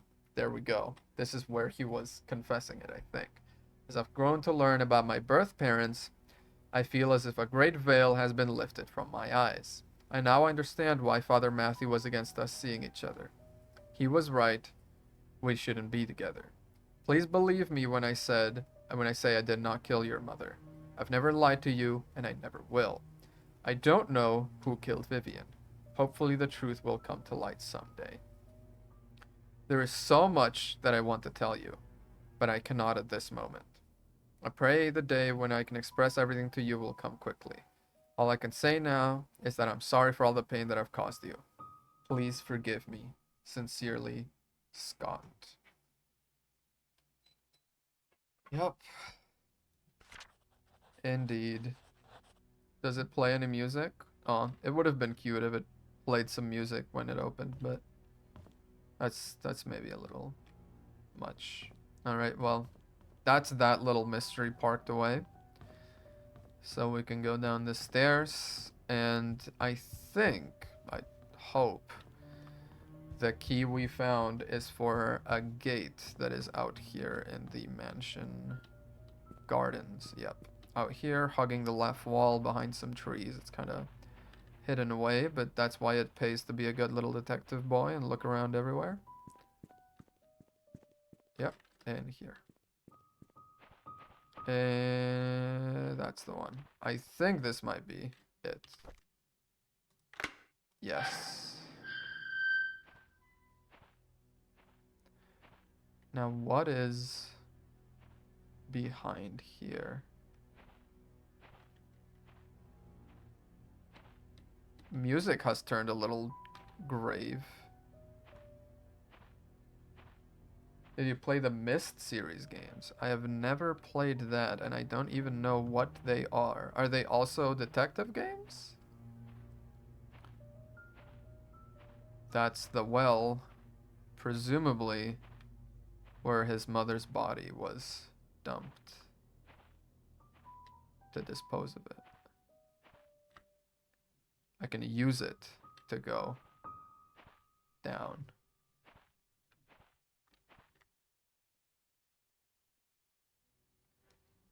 If it's detective games, I'll also be interested in learning about them. This thing better not snap and leave me down here. I will be very sad.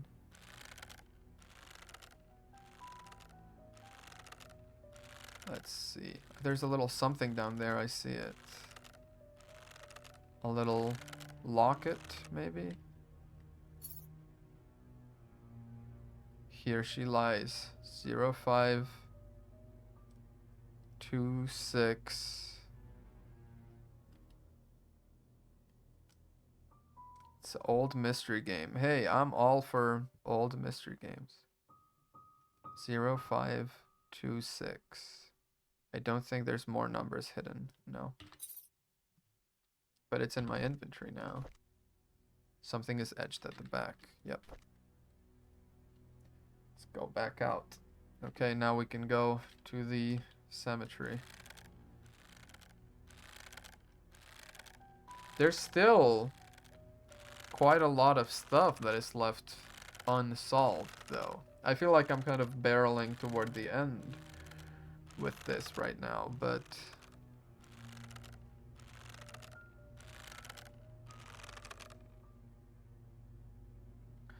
I feel like I'm kind of barreling toward the end, but I don't want to get there too quickly. I want to fully comprehend all the mysteries. I want to see it all, know it all. Can I fall down and die? I can't. That's a bad thing to check. Let's not do that. All right. I was right to check everything else out before going down into the sewers, because it does feel like the sewers are going to be a big deal when we get to them. So let's go down into the sewers. We do have a sewer map. What is that going to lead us into? Near Postal Service. The sewer entrance is where we're going to be coming in. Okay, well, we can find out as we go there. It's going to be a flashlight on kind of thing, the sewers, I imagine. That's okay, I'll almost always forget to turn it off anyway. It's got infinite batteries. Let's head out, check out this sewer.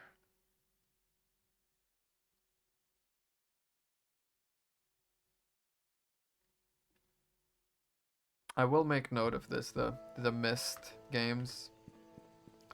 See if they are something that could be good, because I do enjoy a detective game. I do enjoy a good puzzle detective. And we're just now hitting the 3-hour mark, which means I've put about, what, 6 hours into this game, counting last stream? It's not a very long game, especially if you take into account the way I've been very methodical about it, but... Okay, so this opens.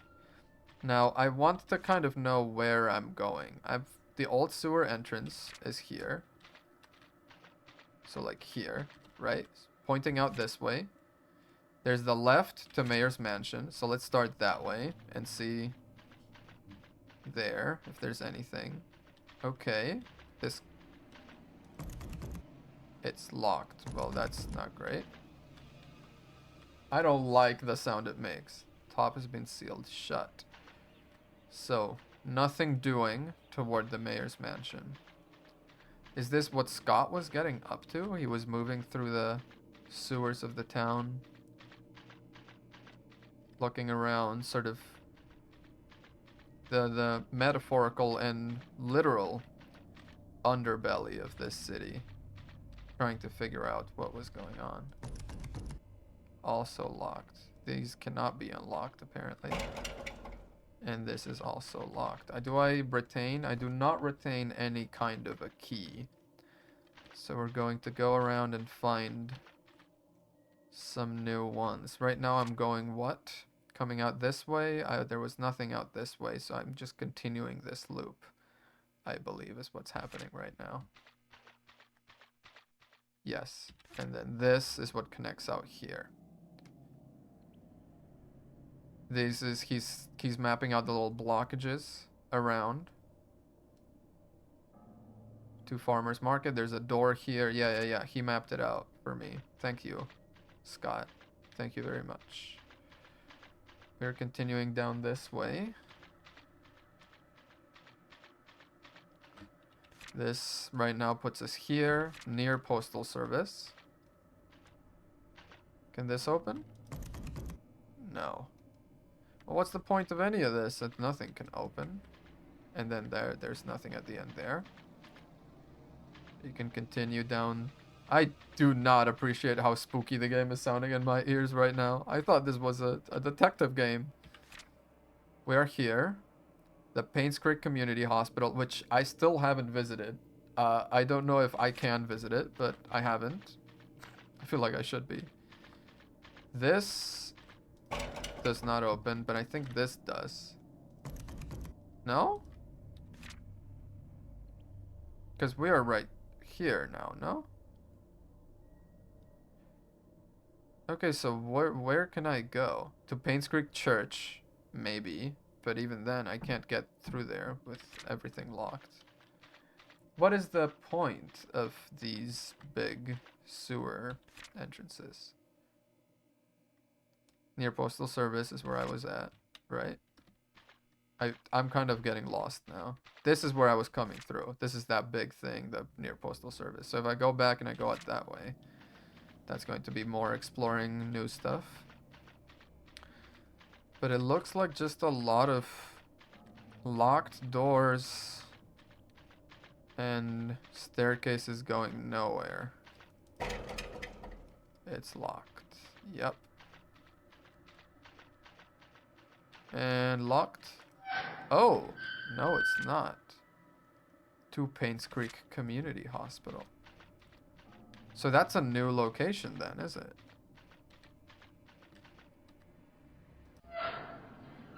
The hospital. Gonna make a new location sheet. I'm gonna scratch out the hunting cabin one because ultimately hunting cabin did not have much.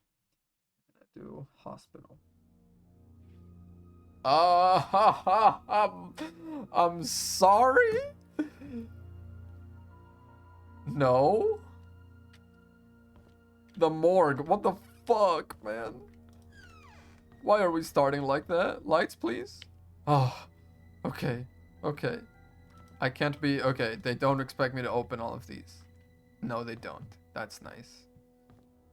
Now, this is the hospital, remember, that was embezzling funds from the rich family, the Vivian's family, and got shut down.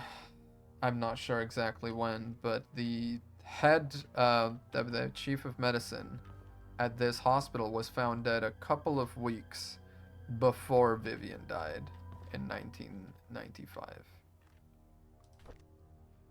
Stephen Moss, this is the private investigator that came by in 1977. Briefcase key, okay. He has a briefcase in the inn, so we can go check that out. BH.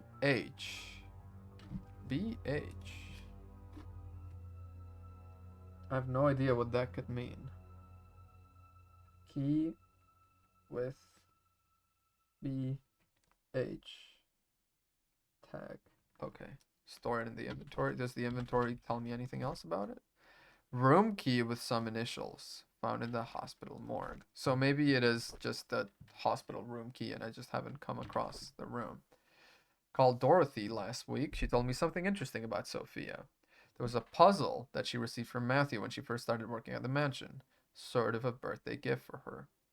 In that puzzle, Sophia was to visit both hers and Matthew's favorite locations in Paynes Creek. In each location lies a clue that Matthew had written on the wall of the building exterior. The clues, when put together, will point to her the location of her gift. I thought that was a neat idea. Okay, favorite places. Okay, so this is a little extra code now. Where do I write this down? Church? No.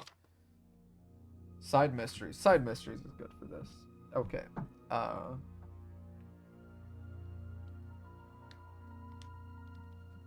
Gift. Location 1, Anne's Courtyard. Location 2, Bridge over the Stream.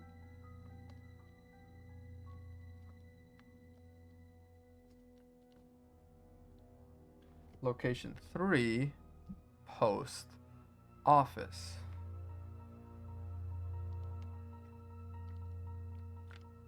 Okay. Visit both hers and Matthew's favorite locations. Okay, so these are Sophia.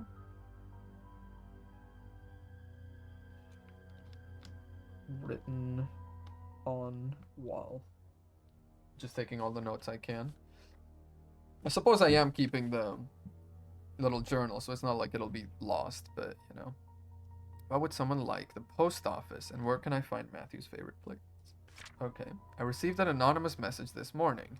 It claimed that Scott wasn't Vivian's killer. Unfortunately, that's all I've got. I've had my doubts whether Scott really killed Vivian. He sure had the motive, but upon reading all his diaries and looking through his investigation notes, I can't help but think that Scott didn't kill Vivian. On the contrary, he was trying to find out who killed Vivian, as well as what really happened to Andrew Reed and Dr. Johnson. I still don't know if this anonymous person is a man or a woman, but they've helped solidify my thoughts on Scott. I received another message yesterday. It told me to look into Bernard, the mansion's butler. I can't help but feel that this person is trying to tell me something, but not exactly what. The message say I will find something in the house. Today, I received a key in the mail with the initials BH. Does it stand for Bernard's house? Okay. We've been to Bernard's house. Did I write a location for it? Dorothy's house, Bernard's house. Okay, let's go.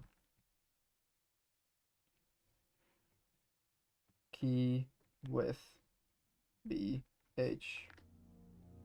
I did have a locked door in that house that I could not get into. This is why I pasted right notes. This is why I pasted right notes. I have a key. I have written here, locked door, second floor. So now I know, probably Bernard's house. I've searched everywhere and read all of Bernard's diaries. Something just doesn't add up. Maybe it's just a hunch, or simply I'm thinking too much, but would he have really killed Vivian? There's something else about his entries that just make me pause and wonder if he was indeed a murderer. I photographed all the pages. Yep. Yep. Yep. Yep. Indeed. The janitor's closet goes into the freaking sewer? What the hell, man? They weren't treating their janitor right at this hospital. Okay, I can store and keep a hammer. Slightly worrisome, I suppose, but that's okay.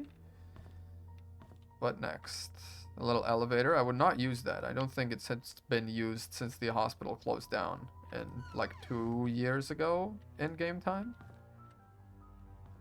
Anything in here? No, it's a very boring room. We have one of those at work also.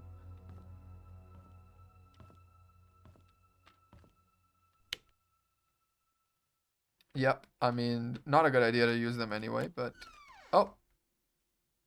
It didn't need unlocking, did it? No. No, none of my keys got used up. Okay, well, why did they have to do it a hospital, man? Hospitals are so scary.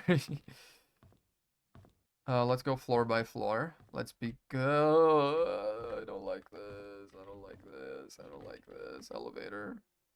Elevator. One of these, I'm gonna look down a hallway and Sophia's gonna be there. Oh, no, no, no. Lights on, lights on. Okay, thank you. Room 101. Was there a new key for a room? Briefcase key. BH. No, I don't think there was a new key that I found that was for anywhere in the hospital. I think, actually, wait, I did have a key that I picked up that got used up. Or something like that. Exam room, A2, nothing. Can I unlock? Do I have the option to unlock? I don't think I do. Do I have it here? No. Well, I suppose that tells us all we need to know. Does not open, so nothing doing. Does not open. Medical records. That feels important, medical records. I don't think yeah. Briefcase key. I could use a hammer right on the glass. It's not like anyone's using this hospital. Lights on. Doesn't work. Lovely. Let's go to the cafeteria. See, cafeteria is nice and warm. Nothing can go wrong in a hospital cafeteria. Right? That's just cleaning. Nothing can go wrong other than getting some perhaps less than appetizing slop. Other than that, should be just fine and normal and dandy. No problems. No thank you. None from me.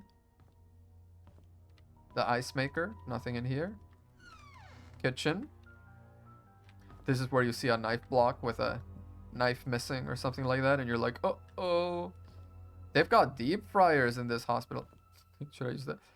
It's got 1, 2, 3. They've got 6 killers on the loose, people. This is going to turn into a frickin' massacre. Is there something up there? I mean, I don't know if it's something I can even reach, but it looks like there's a thing. Well, the kitchen looks pretty innocent. It looks about as any other hospital kitchen might look. I don't like that light. Oh, the light flickers when you walk. Okay, super hot. What are you? Operating room. Oh, please tell me it's locked. You know what? I'm happy for that. I am very happy for that. Okay, so we are outside. We never really got the... Yeah. Can't come out this way. I think this is what connects probably to the outdoors somewhere. But we can't go. I thought we were going to wrap it up today, but suddenly there's this whole new big location, just as big, if not bigger, than the mansion. So, you know, if you want to see more of this, drop a follow, because there's probably going to be another stream. Let's go through the trash like a good little rummaging paparazzi like we are. Onwards. Onwards we go. Yeah, nothing outside, really, that I could see. So, inside.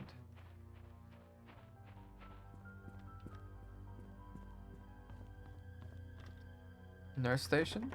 No. Cannot be unlocked either. Okay. Let's see what's going on in the nurse.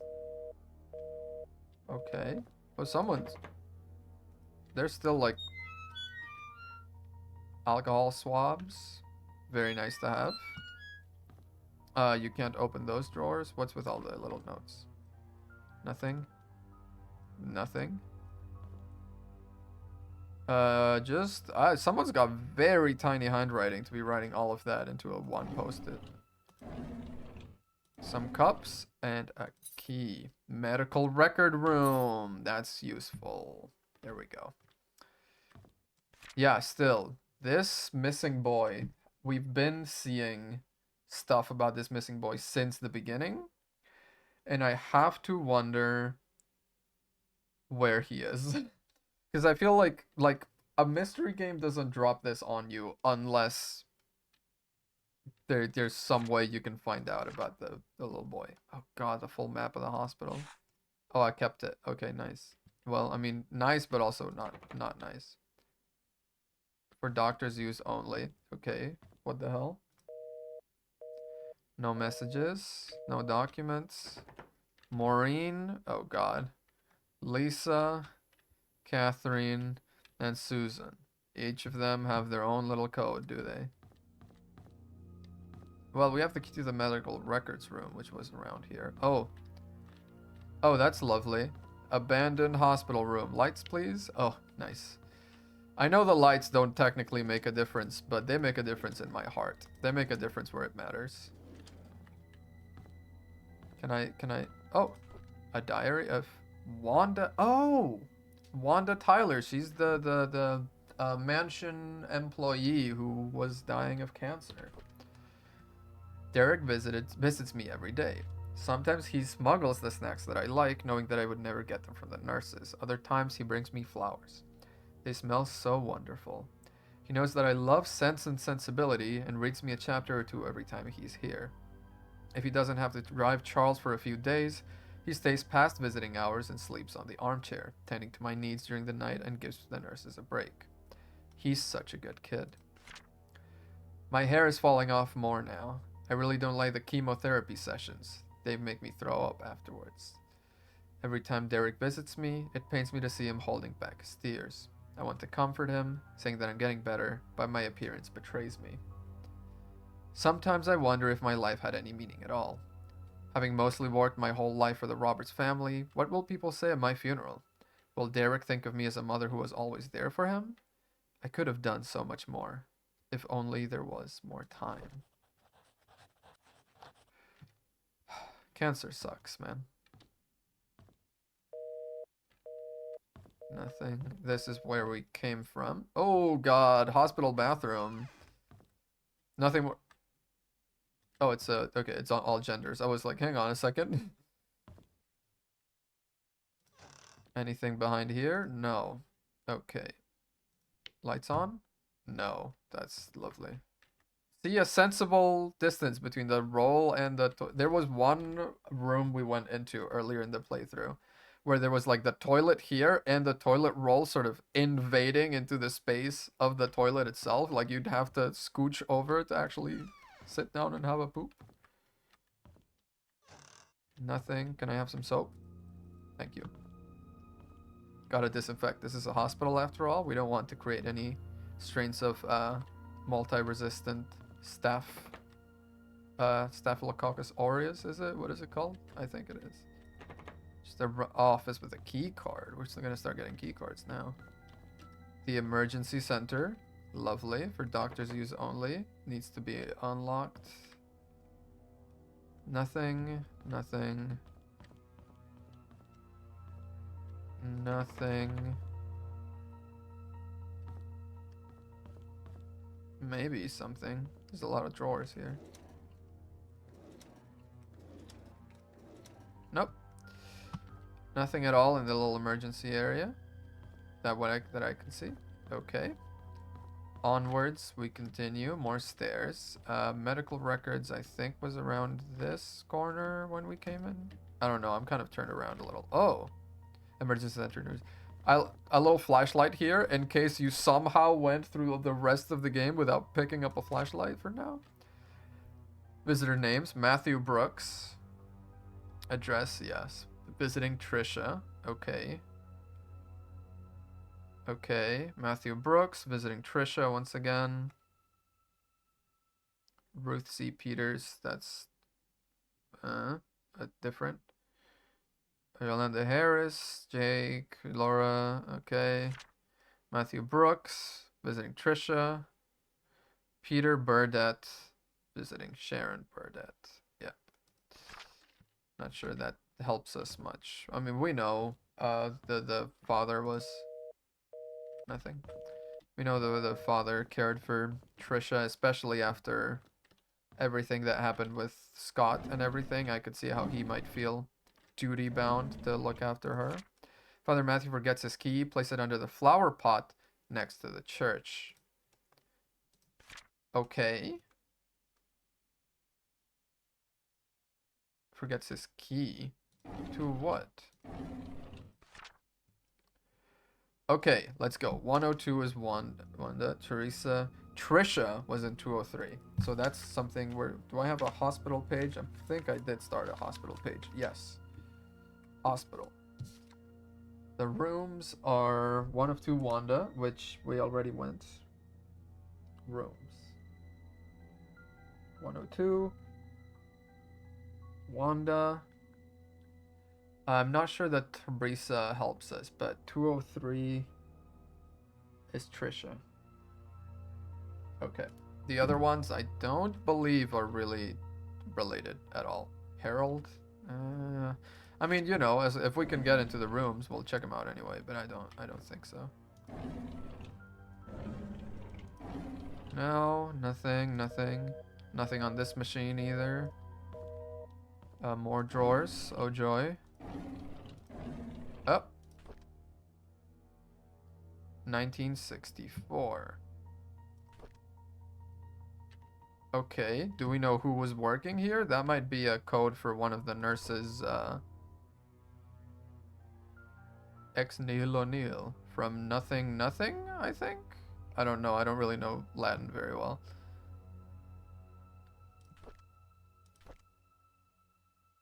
Nihil, ex nihilo nihil fit. I don't know what fit is in Latin. But it's like from nothing, from nothingness, nothing arises, nothing comes. I don't know. This is the where we came from. So medical records is down here. Yep, medical records. Let's open this.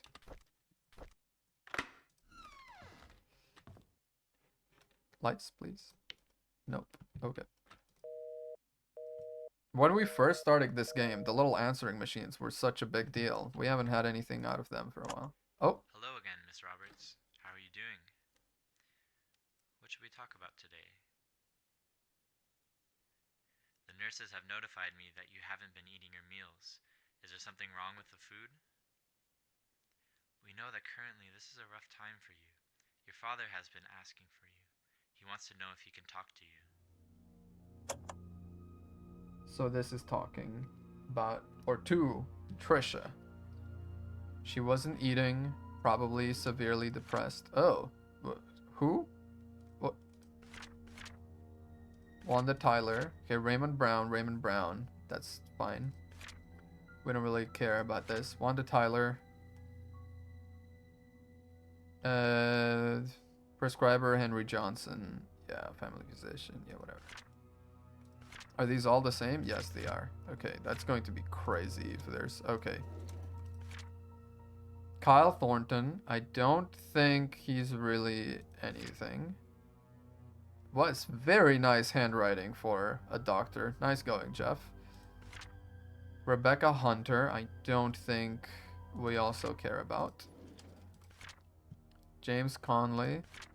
Bonnie Ramsey. Andrew Reed. Now, this is the alcoholic worker at the mansion who was, yeah, alcohol dependence. There we go. Mental or emotional illness, unstable. Yeah. He went on a down spiral after he accidentally killed Sophia with a couple other people in the mansion.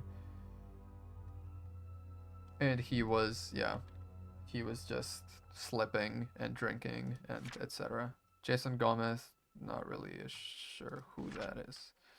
Next up. Wanda Tyler, once again, suffering from cancer. This is prior author. I don't freaking know what that means. But okay. New therapy, drugs. Okay. Henry Johnson. NPI number. Is that like a relevant thing maybe? Raymond Brown, Kyle Thornton once again. Bonnie Ramsey, Andrew Reed. The prescription for aprolozam by Henry Johnson once a day. Twice a day. Yeah. And yeah. Oh. Okay. Kyle Thornton on blank. Okay. Oh, that's just sort of to give to the employer to justify why you left work because America is a nightmare. Okay.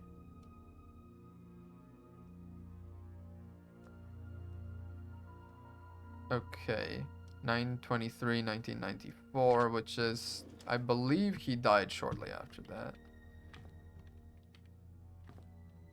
Okay, well, we have, maybe I should write it down.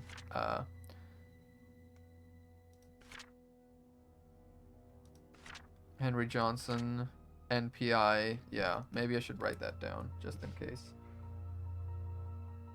Henry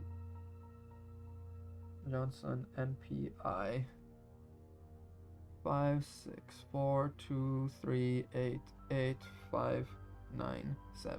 5642388. Yep. Okay.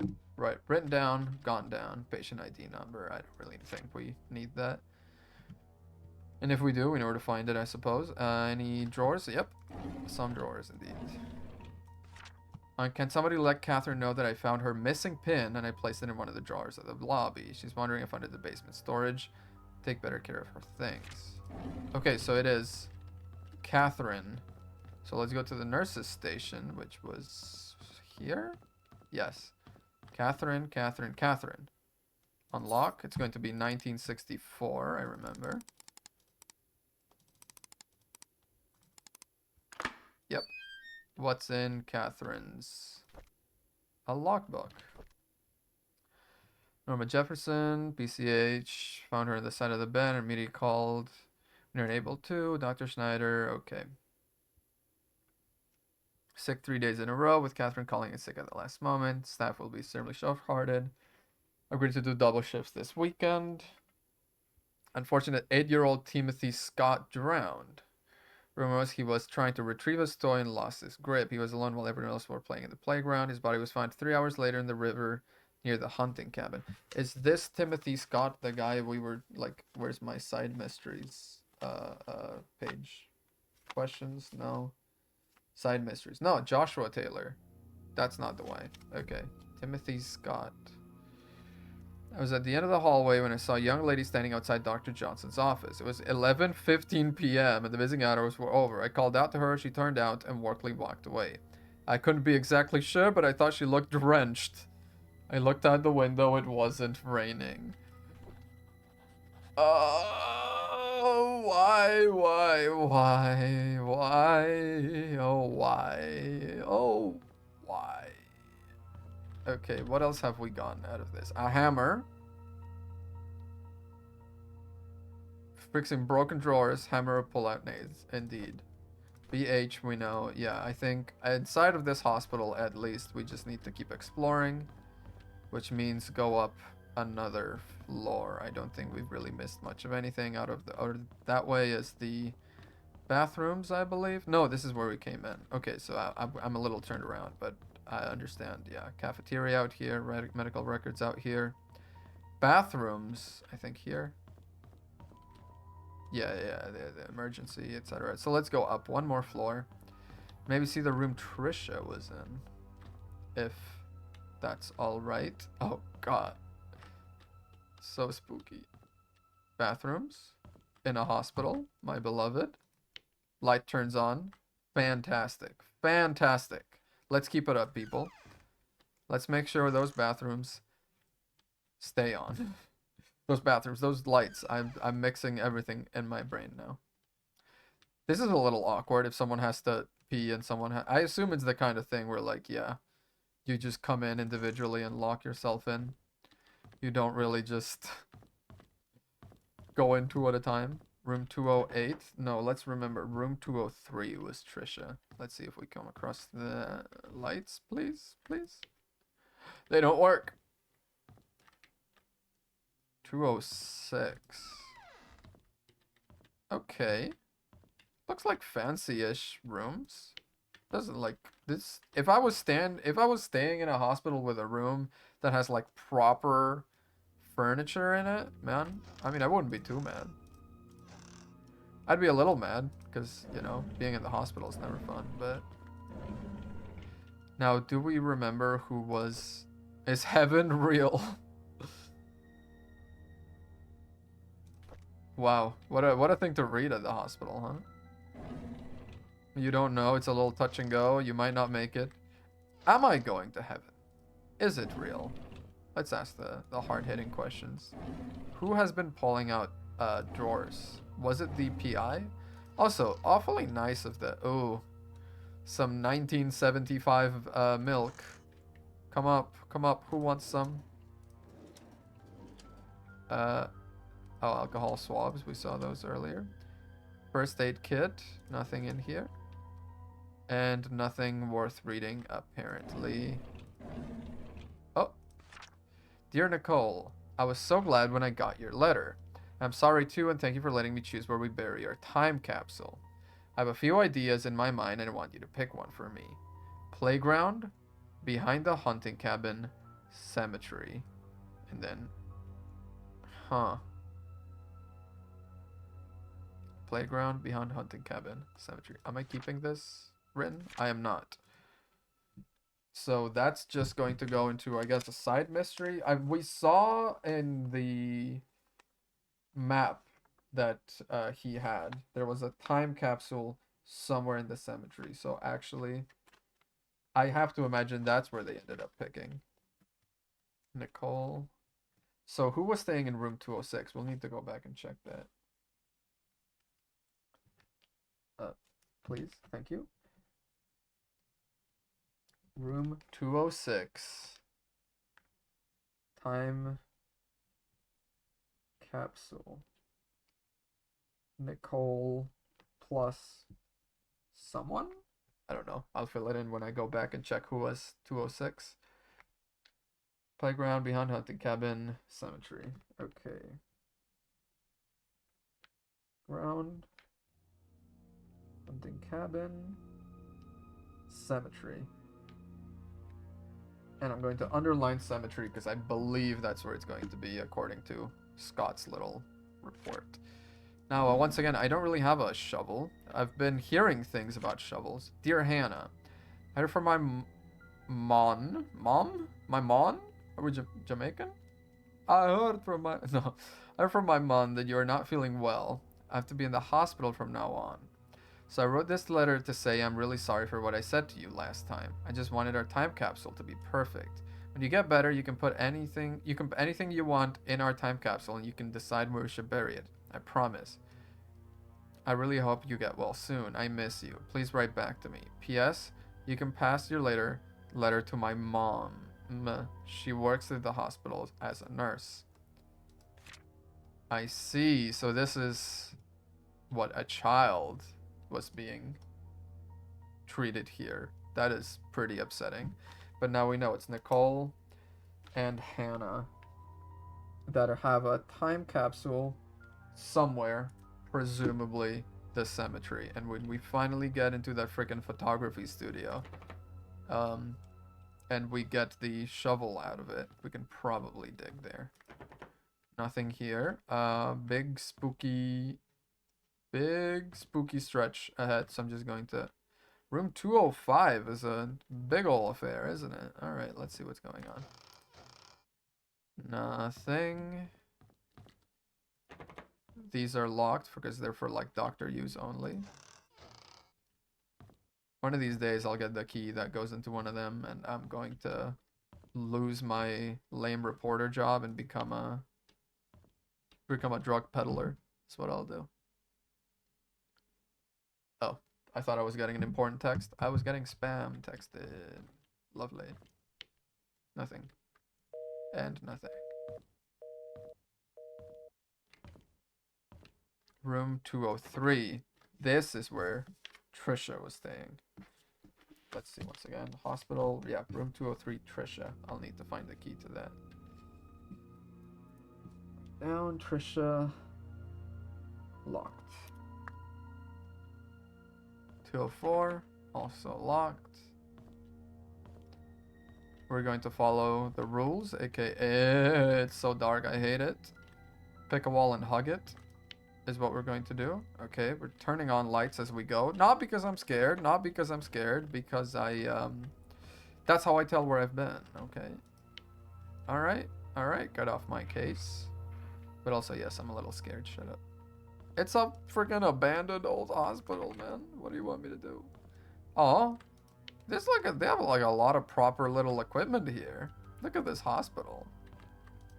Good stuff. No lights though. Lights don't work. Should I just get on here and start doing a bit of jogging? I've been doing a lot of walking around town, to be fair, so probably don't need that very much. Can I open? I'm too far. I can't. Can I open these? Yes. Adios.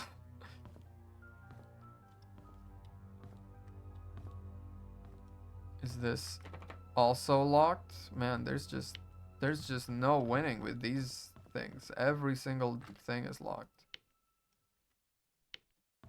Nothing. Okay, 203. This is where we came from. So we've kind of seen this whole stretch. Yes. Let's go out the other way then. Don't I have a map of the hospital, actually? Yes, I do. Oh, God, but it sucks. I don't really want to see all of this. Okay. Doctor's office in the first floor is number 2.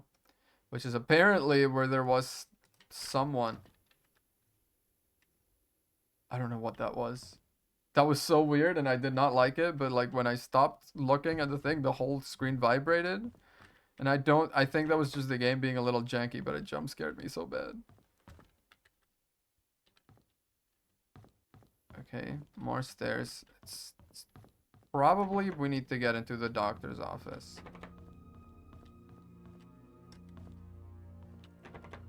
Nothing in here. What are you? Room 210. Okay. We need to get into the doctor's office, and for that we probably need to visit the rest of the hospital. Not much up here, I hope. Oh, the roof. Sunlight at long last. Non-haunted, delicious sunlight. I love it so much. Someone could fall and die. Yeah, what if I got pushed right now? That would be bad. Broken ledge. Someone could fall and die at the top of the hospital. Okay, I haven't got much. Hammer, pull nails. Something here, something here. I'll have to go and check if I can leave the hospital some way. Or, failing that, if I can get somewhere else in the hospital. These are the bathrooms. That's a good point of reference. First floor bathrooms. Restroom, 15. 15, right here. This is where I'm at. I want to go into the doctor's office, I think. That's number 2. So just go through up here. Okay, no drenched woman standing there, so that's good, at least. I swear if there is one, I will shit. Wait, that's the emergency center. Is this the doctor's? This is the doctor's. Key card is needed. Yeah, I can see that. I can see that. Lisa, Maureen, Susan. So, right now, I have another idea, right? Let's go real quick. Where's... No, wait, it wasn't here, but it was kind of around the corner from here, wasn't it? Yeah, front desk. No, it was in the patient records? I forget. No, the room assignments were here. In room 206. Wait, no. Who was in room... Keep talking to Trisha. It was room 206. Harold M, wasn't it? But it's not Harold that was in the... Sharon, Teresa, Jane, Wanda. Right? No, that's not it. This feels outdated, or maybe it was after the fact. I don't know. But it was room 206 that we were in, that we saw that little note, the little letters going back and forth. So then the next thing I want to check out, if I can get there, if I remember how to. Emergency center is not it. It's down here. Yep, in here, medical room. No, that's not. There's nothing saying what room they're staying. Don't think so. No. Is it maybe in these ones? Patient ID. Quantity 26. No. No.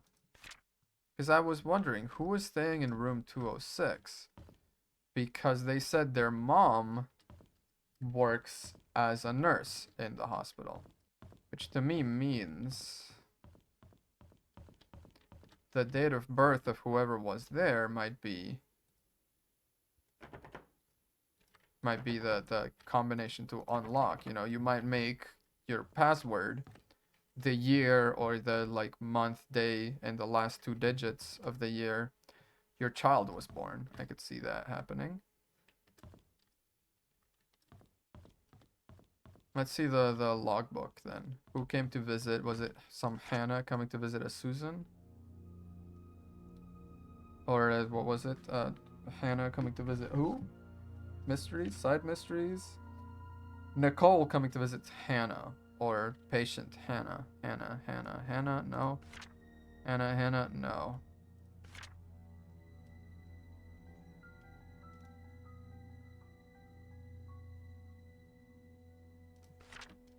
And there's no Hannah in here. Nope. That's so weird. Yeah, under the flower pot next to the church. I'm pretty sure we already got that, unless there's another other key in the flower pot in the church. That seems like a lot. Can I leave? Can I just go? Is this like a little shortcut to town now? Because if it is, that'll be very helpful. Oh, okay. I suppose I never did try to go into the hospital, so there's a chance all of this stuff was put there because you were supposed to visit the hospital early, and I've just been ping-ponging around town and never really actually got there in time before, but this is, yeah. Okay, so what have we picked up? We've got a hammer. I'm not sure what that's good for yet. We've got something at the bottom of the well. Something is etched at the back. We've got a briefcase key found at the hospital morgue. And key with some initials tagged into it, which is going to be the key to... where that guy lived. Okay, oh, so this is the house. Oh, we were so close to the hospital going down that way. We never actually checked it out, but it was apparently right there. And it was... God, how did we get to the house? I want to go check out the house, which I think is closest. I believe it was down this way somehow. Town center, no. Was it Black Pine? No, it was Silver Lake. It was number 31 Silver Lake is where he lives. So we need to go down this way for Silver Lake. Yep, Silver Lake is right here. Number 31 you got to by going into this little nook, I believe. Yes. And then 31 is right here. So let's go into his house and see what the BH key tells us. That the PI got sent. I believe this probably opens this door. Indeed it does. Does this help us with anything?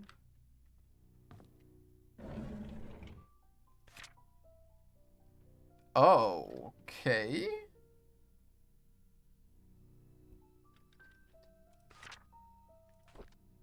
Bernard being betrayed?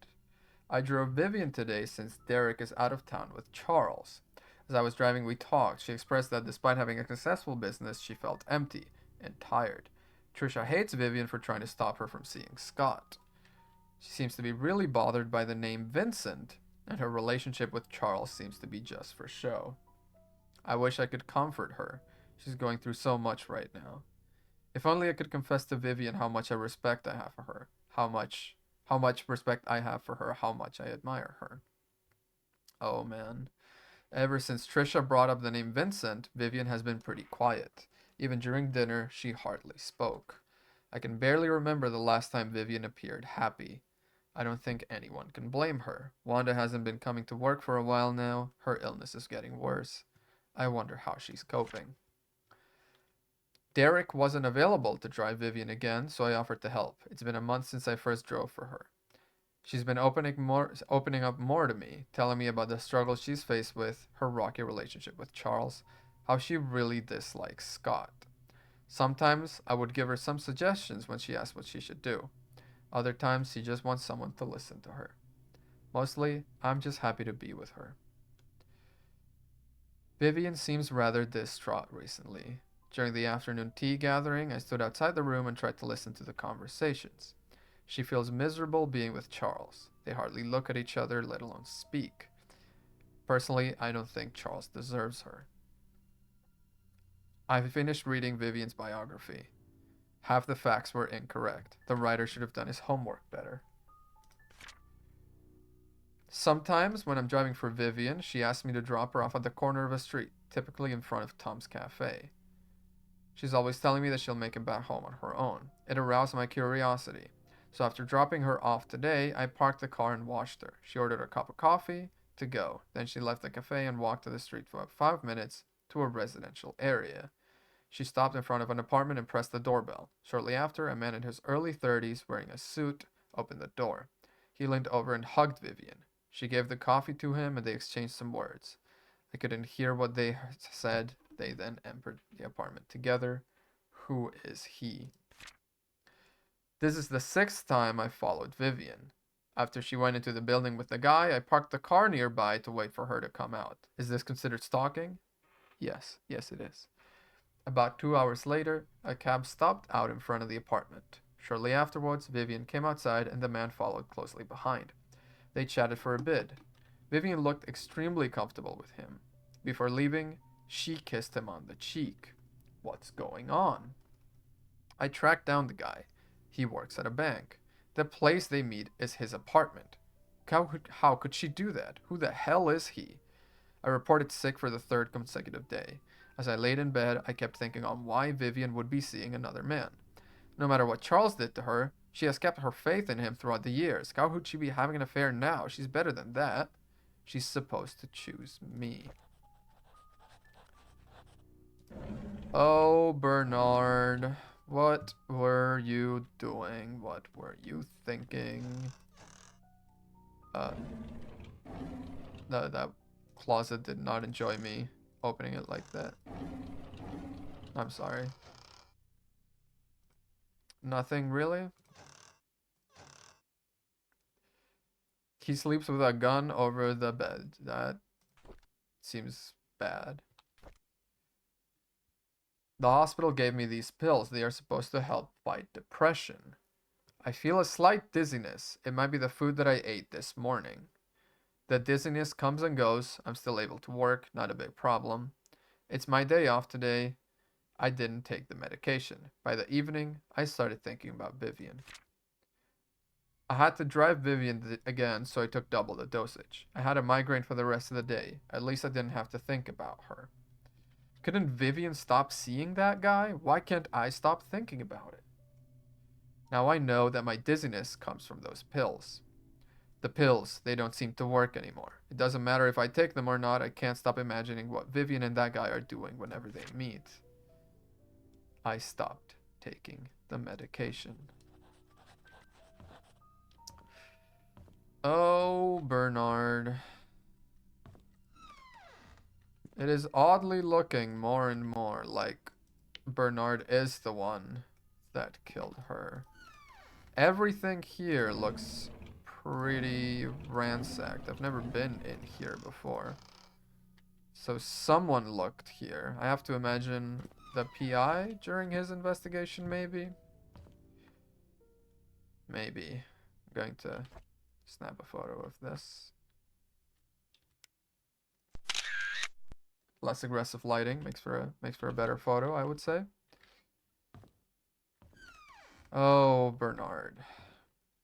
Now, seems a little silly, but I'm going to try solving this again because this is not a... No, it's not.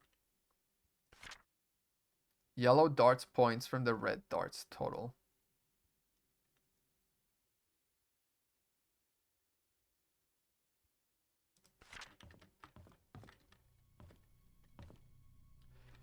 Which is going to be 60 plus 50, 100. Plus, looks like, with from this little dot, 6. So what, sorry, 110 plus 6, 116.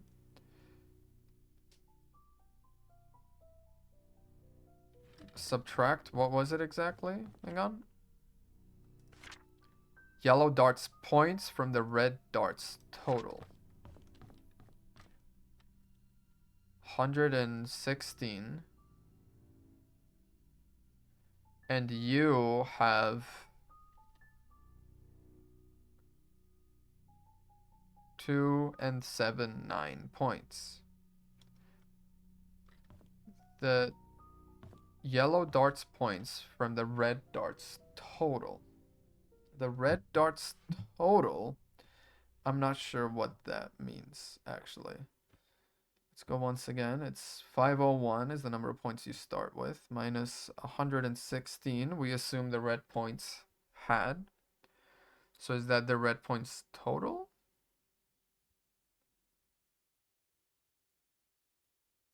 And then minus 9. 376, but I'm pretty sure that's what I already tried.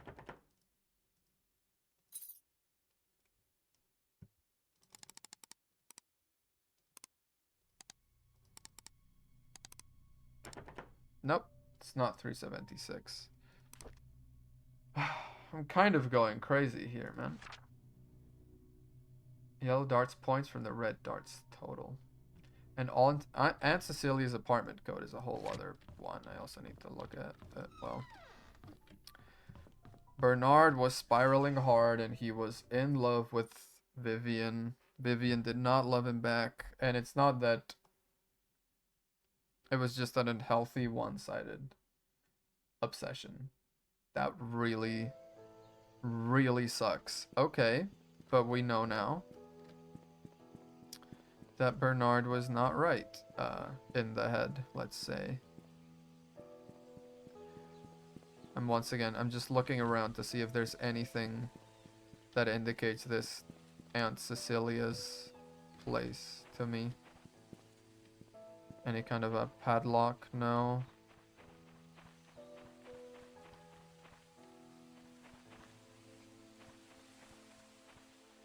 I vaguely remember seeing a door that was locked with a key code outside instead of locked with, yeah. So it might just be a matter of going around until you find it. What else did I have on me? The key to the briefcase in room 201. So we can make our way there as we look. Barber shop. Where's the cafe? Is the Tom's Cafe? Is it just Moon Cafe? Moon Coffee? Whatever it's called. As far as I know, it's like the only cafe in town.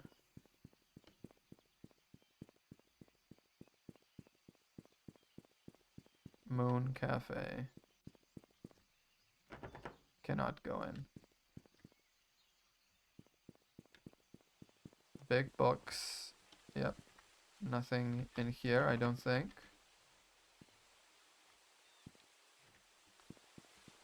I'm just doing a bit more of an explore around this area because I haven't really done much looking for a keypad around here. Was it around this street? Maybe? I vaguely remember that.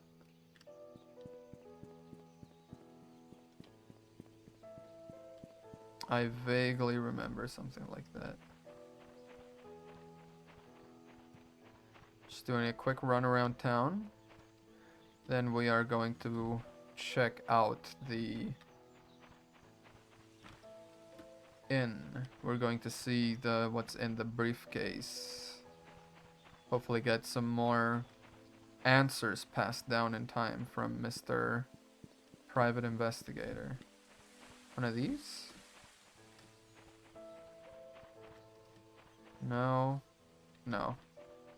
Odd. Like I'm sure I remember a door like that, although that might just be a false memory I've implanted in myself now. I don't know, man.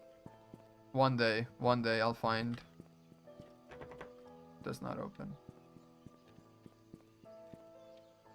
Nothing. Aunt Cecilia. Aunt Cecilia. Where art thou? Can't even be unlocked, so that's just game speak for not here, dumbass. Okay, let's go to the inn and check the briefcase.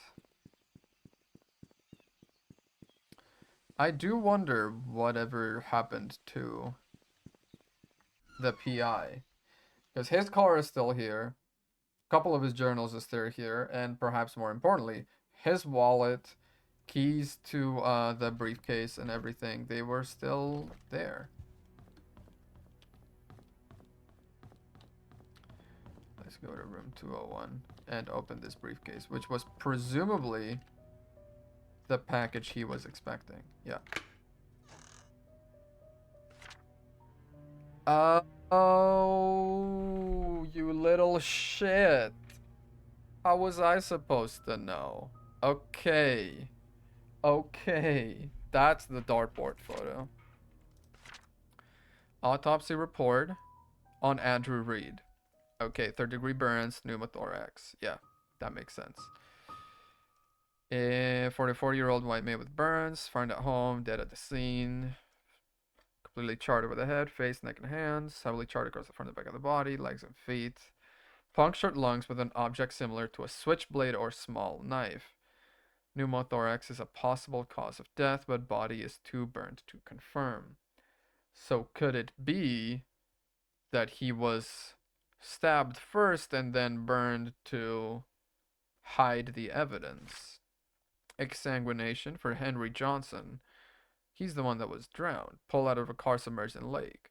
Victim's lungs do not contain water, which shows he did not die by drowning. Due to prolonged submerging of the body in water, the estimated time of death might not be accurate. 12 to 16 days. Top right side of the skull, leaning towards the front above the right eye, has a wide crack, sharp object, and strong force. Front torso, face, and back portion of forearms. Ah, sorry, I need a water. Ah, there we go. Suffer numerous lacerations. Victim most likely succumbed to blood loss before being placed in water. So, criminal. Vivian Roberts. Now this is important because it's one of the first, the questions that we needed to answer. How was she killed? Exsanguination. Found lying in front of mansion gates, pronounced dead at the scene. 12 centimeter wide and 7 centimeter deep crack found on the right side of the head. Strong force with sharp object. So actually, let me go to Vivian. And let's say cracked skull, sharp object. Okay, now we know. Code for Charles's safe in the gallery is Vincent's birthday. 7741. There we go. That's not the right thing for that. Where's the side? It's not a side mystery. It's in the mayor's house. There we go. Mayor's house. Secret behind painting. But it's a 7-digit code. Oh, 7741. He was born in the 7/7/1941. 771941. I assume is what it's going to be. And these are, yeah. So let's real quick. Yeah. So this is how many points does red have? Let's go ahead real quick. Find the page for all. I have so many pages now. No, hunting cabin is not it. No, also 7 Black Pine. Oh, I think it's the back of this one that I'm looking for. Yes, Bernard's house. There we go. Bernard's house, and we know red. How did I just found. There we go. Bernard's house. Darts code. Red has how many points? 60 times 3. 18 times 2, and then 50. So, sorry, not 60 times 3. 20 times 3, which is 60. 18 times 2, which is 36, and then 50. So it's 110 plus 36. 146 for red. And yellow has 7. So we can go back and try and find and answer that code. Now, of course, it seems like there is a dart at the end. Like it's in the little double ring, which is the ring in the perimeter. And according to the rules, if you hit a double on your last shot, you win. Meaning, therefore, you maybe have 0 points if we're going by darts rules, where you subtract from a total. So we're going to have to take that into consideration also. Let's go again now that we have all the information and figure that out. 146 for red.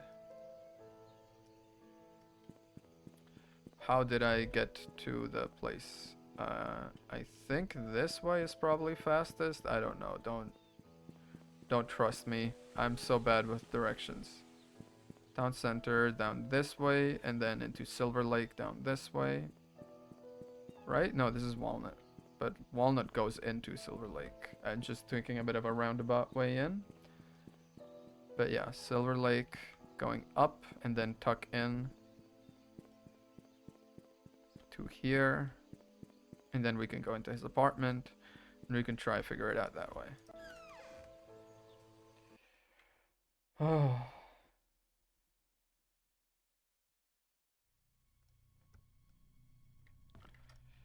It could have been Bernard that did it all. It seems like a sort of weird answer, but it could be. Let's see, what did we say? 146 and 7. And what is it? Yellow darts points from the red darts total. Yellow darts points from the red darts total. So red is going to be 146 minus 7 is 139. I can try to do just 139.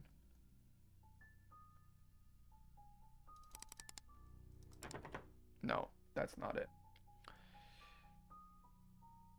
So then, from the red points total. Now the problem is the red, if they've actually managed to do it, they have 0 points, right? So it would be minus 7.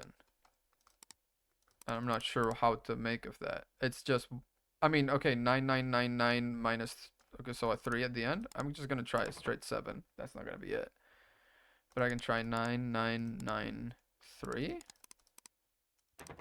No. What the hell is it then?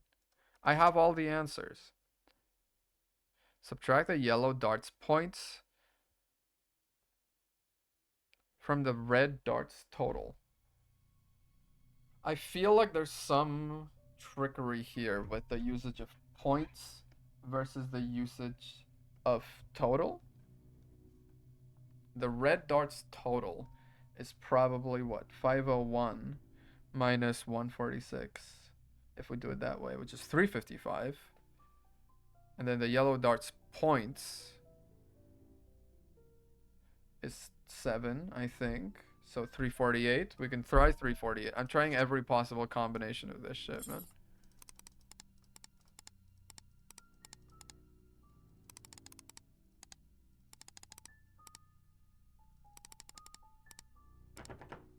No? So points from total. 501 minus, what is 501 minus 7? 494. But let's try that. Nope. I'm going to go freaking crazy, man. No, not you.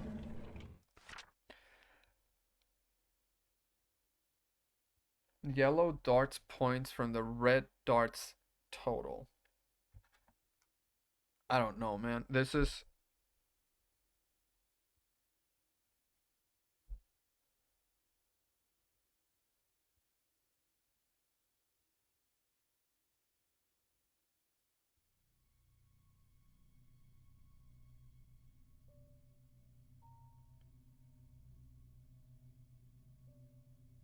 I'm really racking my brain here.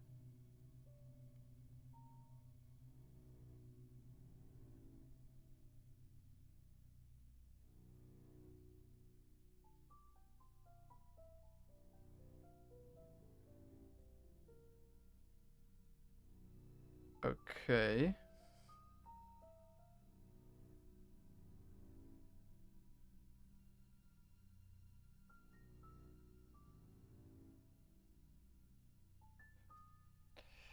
Okay, I'm slowly like working through here.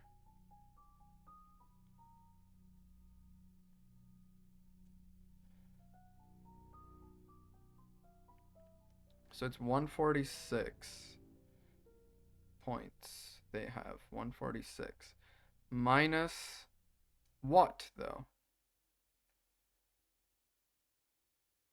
Minus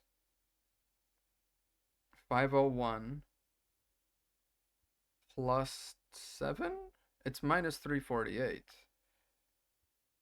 So what is 1000 minus 348? 652. I don't freaking get this puzzle, man. I'm gonna try 652, but I really don't get it. I'm going insane. I'm going absolutely insane with this puzzle. I just don't get it.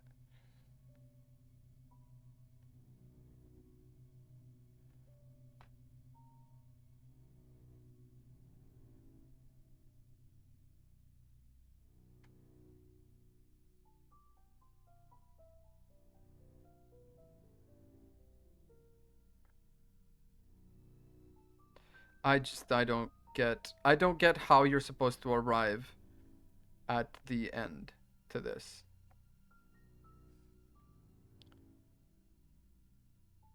Hang on. It's Sunday. Hello, Rune. I'm trying to figure out a puzzle right now, and it is not wanting to work out. I am like this close to looking it up because I'm going insane.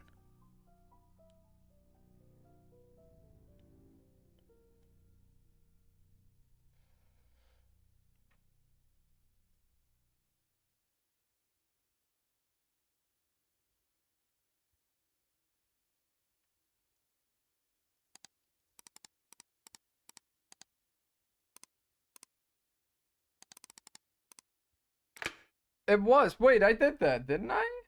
Am I going crazy? 137. That is what I did. 146 minus 7. Wait. 146. Oh my god, I'm stupid. It's 146 minus 9. Well, anyway, there we are. Looks like a desk key. Whoa, no, don't close, don't close. I'm not done with you. A desk key for what? For whom? So, we've progressed quite a bit since last time because this stream has been going for 4 hours now. When the police reported that Vivian was murdered, I was floored. I still don't know what to do. My mind is blank.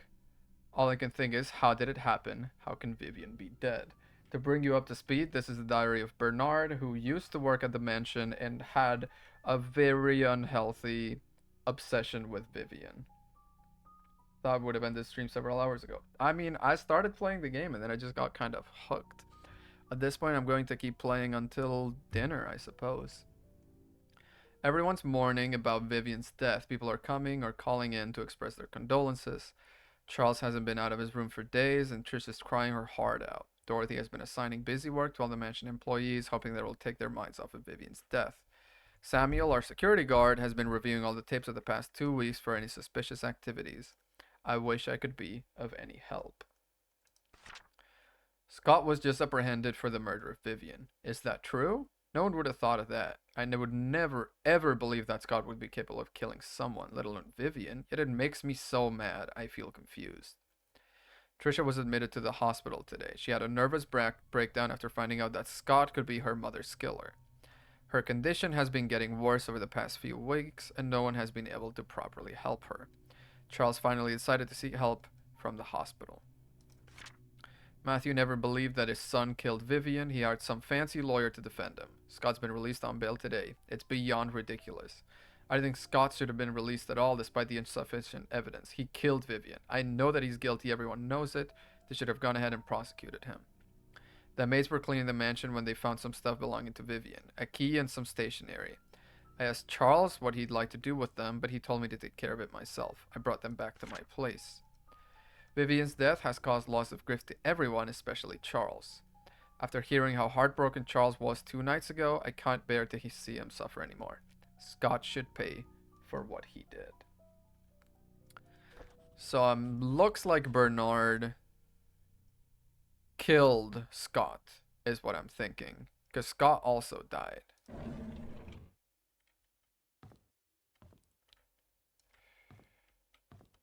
And this is like where we just got into that had a couple of diaries with his unhealthy obsession with Vivian, as you can see right here, with the very nice colorful language. Ugly ass, I know, right? Now we have a desk key that we just found out from the diary, but is in for Vivian's desk, so that's going to be somewhere in the mansion. And there's, yeah, something etched in the back. So, okay, as we make our way to the mansion, let me bring you up to speed on what we have discovered this stream. We discovered basically the full story, quote unquote, of what happened. We still don't know much about the murders themselves, but we know about the stuff leading up to them. So, Vivian married into the family of the mayor, which is this very affluent, very sort of traditional, powerful family. No, that's not where I want to go. This is where I want to go. Very affluent, powerful family. And they really wanted her to give birth to a boy. And there was all this pressure, all this stuff going on. Eventually, she gave birth to a girl. It was a complicated birth, and the shock of it being a girl, and therefore, sort of her being a disappointment to this family, and all this pressure and all this everything, caused her to have some sort of a breakdown, and she was admitted to a hospital. During the time she was admitted to the hospital, her husband, Charles, the would be mayor, had an affair with one of the maids. There was this young maid that the local, the local priest had recommended and introduced as his cousin. Turns out they were not cousins. They knew each other from being in an orphanage, and he was in love with her. But that sort of, messes on top of messes. But this maid became pregnant with, you guessed it, Scott. Uh, when Vivian found out about this, and they knew it was going to be a boy or something like that, or she gave birth and it was a boy, or etc., whatever it was, they pressured her. And by they, I mean Vivian, I mean the doctor at the local hospital, who was not only corrupt, but very happy to keep Vivian happy because Vivian was funding the hospital.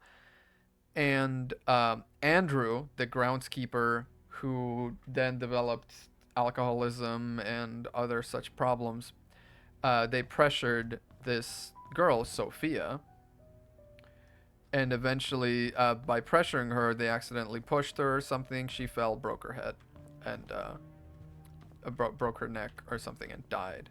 So they disposed of her body as well as they could, and they put the baby up for adoption. And this is how he ended up becoming the son of the local priest, and therefore introduced to Trish, who was, it turns out, his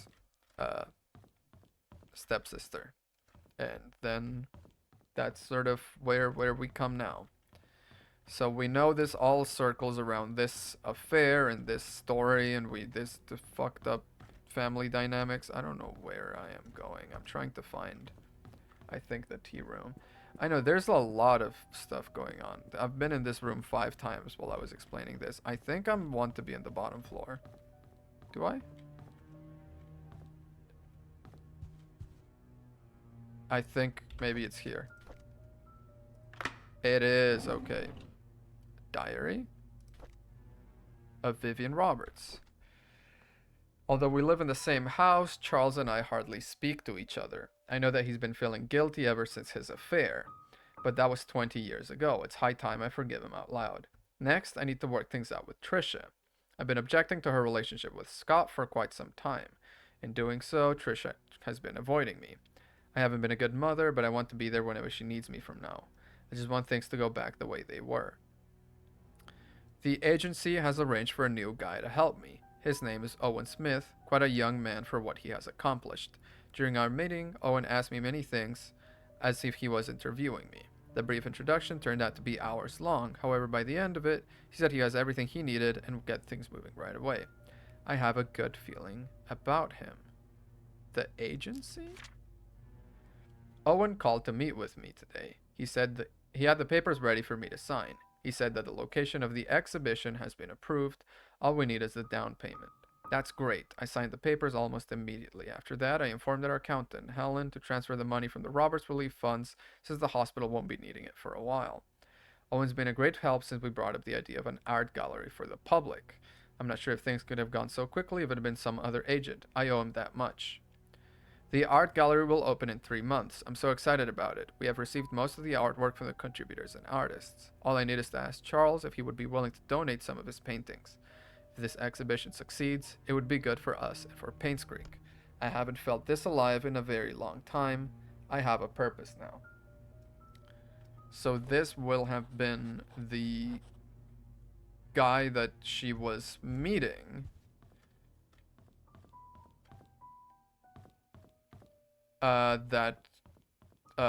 What's his name? Bernard thought she was cheating on Charles with. And he was butthurt because he wanted her to cheat, like, with him, if she was going to cheat, at all. So, also, let me turn this off so I can actually see. So there's I remember we wrote down. We had the code for this. We got it from the PI's notebook. This is gonna be the mayor's house. It was 4-4. No, 7. No, wait, yeah, 7-7-1941, I think. 7-7-1941. No? 070741.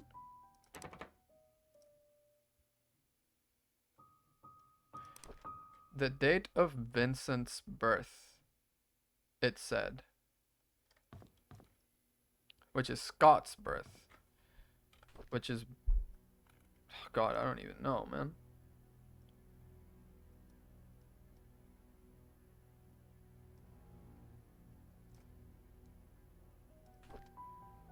Coroner's report. That doesn't really help, does it? No. I think Scott's date of birth actually might be in the cemetery. But why was 7741? Yeah, 1941 makes no sense. Why was 7741 written there? Is there somewhere else that code could go? I know there's like his study somewhere. I think it's on the other side of the house, also on the bottom floor. And that one had a little 4-door number for code. Yeah, this one at the end here. You. Let's try it here.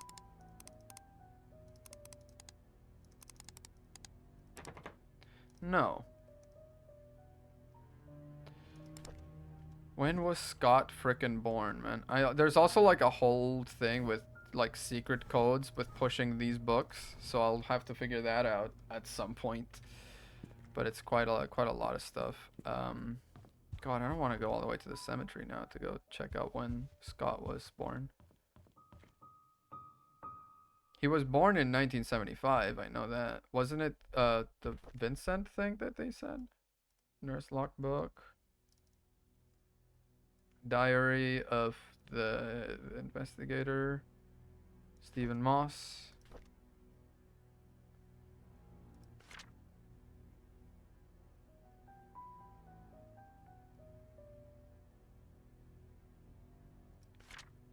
Yeah, that's like a whole other thing. Bernard's diaries.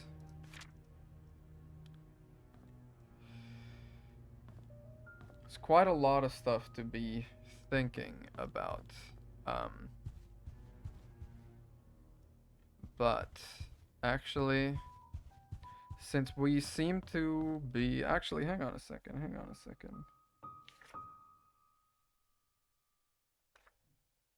Date of Vincent's birth, it said. But I don't know when. Oh, unless. Hang on a second. Vivian, no.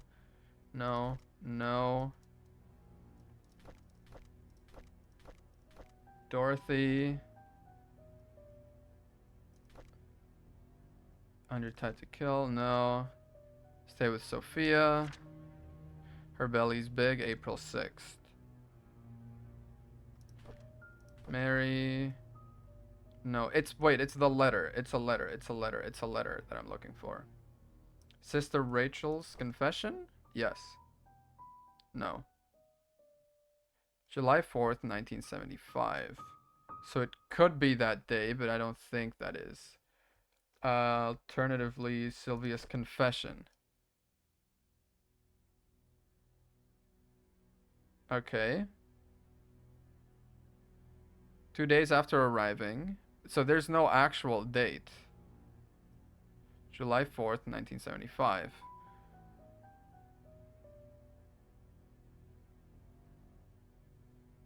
Is it July 4th, 1975 that he was born? Or... God, I really don't know anymore.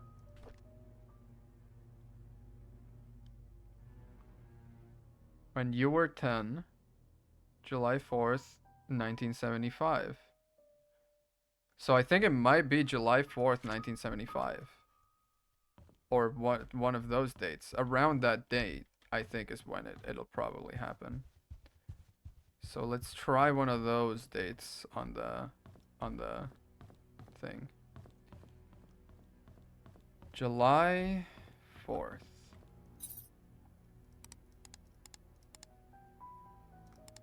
Uh 070475? No. Yeah, I don't know his exact birth date. I don't know if he was born July 4th or he was born July like 2nd. Also, it could be just like 741945. No. 704. Oh, 407. Okay, maybe. No, that's not it. There was... Oh, hang on. God. So there was a thing... I might need to huff it all the way back to the start to go to the sheriff's cabin. I thought I was done with the sheriff's cabin. But I think the sheriff's station... Need a cabinet passcode of 4 digits. That might be the 4 digits that I got from the little thing. So there's a cabinet passcode in the sheriff's station that needs 4 digits. That might be the 7741, I think it was, that was written down, something like that. I've got it written somewhere. But maybe in there I will have the information that I need. Okay, let's do a quick go in there and go and come back. By the way, if you are enjoying this, please make sure you drop a follow, because it looks like I will not be able to finish this today. I thought this game was winding down, but if you want to see how it ends, it might take a little longer than expected. I'm also going around trying to get all the little achievements for everyone's stories, completing all the different stuff, so... Very methodical, slow work this is, but I'm having fun with it.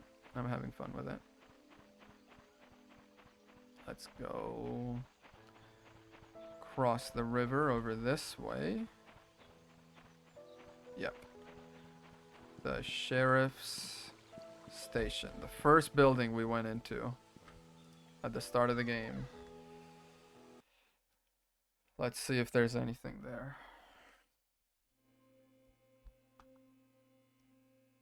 Exactly, room. Thank you very much. I think it was it you? Yes, so is it 4471? I think? Or well, I mean, I guess, no, 7741, right? I think it was 7741. Where did I write it down? Because I thought it was the mansion thing, but it wasn't the mansion thing, so where is it? Facts, mayor's house, 7741, yeah.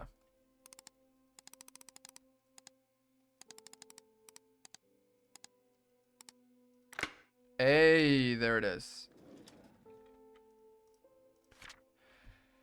Okay, the crack in Vivian's robber's skull shows that the weapon uses an object with a heavy and sharp end. Something like an axe would fit the description. To cause a crack that big, the attacker must be rather strong, assuming it's either a man or a strong woman who is experienced in the use of the weapon. The victim must have been facing the attacker because of the lacerations found on the front of her torso, as well as the backside of both forearms, showing she tried to block the attacks by folding up her arms. The fatal strike landed on the right side of the victim's head, just above her right eyebrows. This clarifies the following. Victim was facing the killer. Killer is strong enough to land such a clean but deadly blow. And then the killer is left-handed. So that's going to go into the little questions thing. Where is that? Who killed Vivian Roberts? Whoever it is, we're going to write down left-handed. Just going to fill that in for later. Since the murder weapon was never recovered and confirmed, my assumption of it being an axe still remains. And there was an axe missing from a cabinet in Bernard's house. Since this is me doing you a solid, do not under any circumstances leak this information or I'll be in big trouble. The guys here in Grant City don't want anyone more than necessary to know about these details. Is there anything else in here? No, that's the only thing. Let's close this. Let's open all the other ones. Oh, God. A car key? Whose, though? Little train. Okay. Lost and found. Here. Vivian Roberts murder case record of alibi. Charles Roberts. I wasn't here when my wife was killed. I left for New York on July 18th. Supposed to be back on the weekend. Morning on July 20th, I received a phone call from our butler, Bernard, informing that Vivian had been murdered. I could not believe what I heard. Cut short my trip and immediately came back. Matthew Brooks, the suspect's adoptive father. There's an annual religious gathering event in Hartford where pastors from different churches in our state's vicinity meet and discuss what we can do to help our society. The event started July 18th and ran for 5 days and ended the 23rd. And she died the night of the 19th, we remember. Franklin Trinity Church at the event. Confirmed this. We got to cancel our Sunday service that week. Bernard, that's the obsessed guy. We were just at his house. Preparing for the fundraising event when I felt sick. However, there was no one who can really do my job, so I kept working. At about 9 in the evening, I was too sick to continue, so I bid Vivian good night and headed back home. Dorothy Patterson saw me live. No, there's no one else that lives there. I live alone. Dorothy, yes, Bernard was not feeling well that day, so he left slightly earlier than usual. However, he finished his work before he left. When I saw how sick he appeared, I wondered how he could have kept on working. Well, I guess that's why the Roberts family trusts him so much. Me, I was around the mansion most of the time, either preparing the food or making sure that the other maids were doing their jobs. The fundraising event, which was to be held the following day, was important to Vivian, so we were all making sure that everything would be perfect. By the time Mary left, it was already past midnight. I locked the doors and then went home. Mary Martinez. Working at the kitchen for the past few days. Okay, Jimmy's Bakery is supposed to deliver the cakes. A few days before the event, they called to inform they can't make it. Suddenly, I was in charge of the cakes. I was so mad because we didn't have much time and this event was supposed to be extremely crucial for Vivian's business. But after hearing that Vivian was murdered, all my anger and work just sort of became irrelevant. Interview to Derek Tyler. This is the son of Wanda Tyler, who was sick with cancer. And Derek had sort of obsession himself also with Trisha, the victim's daughter, who was dating her stepbrother, half brother, Scott. I remember dropping Mr. Roberts off at the airport on July 18th at around 2 p.m. I was supposed to come back after that to drive around for Vivian, but she told me to take a break since I haven't had a day off for quite some time. I decided to visit a friend of mine who was moving upstate to West Dakota. It's a friend and elementary school buddy that I used to live here, but moved when he received a scholarship. I stayed here at his place for a few days before coming back to Paints Creek. Yes, he can vouch for me.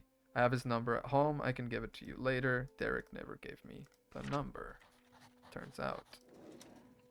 I thought I was going to get like a date of birth.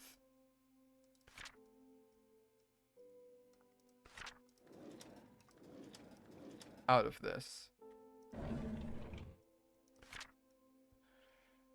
Scott Brooks, indeed. A lot of talk about this Scott Brooks guy, but not a lot of talk about when he was born. You'd think that would be easy enough to find.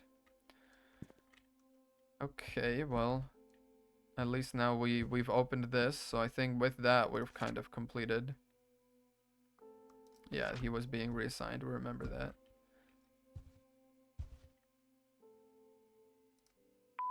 The message that was here, Stephen. the I just private wanted to make sure the investigator. package was sent. Again, I'm currently at Anne's courtyard. Any extra info you have would be much appreciated. Thank you very much. Talk to you later. Yep. So this in the lost and found, we have a car key. So maybe this is the car key for the PI's car that is outside the courtyard, because the courtyard, Anne's courtyard, the inn, because there was a little bloody handprint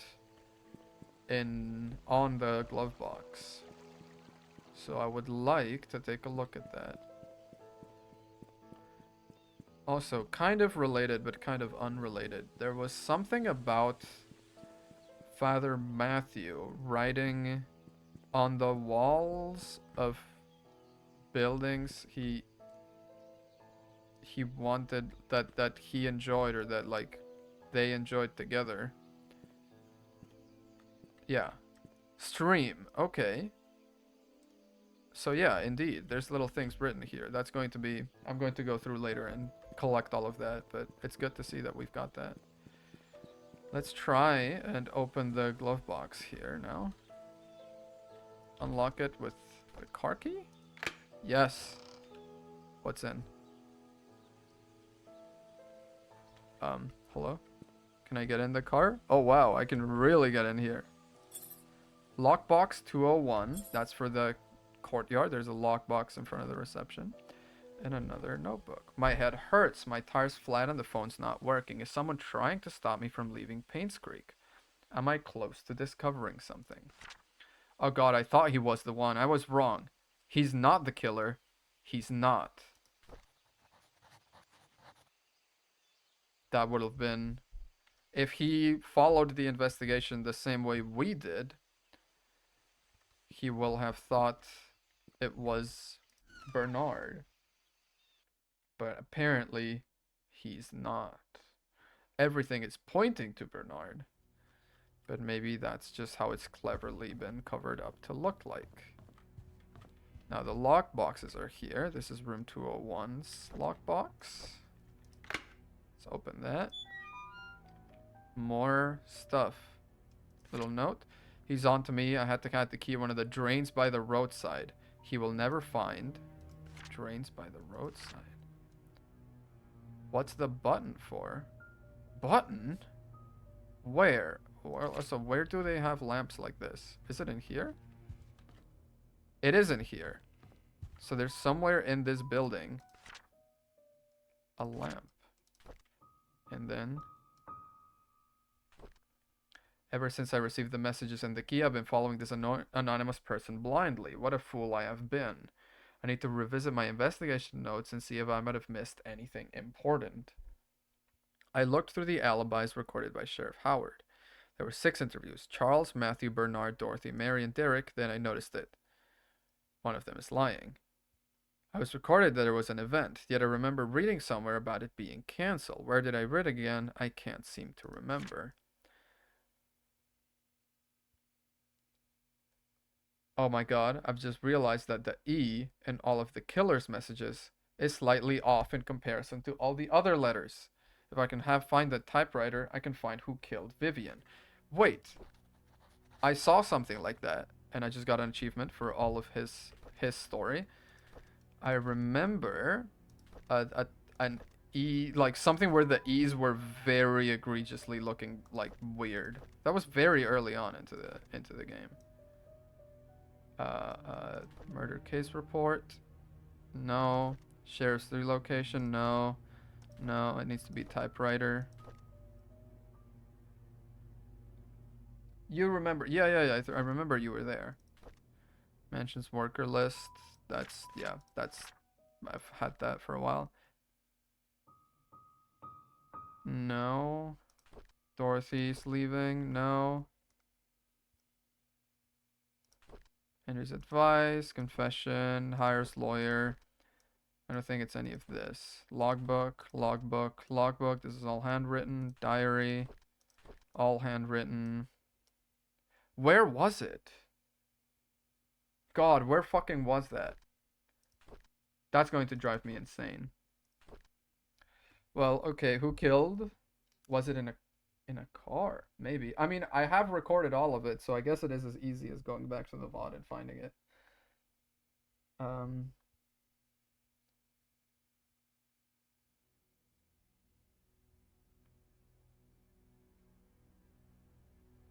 If it was in a car, it might have been one of the documents in his car outside. Yeah, everything else is the same. Everything else is the same. Now, I want to see this exactly. There's just a candle next to what looks like a candle, a little thing. Next to what looks like a... I don't think it's a door. It's very out of focus, but it looks like there's books on there. So I think it's one of these next to a bookshelf. It's not this one because the angle's not right. But it's something like this one, right? It's the same style? Yeah, it's the exact same style. I'm pretty sure it's got to be somewhere in this building that there is one of those. It's to the right. Yeah. It's to the right of the book looking thing. So there's got to be somewhere a bookcase. Right, this was the bathroom. Sorry. Lights on. Can see a little better. Let's try and find this freaking button thing. No, because whatever is next to it is like flush to the wall.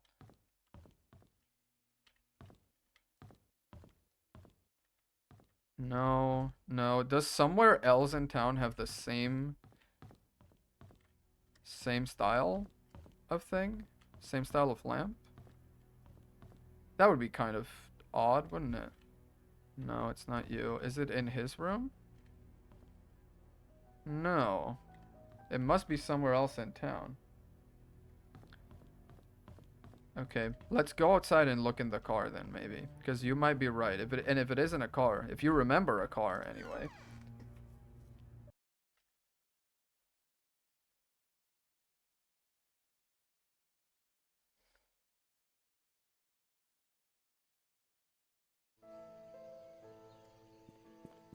Let's see what else.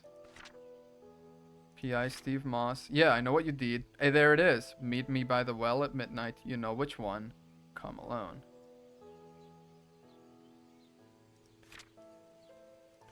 That's the one. That's what it is. You are so smart. Honestly, thank you, Rune. Yeah, secret lies with her. She is Sophia, the mother, the now deceased mother of Scott Brooks. We still don't know when Scott Brooks was born, by the way. That's a little fucked up still, but... Now, I have to wonder, because there's a whole puzzle, right? The girl across the river. I'm not sure what that was, but I took a photo of it, and the photo shows her. So, it's not like I imagined her. I'm pretty sure she was there. Now, let's see real quick. This is a bit of like a sidestep into another mini mystery. Mayor's house, side mysteries, yeah. Anne's courtyard, bridge over the stream, post office. So, post office has this written on it. Stream. Anne's courtyard is right where we were. So we can go look around the building and see if there's another thing written on it somewhere. Anne's courtyard is like a big building though.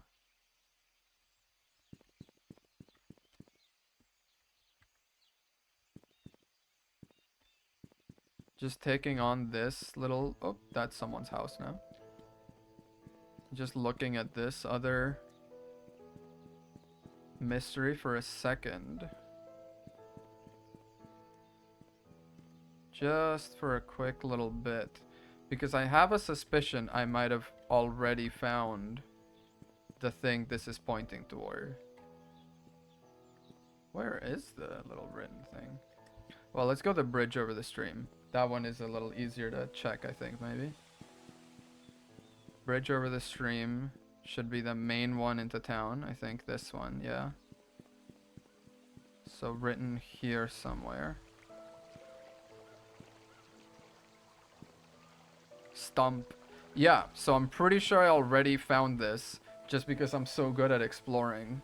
Stream, stump. It's probably something like park or something like that. But this is basically... Remember how I said this Sophia girl, Father Matthew introduced her as his cousin, but they were in fact, or he was in fact, sweet on her from their time at the orphanage. Stream. Stump. I found this like 10 minutes into the game, not even, because I was exploring and touching everything, and I opened this thing. Now, it needs a code to unlock, but I found this pendant where the Sophia's body had been left. And across the back of it, it says 0526. I feel like that could be the code. 0, 5, 2, 6. No. Okay.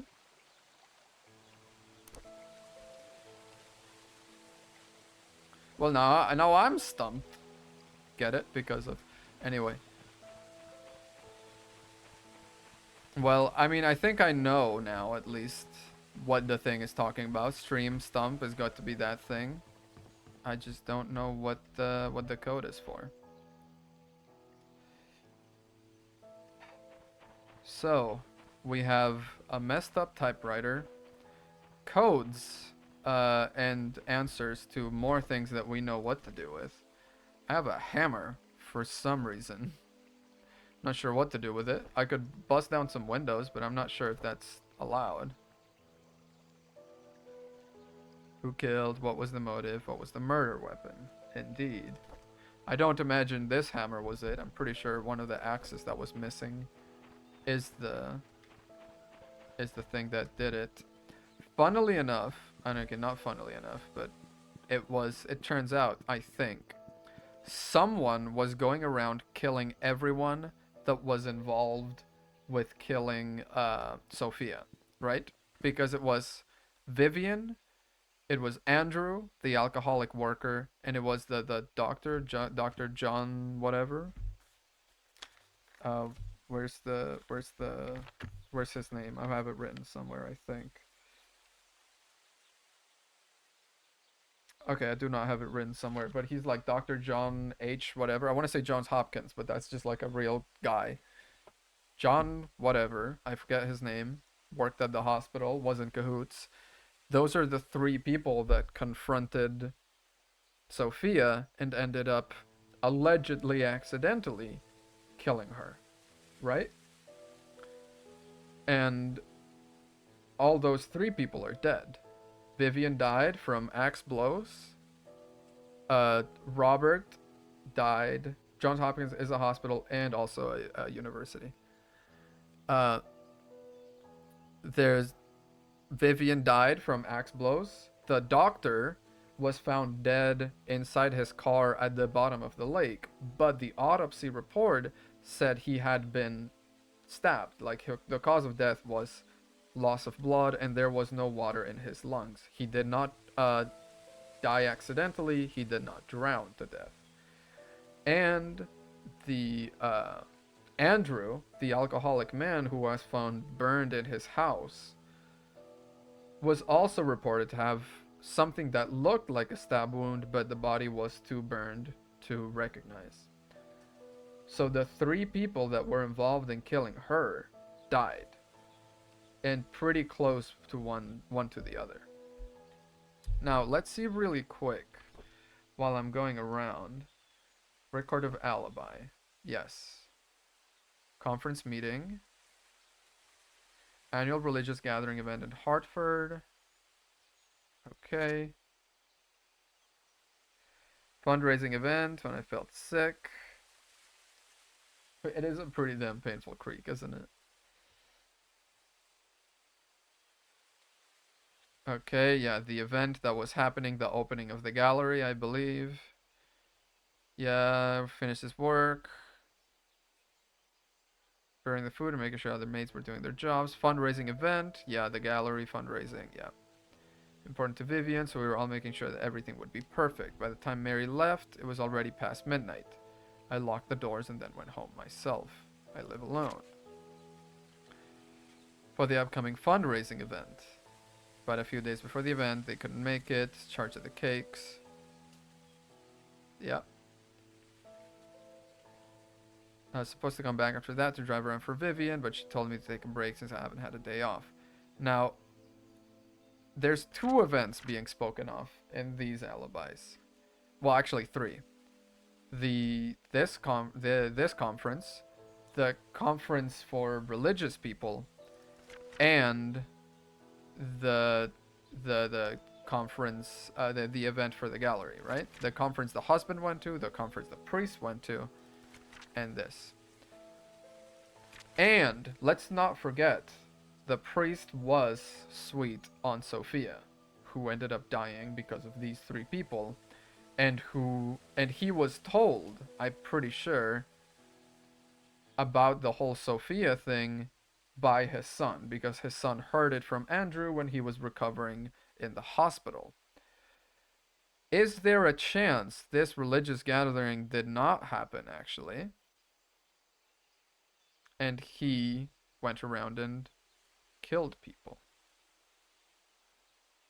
July 25th. Started and ran July 18th, ran for 5 days, ended July 23rd. We had to cancel our service that week, but if that's all we have as far as that goes, that's not a lot. Right now, maybe paradoxically, and maybe because of that note we saw that said that Bernard was not it, it might be Matthew Brooks. Also, wait, he said he dumped some key into a storm drain? Need something to pull these bolts. Okay. You? Doesn't work. What do you mean it doesn't work? Freaking use a hammer, man. I know the hammer doesn't work to pull the bolts. Let's make a note of this, because this is going to be important, and I will forget about it. Facts. In the back of my facts sheet, I'm going to write down key, because he didn't really say which key or to what. In storm drain need to pull bolts. That's crazy that the bolts don't work for this, unless, do I need to like lock into exactly the bolt, or no? These look like they're little hex bolts, so maybe I need a wrench, I guess. So flat to the ground, you actually maybe need like a little, what's it called? God, I don't know words right now. I've been streaming for almost 5 hours. I've forgotten everything. All right.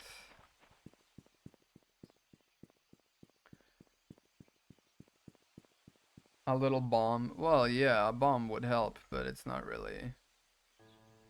Look at the. You see that? Uh-huh.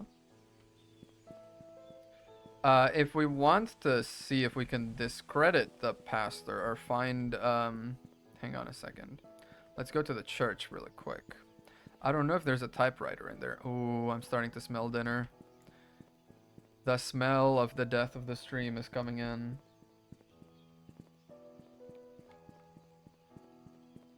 So, two things. One, can we find a typewriter in here? And two, can we find something to say that the church convention thing he was going to was canceled? Because I feel like if we're trying to disprove something, or disprove that a thing happened or didn't happen or whatever, this is probably one of the easier ways to do it, because it's one of the smaller areas we need to search. I remember, I believe there was something like a calendar somewhere. Yeah, still at the cabin for sure. Maybe there wasn't a calendar. Maybe I made it up.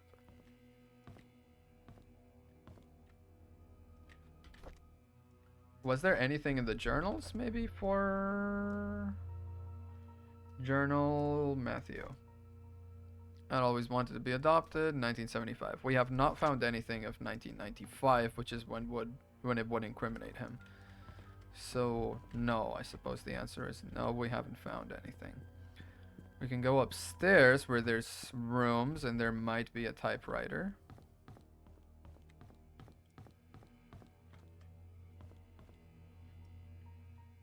Okay.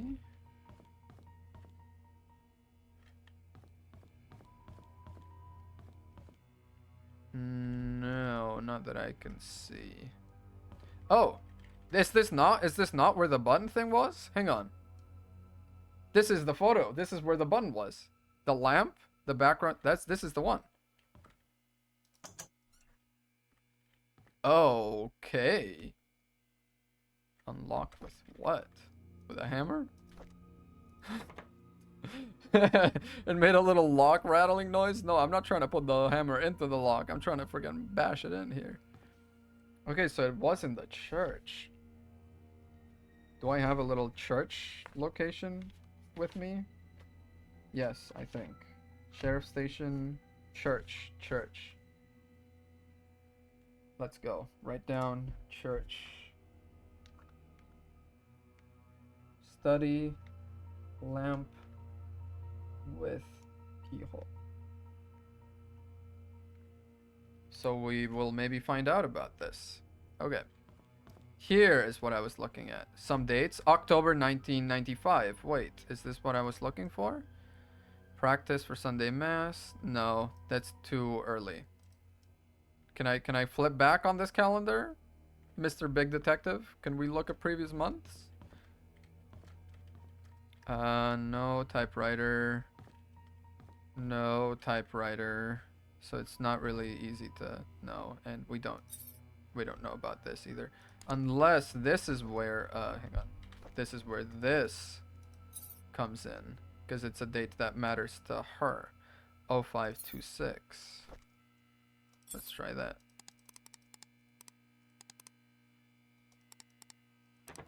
Nope, not it. Okay, well, I mean, I'm glad we at least found that while it was fresh in the brain, because otherwise I feel like I would have absolutely forgotten about this. Also, I like how he says, what is the button for? Like, if you press it, you can see very clearly what it's for, can't you? It's to hide a friggin' lock. Which probably moves that, whoa. Somehow went through the door. Probably moves this aside and opens a new room, because there's... like, the depth of this room. 1, 2, 3, 4. Go out the other way.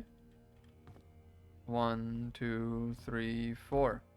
There's all this extra room here in the back. That's not accounted for. That's probably where that goes. That's going to open up. But we don't have a key, and what do you want to bet? The key is somewhere in here, and we don't have the somewhere in here to open this up, and... oh, man. Oh, man. I mean, it's a long shot, but I had this guy's date of birth somewhere. May 3rd, 1985.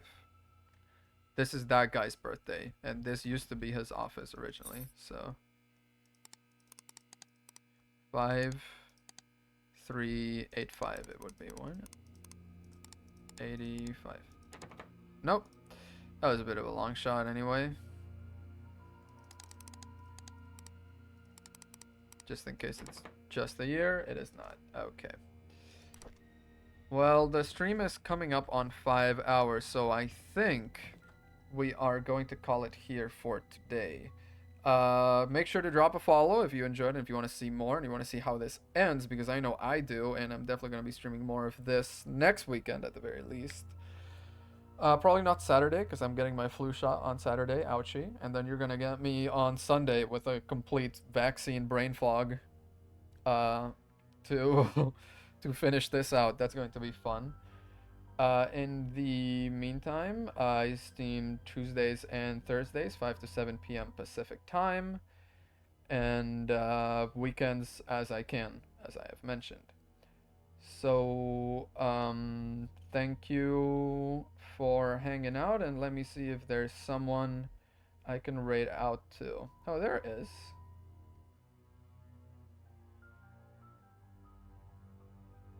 There is. Okay. So yeah, hang around. We're sending you out to Sailor Sakura, which is a very interesting. They're doing hyperfixation presentations right now, so which ought to be fun. So thank you very much for hanging out, and I will see you next time. Bye bye.